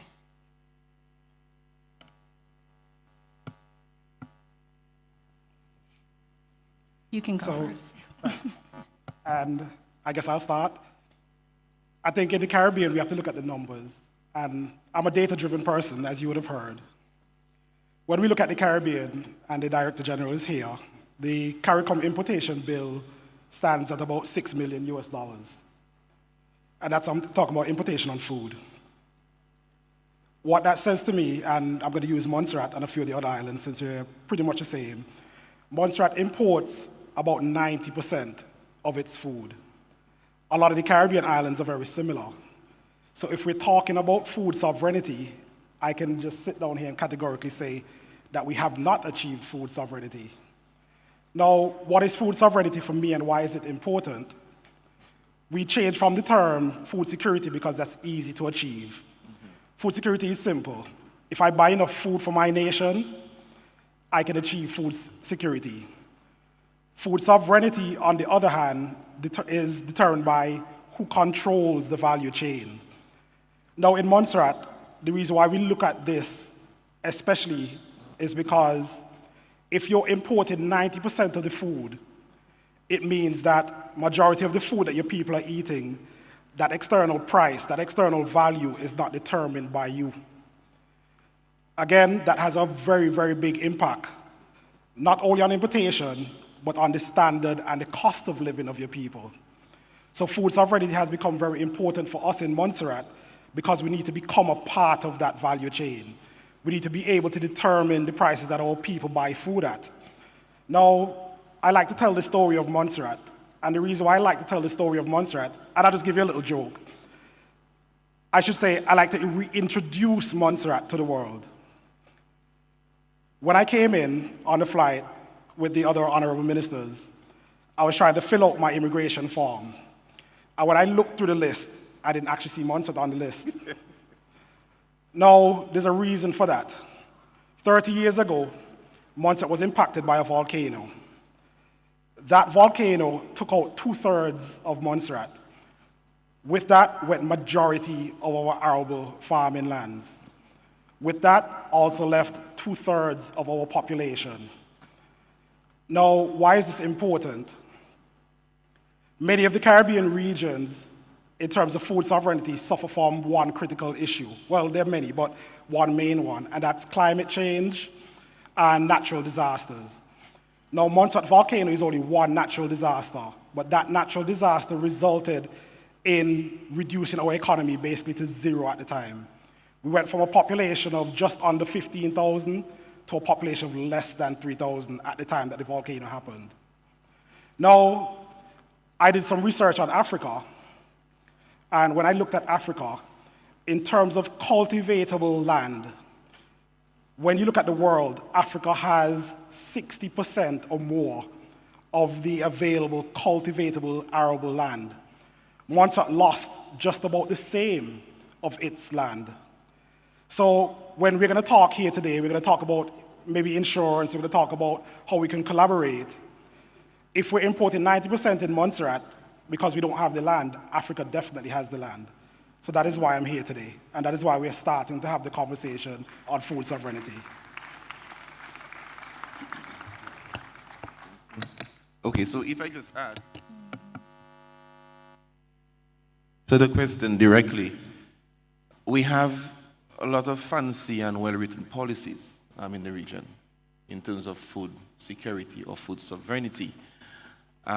In Dominica, we have a target to ensure we increase agricultural production by 2030 to have it contribute 700 million to the GDP, which is very ambitious because we are about 400 million, sorry. But just adding to what my colleague said, the external factors such as climate change, which fuels more intense hurricanes, can really limit what one can do. For example, in 2017, Dominica was struck by a Category 5 hurricane, Hurricane Maria, which cost us 226% of our GDP. So we were basically flattened with our needs, and we had to build back that sector. So though there are pretty written policies putting targets for us to meet in the effort to enhance our food sovereignty and food security, there are certain challenges or factors that we have no control over. So for me, that's the number one limitation in implementing policy and the gap in its implementation. Additionally, although we have access to food, but what food? So I think the nutritional aspect of food sovereignty is something that we have to look at. In the region, we have a high level of incidence of CNCDs. In Dominica, for sure, it costs about 70% of the medication that's bought at the hospital just to treat CNCDs, and it is caused by bad food. So our traditional food that we all grew up on, or provisions, etc., is left aside, and we are now more into processed food, which raises the incidence of diabetes and hypertension. So though we can have a food secured country, but what about the nutritional component of it to make sure that our population is healthy? So that again, we have a food and nutrition strategy to ensure that our kids in the school are fed, persons are being given healthy food, but are we practicing that? So I'm saying that to say we are not implementing what is in the policy, as the moderator rightly said. Another issue is that the cost to buy the good food. I mean, we are growing provisions and vegetables in abundance in the region, but how many of us who don't grow it can afford it at the supermarkets? So that's another issue that we must consider as well. And of course, we cannot overlook the high cost of our input bill, as said by our colleague. So I know in the region we have the CARICOM 25 by 25 plus 5 initiative to reduce the importation of food by 25% by the year 2030. And most of us have strategies locally working to see how we can reduce the importation of food. So for me, these are the three top issues in terms of policy and why it's not being implemented. And these gaps need to be addressed.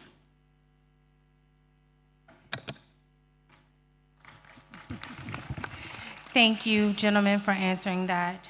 Dr. Adatone, from a financing standpoint, what makes an agriculture or food security project bankable across borders, and where do most proposals fall short?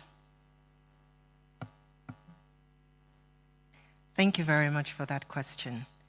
My name again is Dr. Muna Onuzo Aditono, and I work with MOFI, Ministry of Finance Incorporated, in the Investment Department. And to answer your question, we have a flagship project, a program which is under agriculture that we launched last year in June. It's called Integranium. Integranium is our own model of filling the gap within the agricultural sector. And permit me to say before I continue, there are too many men on this panel and very few women. Okay, so I wanted you guys to lighten the room, right?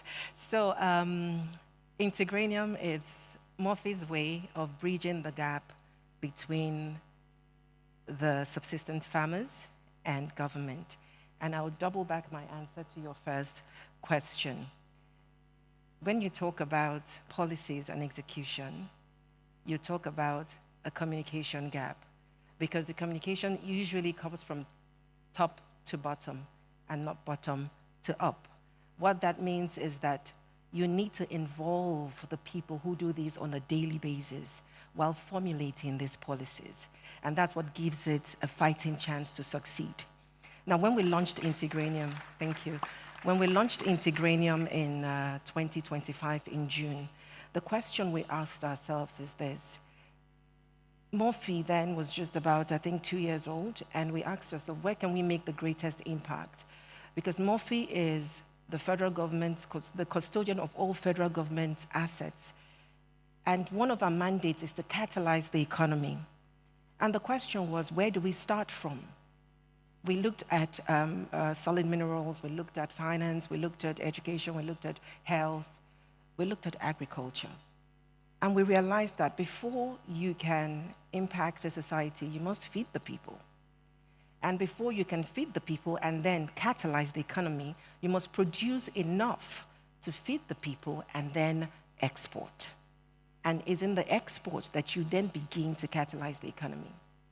Now, we have seen that a lot of the projects that came to us after we launched the Integranium program, we realized that a few of them looked bankable. However, we found that there was a gap between, oh, we're ready for investment, and are you truly ready for investment? And this is one critical area that we hope that the ministries, and the ministries both of Agriculture, Bank of Agriculture, and Ministry of Trade would work with us to ensure that we strengthen the farming systems in Nigeria, to ensure that whatever policies have been put in place for farmers to be able to grow and to multiply their produce to make wealth, that particular system is cascaded down for it to actually be implemented. So most of these organizations come to us and we find out that, first, they haven't done a feasibility study. You want to export, you want investment, but you don't have a feasibility study about what you're even trying to do. Second, there's no business plan. Or even if they have a business plan, it's still not as strong as an investor would want to see, because there are critical things that an investor wants to see when you bring a project to them to fund. Now, second is they haven't even decided what their cap structure is. Is it a debt equity or just equity, or are you coming for grants? What are you coming for? And if you're coming for, how much money do you actually need? And then how much skin in the game do you have in this particular project before you can ask us to even invest? So most of these things are what we try to do in Integranium. In Morphe, we have what we call Morphe Preparatory Fund, which is under the investment department. And that is what we try to use to de-risk projects and then prepare them for funding. Because most of these projects don't have the needed documentation that would give, even if it's the federal government and foreign investors, the peace of mind to put their money within this investment. So for a project to be bankable, for them to be able to meet what investors, international investors need, they need to go through a project preparatory process. They need to be de-risked before any international investor would be interested in putting their money in that business. So the gaps that we are seeing is put your books together, make sure you know what you're selling, make sure you know who is going to buy it, your off-takers. Who is going to buy this product? What agreements have you had? If you say you want to plant 100 hectares of commodity in a particular state, what land agreements do you have with the community, with the state government, before you can even come to say that you have a bankable project? So I can go on and on about the gaps, but I will stop here. Thank you very much. Thank you, Doctor. In order to just expand on that briefly, I wonder, Minister Osborne, do you have the same type of bankable problems in the Caribbean as like the continent has?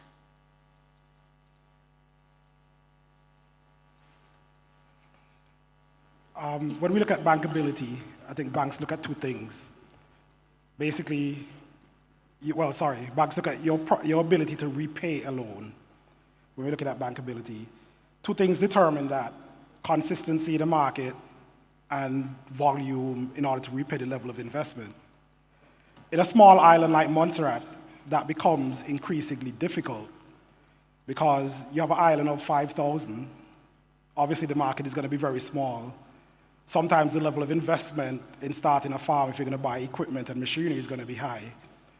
One way we're looking at solving that is to look at external markets. So in my introduction, what you would have seen is that we've reached out to a Canadian company who we recently invited to Montserrat, and we signed the LOI with them. The idea around that is to actually assure a market for our farmers that's larger than Montserrat. One of the reasons why we're here also, and we have like organizations like the OECS and CARICOM, is to build on these partnerships to grow the markets for the whole Caribbean. If we can produce the market and the volume and the consistency, then almost every farming project then becomes bankable. Now, the former presenter spoke about basically putting a business case together. I'm going to use Montserrat again. Sometimes I think that our education system isn't framed around teaching people the business side of things. So we have agricultural programs, but not necessarily the business programs. So persons would not know how to put a business plan together sometimes. I sat on a bank board for almost 10 years. Some of the business plans that I saw coming through that bank board were one-pagers. Persons couldn't forecast what their sales would look like. They couldn't forecast even their expenses. And a lot of the times, I guess, this boils down to education. So we need to teach our children the education needed to be successful. Sometimes I think we focus a little bit too much on them going into the public sector, so we don't teach them the business side of it for them to create their own businesses. Granted, and I guess we may get to that today, there are technologies now that can help that, like for instance AI. AI can help kids to build a business plan and to also walk them through the dynamics of what it may take to make that business successful.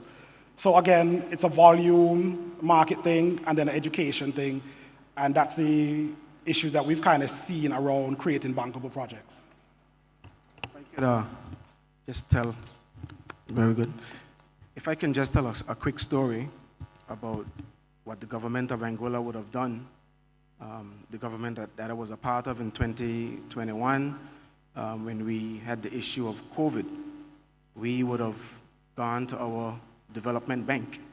Because we don't have a bank of agriculture and we have just the commercial banks, we would have worked with our local institution called the Anguilla Development Board. We would have collateralized, farmers with their business plans.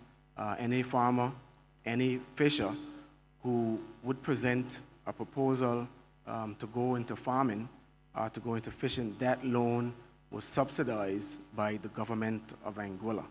And it basically de-risked the sector and allowed for a certain level of financing to be deposited into the bank from the government of the day.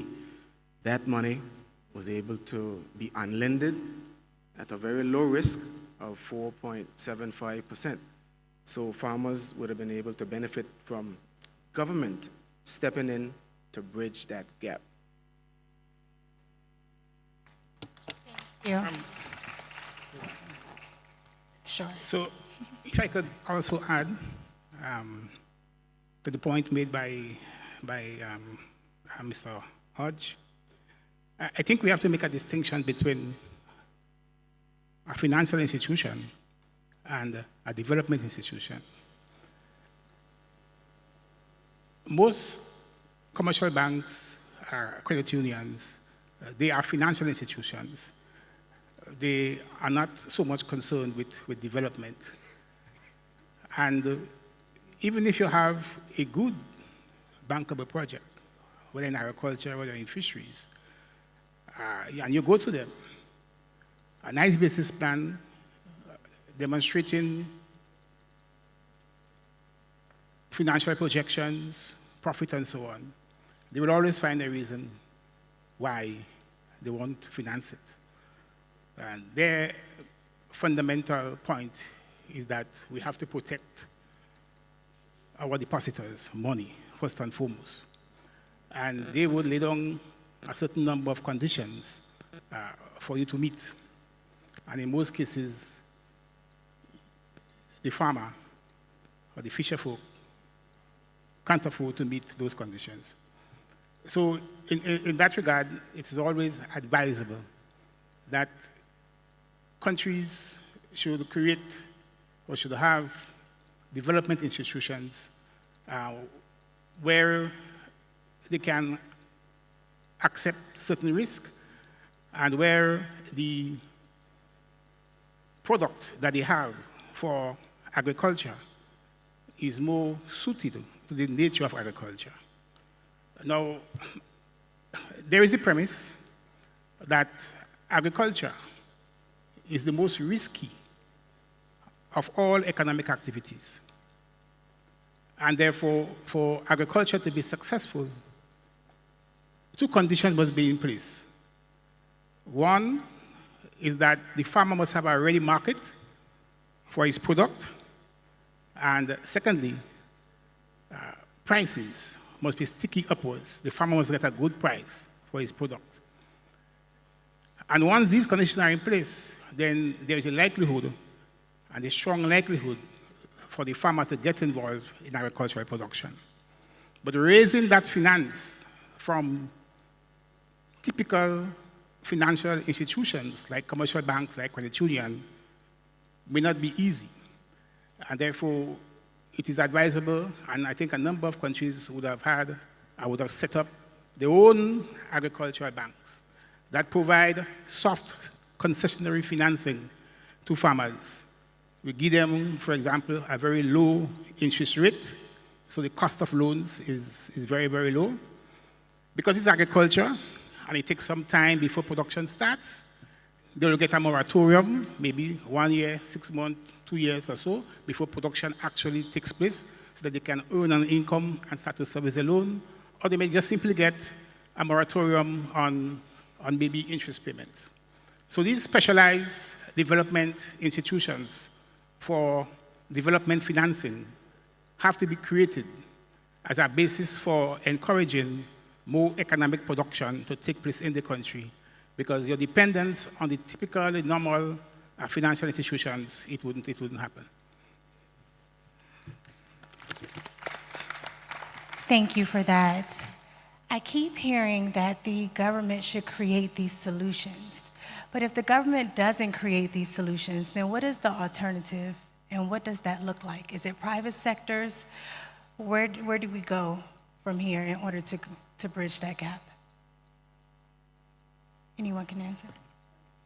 I think for the most part, as a people, we have to encourage each other. We have to support each other as it relates to agriculture in having food that is grown locally, food that is produced from your own soil. We have to see what the benefits are, the wider benefits are. You know, you're supporting a family structure, you're supporting your own economy.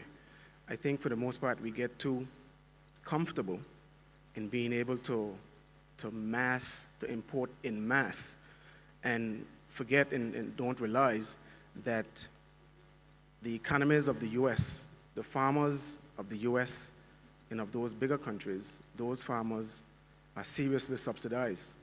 So in order for us in these islands to recognize and to realize food sovereignty and close that gap, we have to be intentional in getting out to our farmers to find out their individual needs, to encourage them, to incentivize them, and to ensure that we also have the necessary programs in place to be able to support when they take the risk.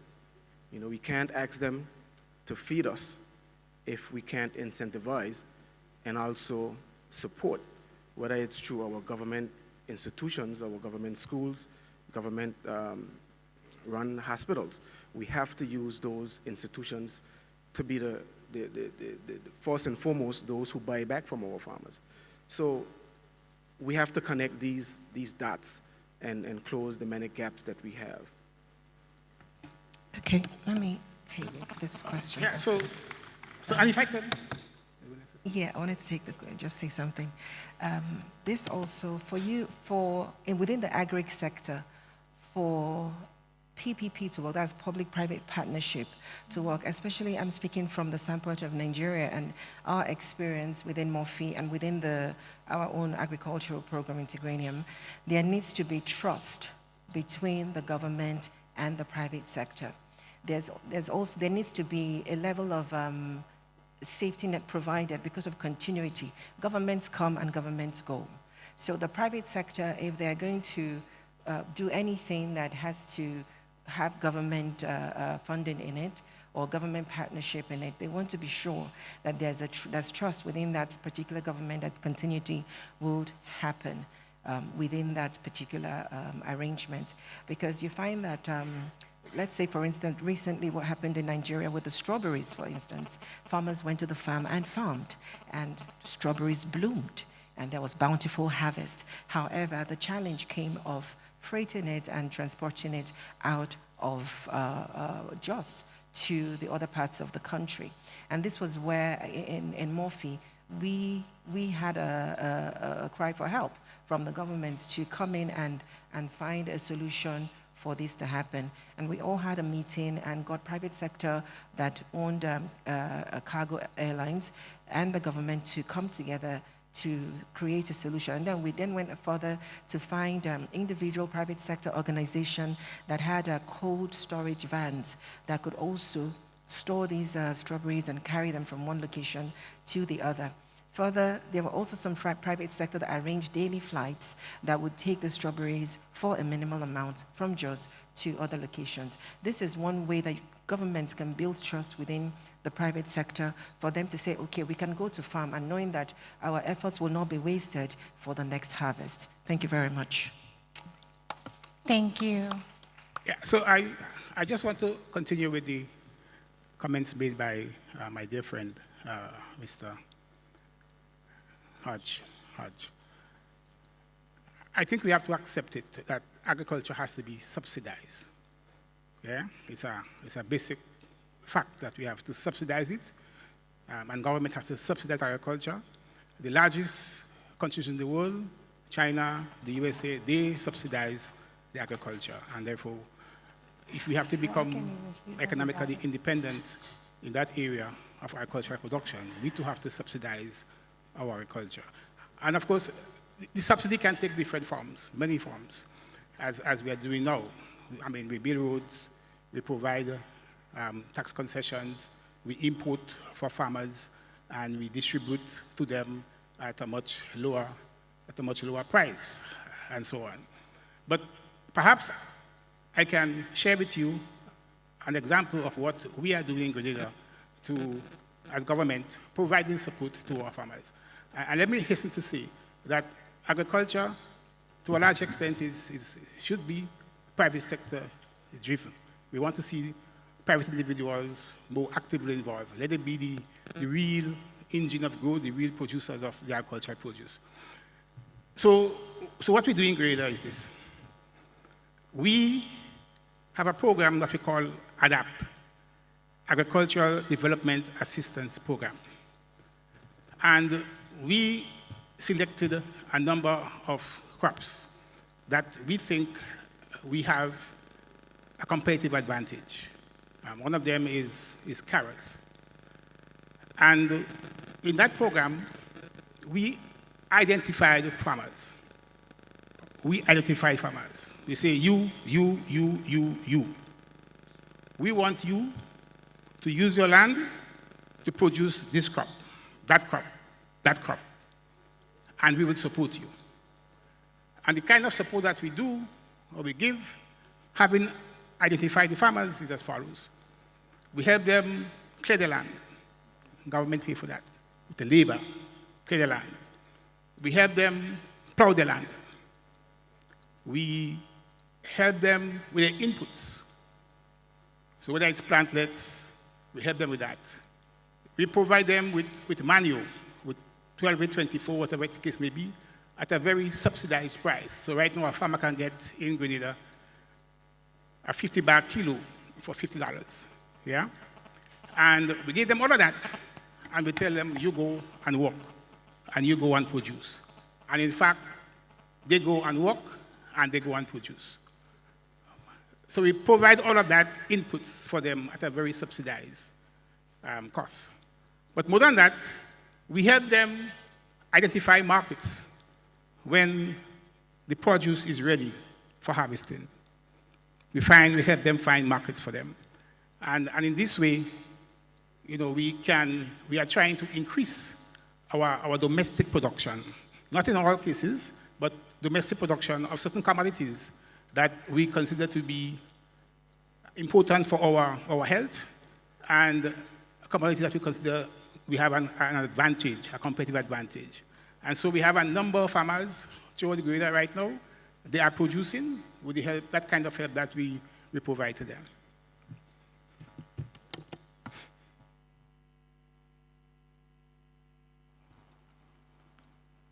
I'm going to answer your question just a little bit more direct. In Montserrat, there's a saying that there's a time and place for everything. And in this context, it's just basically saying that there's a time and place for the implementation of everything. I like to look at the agricultural sector in the whole OECS and the whole Caribbean kind of like a toddler, kind of like it's in its infancy stages. When you look at the data and you realize that the Caribbean, for instance, imports most of its food, it tells you where we are in terms of that industry. And it means that that industry isn't developed enough. So that's why I say it's in its infancy stage. When you have an infant, you give the infant almost every single thing that it needs to develop it to the stage where it becomes an adult and then can become self-sufficient. That is where I think we are in agriculture. We still need to give it as much as possible to develop it to the point where it can possibly then become self-sustainable. Montserrat, for instance, and my director of agriculture is actually in the crowd, what we did was a full-blown assessment of our agricultural industry. And what came out of that assessment were what the farmers thought were their bottlenecks. Access to arable lands, access to financing, educations around pest and disease control, and just overall education. So we set out on a plan to improve the system by implementing each one of these suggestions from our farmers. When I came into the ministry just over a year ago, we had about a total maybe of around 90 farmers and fishers together. So now we have almost 150. Now that sounds small, but for a population of under 5,000, that's a big increase. What we're hoping out of that increase and out of that additional facilitation is that Montserrat will dig in deeper into its importation bill and start producing enough of certain crops that will become self-sufficient in those crops.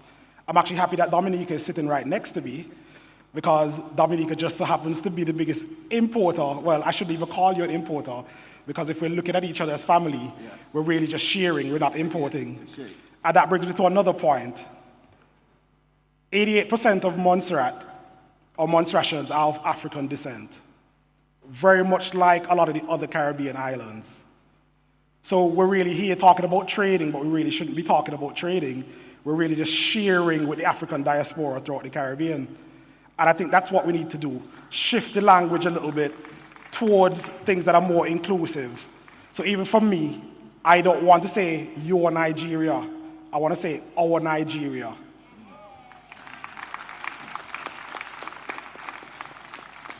And I think once we start changing that language and changing how we actually speak about each other, I think just that alone will facilitate a lot of the changes that we actually need going forward. Thank you.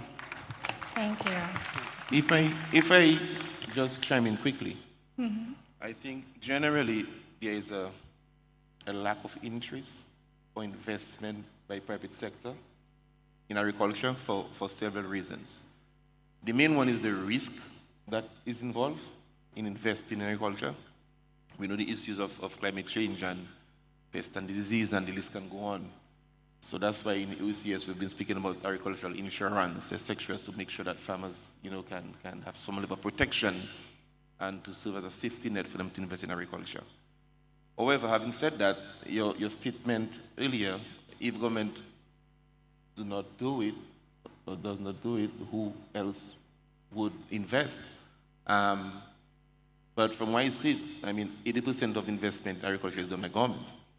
For example, when we assess a value chain of a particular commodity, let's say livestock, and some key critical infrastructure is not present and would cost millions to invest, who are you going to turn to do it? So for example, we're looking at enhancing food safety issues in the poultry industry and reducing the importation of chicken by 30% by the year 2030. We would need an abattoir. The private sector will not step in to do it. So who is going to invest in that? So we had to invest about $6.4 million to construct a brand new abattoir. Assessing the livestock value chain again, we have an issue where we're having shortages of feed periodically throughout the year because of sea swells. The container boats cannot dock, so they have to go back with the feed. We need an animal feed plant. Are we going to leave it up to the private sector to do? And you have a whole value chain affected. So again, we had to step in, and we are now constructing a feed mill at a cost of over $2 million.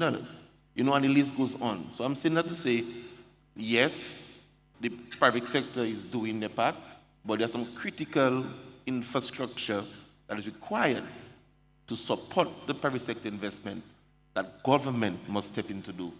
And that's what we are doing. Hence the reason we've seen the growth in the sector. Pre-Hurricane Maria, we were contributing 16% to GDP from agriculture.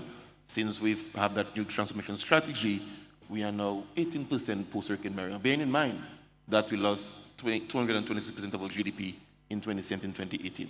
So that strategy is working for us because depending on the private sector to push the industry, I don't think you'll meet the targets that you're looking at. Thank you. So in this area, what does collaboration look like for you guys? Does that mean a subsidized transatlantic fund where it's like an Afri-Caribbean fund where you help one another? Is that something that can be possible, that can be done within this year, 2026? So when we come back next year, we can now talk about the steps that took place in order to help food sovereignty? Yeah, I think it's more than just a fund. The fund is, we have bankers there. I think that's a very good initiative and something that we could continue speaking about, to have Afri-Caribbean sort of fund to support agricultural investment. That would be ideal. But outside of that, we need some more technical and scientific collaboration between us and Africa in terms of R&D in agriculture. And it's critical. We have some models that we can look at that exist in the region, the Caribbean region. We have CARICOM CELAC agreements on research and development. So we could, instead of have a bilateral, we can have a triangular sort of arrangement to include, our friends in Africa. I think that would be very good for us. Because of the size of our country, of our islands, we are limited in many things that is required to really propel the sector. And we need to collaborate with whoever we can to make sure both sides benefit. But for sure, an agri-fund would be excellent, similar to what was signed earlier, to have the $2 billion access to the creative economy or creative industry. So if something similar could be developed for the agricultural sector, an Afri-Caribbean fund would be nice. But importantly, collaboration in sharing expertise, in sharing policies, in sharing experiences, in sharing human resource, R&D would also be perfect. Thank you. I would love to hear another perspective. Yeah, so I believe the fund is important, and that will come. But what we are doing right now is really where it starts. Having this relationship, being able to fly across the Atlantic, direct flight, I think it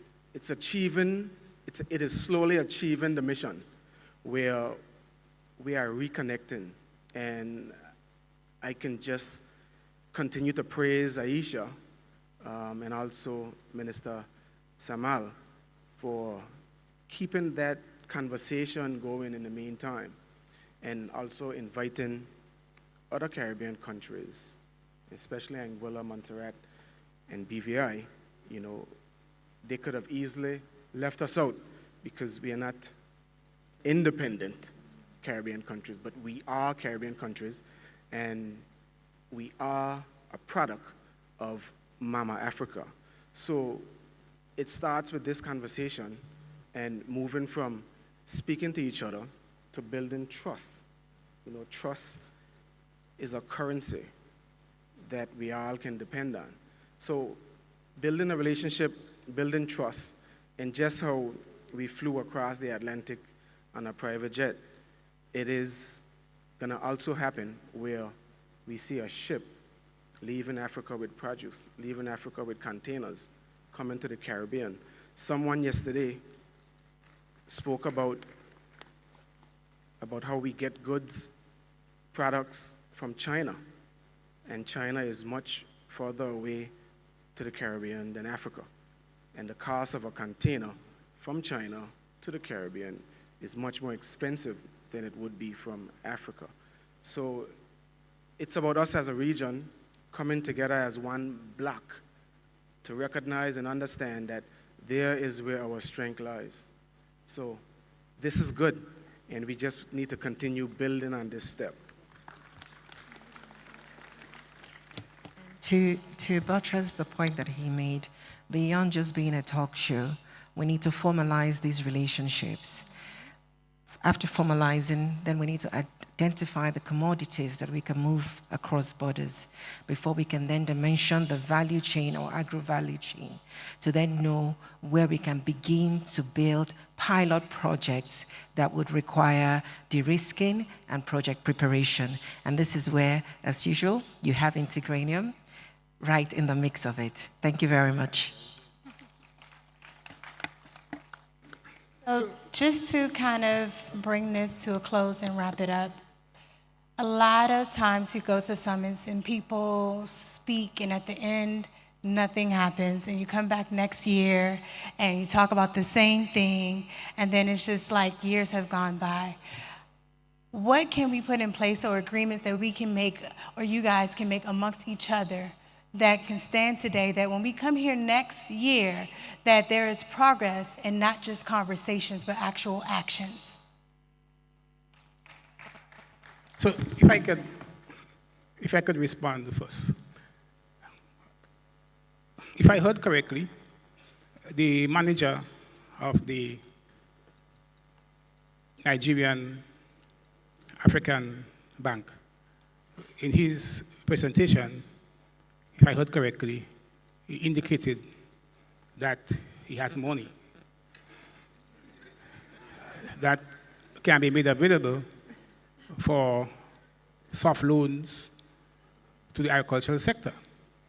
Yeah, and that sounds very nice indeed. So ideally, what needs to happen, and to put it in perspective with your question, we should move towards the Nigerian Agricultural Bank establishing a branch in the OECS. Yeah? Bring in, let us say, $30 million, $40 million. You start with that. Good.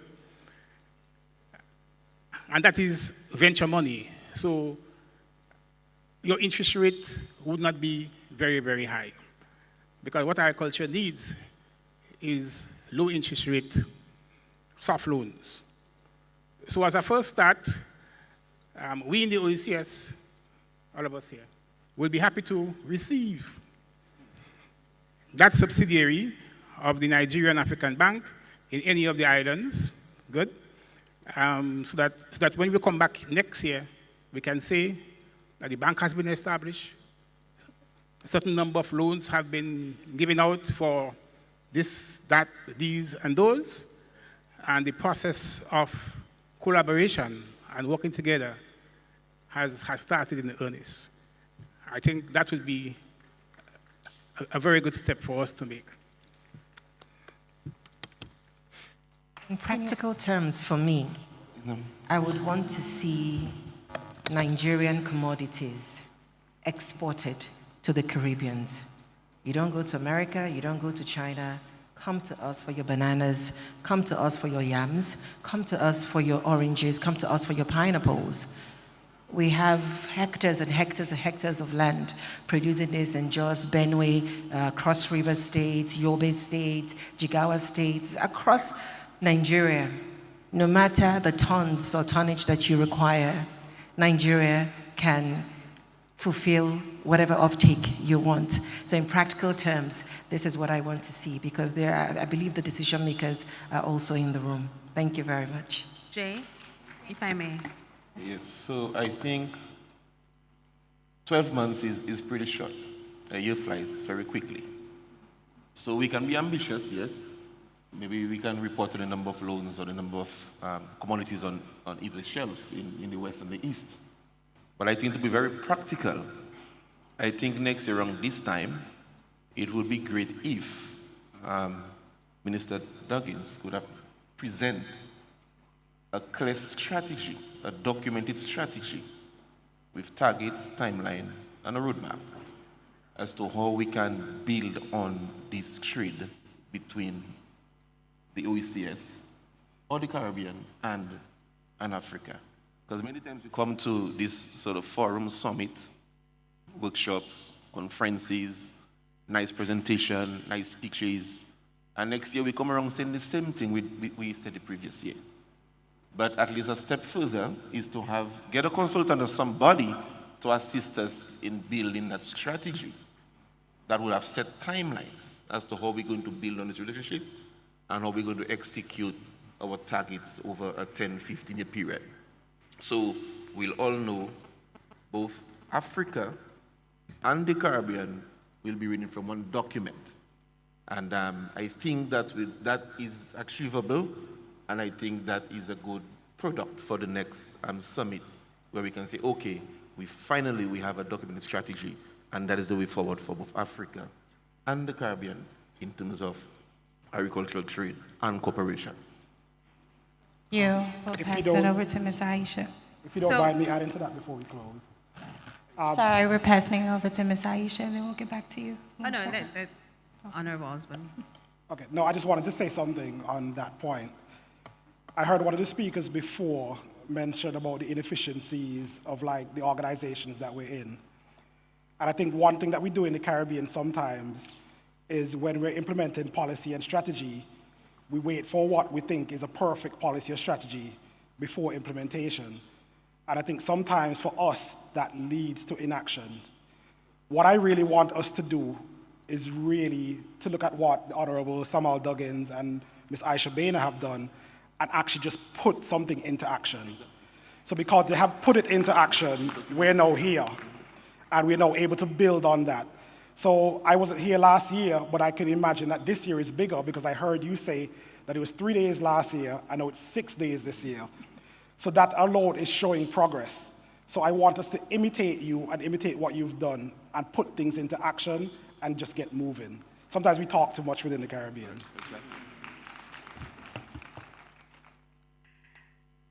So to add, I guess, some data points for everyone. Let me get up. So in the 8 months, and the reason why I guess I stopped at some point and said that my speech was getting too long was because if I tried to summarize all the work that's been done in 8 months, we probably would have been here until 9 p.m.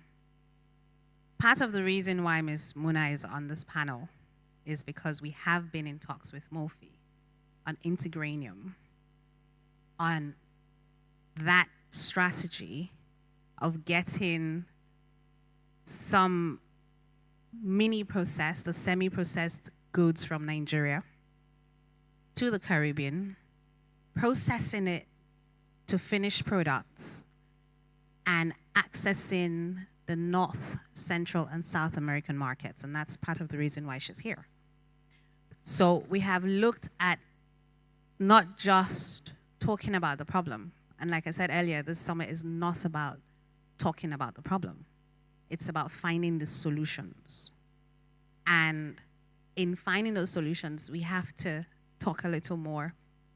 And we have narrowed down a few products and a few crops to cassava and some other grains, and even talking about how to process cassava to sorbitol and ethanol that's highly used.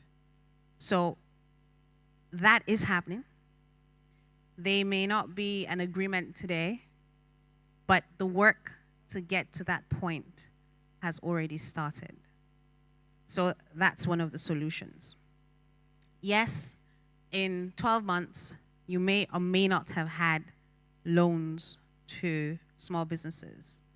But I think what is most important and makes me very happy, and that is key, is that the Bank of Agriculture has clearly said, we will work together to create an Afri-Caribbean investment fund.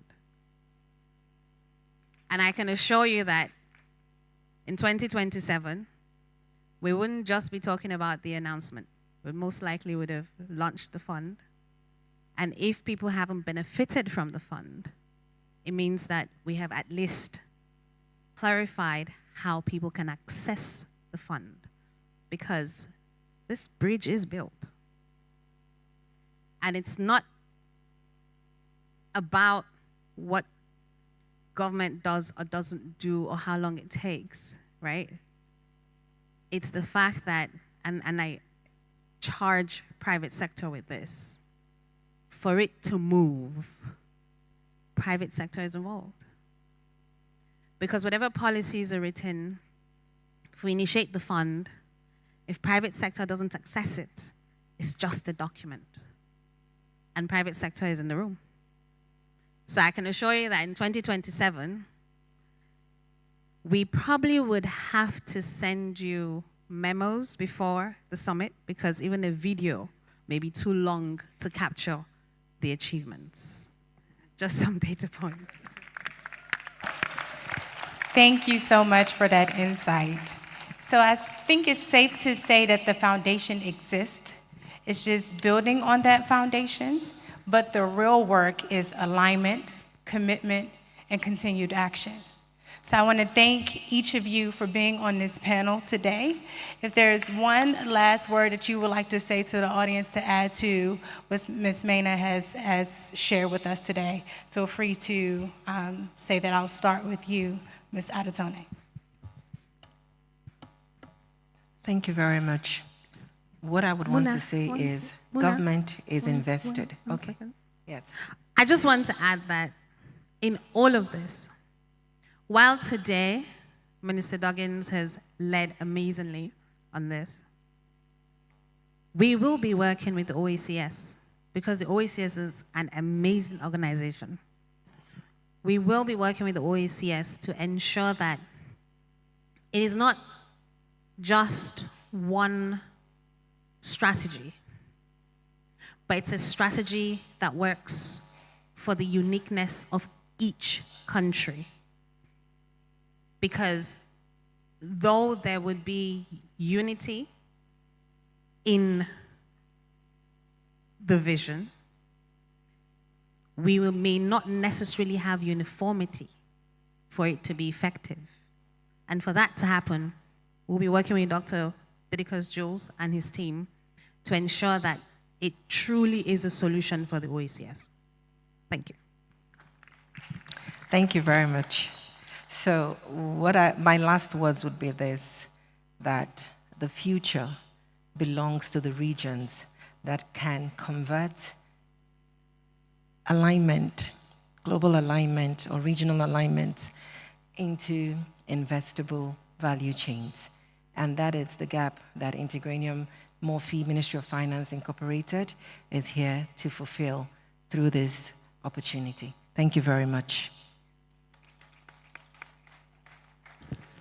My last words would be, we have unofficially started trade. On this trip, I would have met a tailor, and he would have made this outfit. On this trip, I would have met a lot of new friends. This is the first time that I've ever had a Nigerian number on my phone. So now we are connected. And I want to encourage everyone, the delegation from St. Kitts Nevis, to save as many contacts as possible, because that is also a way to bridge the gap. The tailor who would have made my outfit, John's outfit, he was busy for 2 days straight. So Aisha, you would have provided something for him. And if we continue this, it would provide opportunities on both sides of the aisle. So this has truly been an amazing, amazing experience for me. Thank you so much. So perhaps I should end by giving you my personal experience. The first time I came to Africa, I went to Mali, and I was in Bamako, the capital of Mali. And I walked through the streets of Bamako, and I felt as if I was living here all my life. The place never seemed strange to me. And it tells me that the history is correct. And now that I'm back again, I get that very same vibes, that I actually came from this part of the planet. And it certainly indicates that Africa, Caribbean, we won. And so I remain fully committed to working with Africa to rebuild what would have taken away from us for so many years. And I'm so happy that we can leave a Caribbean island and fly straight to Africa, across the Atlantic, without having to go to Europe. That to me is marvelous. And that's a message I will take, well, in part, I will take back home to my people and let them know. Because I heard one of our prime ministers years ago, Maurice Bishop, said that a plane can take off straight from St. George's to land in Grenada. I didn't believe it until I was on that plane from Basté to Abuja.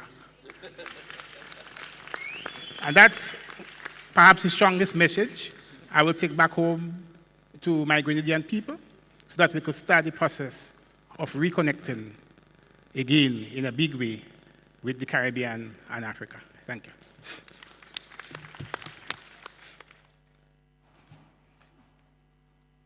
When I took my first step off the plane into Nigeria, I felt an overwhelming sense of pride and joy to be back in the motherland.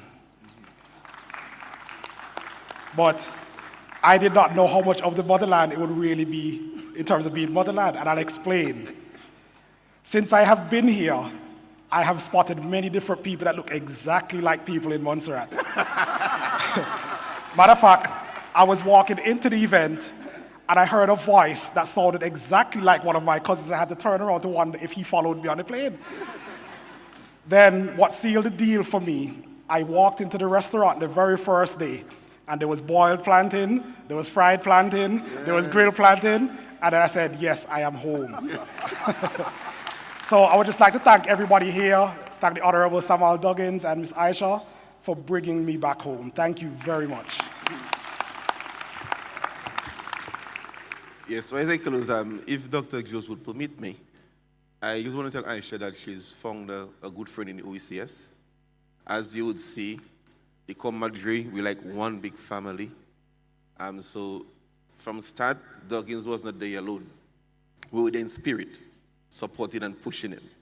Because at all our meetings, he would mention, the initiative with Nigeria. And we just want to tell him publicly we appreciate him and what he did.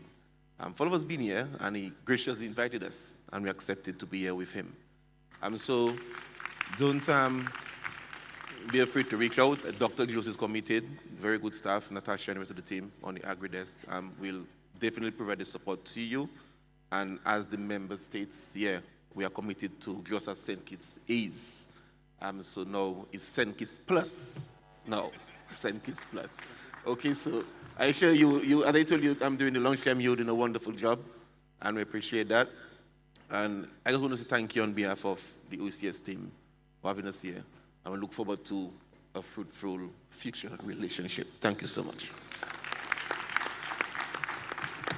This was an enlightening conversation. I want to thank you all for your time. Let's give our panelists a round of applause. Thank you.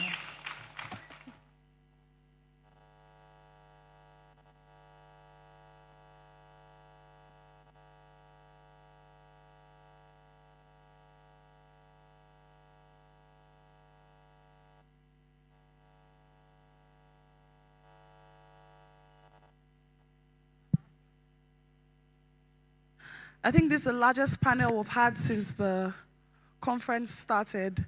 And indeed, the conversations were very robust. Please, one more time, a round of applause for our panelists. Driving food sovereignty through Afri-Caribbean connections and corporations.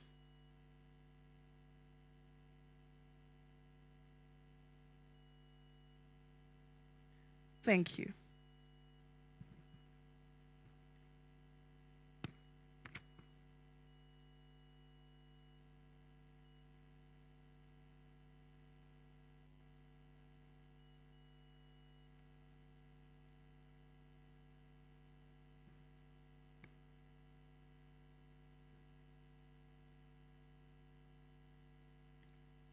Okay, so two things, ladies and gentlemen. I know a lot of us have attended conferences, seminars, expos. We have a lot of that. And in many of them, it's a lot of talking. And I'm sure the question on the minds of a lot of people present is, all this talking, all these presentations, all these addresses, would it amount to anything? I'm here to reassure you that the Aquarian Consult Afri-Caribbean Investment Summit is not one of those meetings. We will have sustainable change. Do you believe that? Good. Now that's one. Secondly, it's very important to note that no ocean starts as an ocean. It starts with little drops of water consistently to form an ocean. So have faith in what we're doing here today. Look at someone beside, tell them have faith. Thank you. Now, drums are believed to be one of the oldest musical instruments in history. Used in Africa thousands of years for communication, for celebration, and even sending messages across villages. When Africans were taken to the Caribbean, they carried rhythm with them. That rhythm later became reggae, soca, calypso, dancehall, and steel pan music. That same rhythm that beats in African villages now lives in Caribbean carnivals, and now, ladies and gentlemen, will be felt in this hall. Taking us further with an electrifying performance, let's make welcome Black Bones, Brotherhood drummers, and Spirit drummers as well. A round of applause for them, please. Are you ready to be entertained? All right.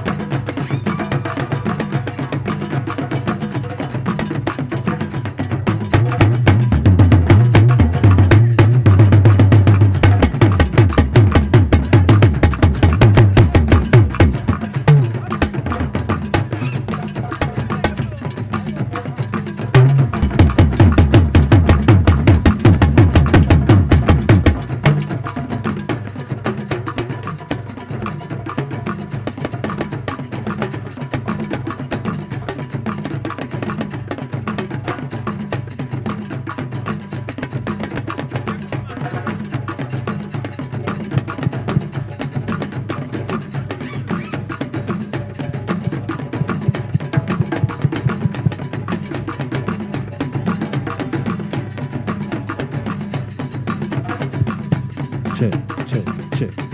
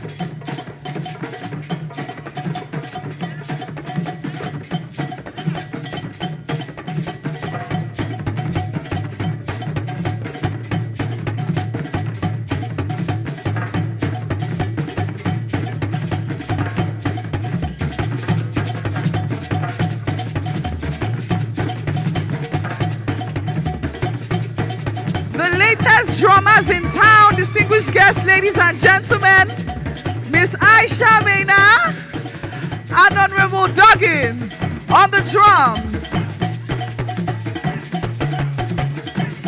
Look at that beautiful display.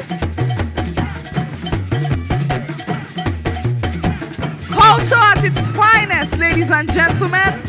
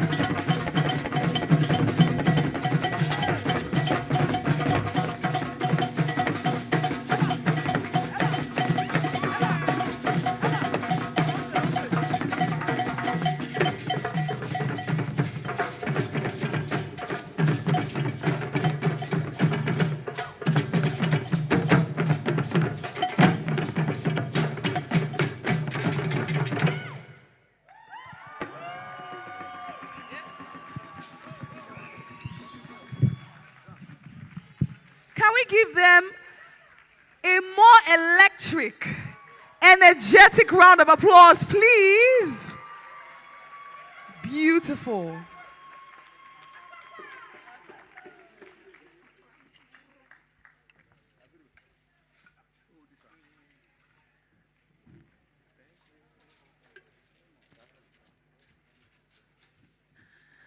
I think after today, the price of drums in the markets would go up because everybody is so inspired to drum.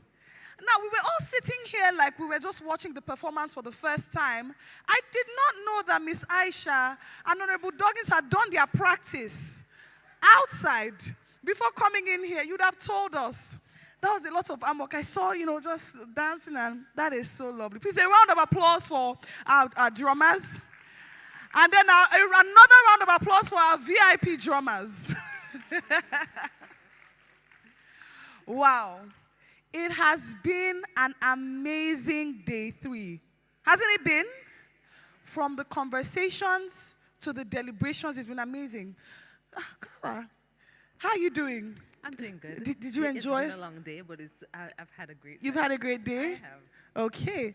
So did you enjoy the performance? I did. It was awesome. It was? Yeah. I'm sure you listen to Nigerian music. Here and there. Here and there? Yes. So who's your favorite Nigerian musician? Well, I can think of 3. Okay. Okay. And they have all been to St. Kitts, the St. Kitts Music Festival. Anyone who hasn't heard of it should come on over. Okay. There's Ira Star. Ira Star. There's David O. Okay. And there is Burna Boy. Burna Boy, okay. Yeah. Do you have favorite Caribbean actors? I like Sean Paul. Okay. I like Spice. Okay. Rupee? Is it the rope or the roop? Rupee, yes. Okay. Rupee, yeah. I wrote one down. Oh, Cole. So am I missing some? Cole! Oh, and Cole. I'm sorry. I was coming to you. You jumped. You were way ahead of me.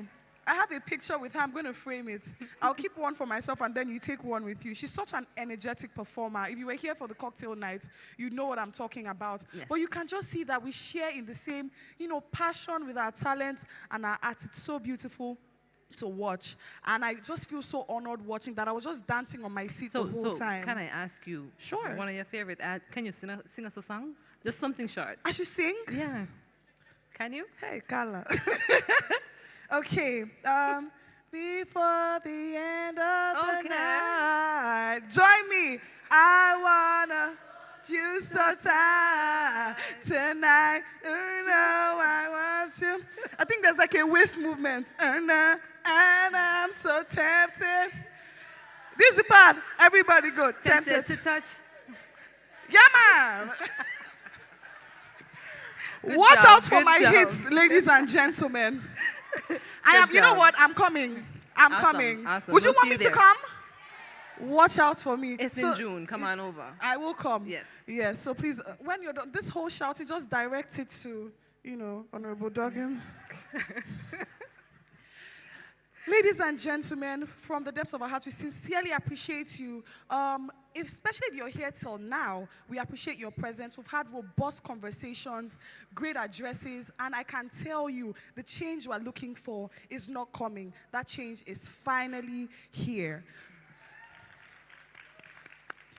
Tomorrow promises to be even better. We have more addresses, more conversations, more panels, and you definitely do not want to miss it. I believe there's still registration going on if you want to join in, and we'll also give you a brief of the events from day 1, day 2, day 3, tomorrow at the beginning. My name is Ave, the host. I'm joined with... I'm Carla Berridge. See you tomorrow. Have a lovely evening and good night.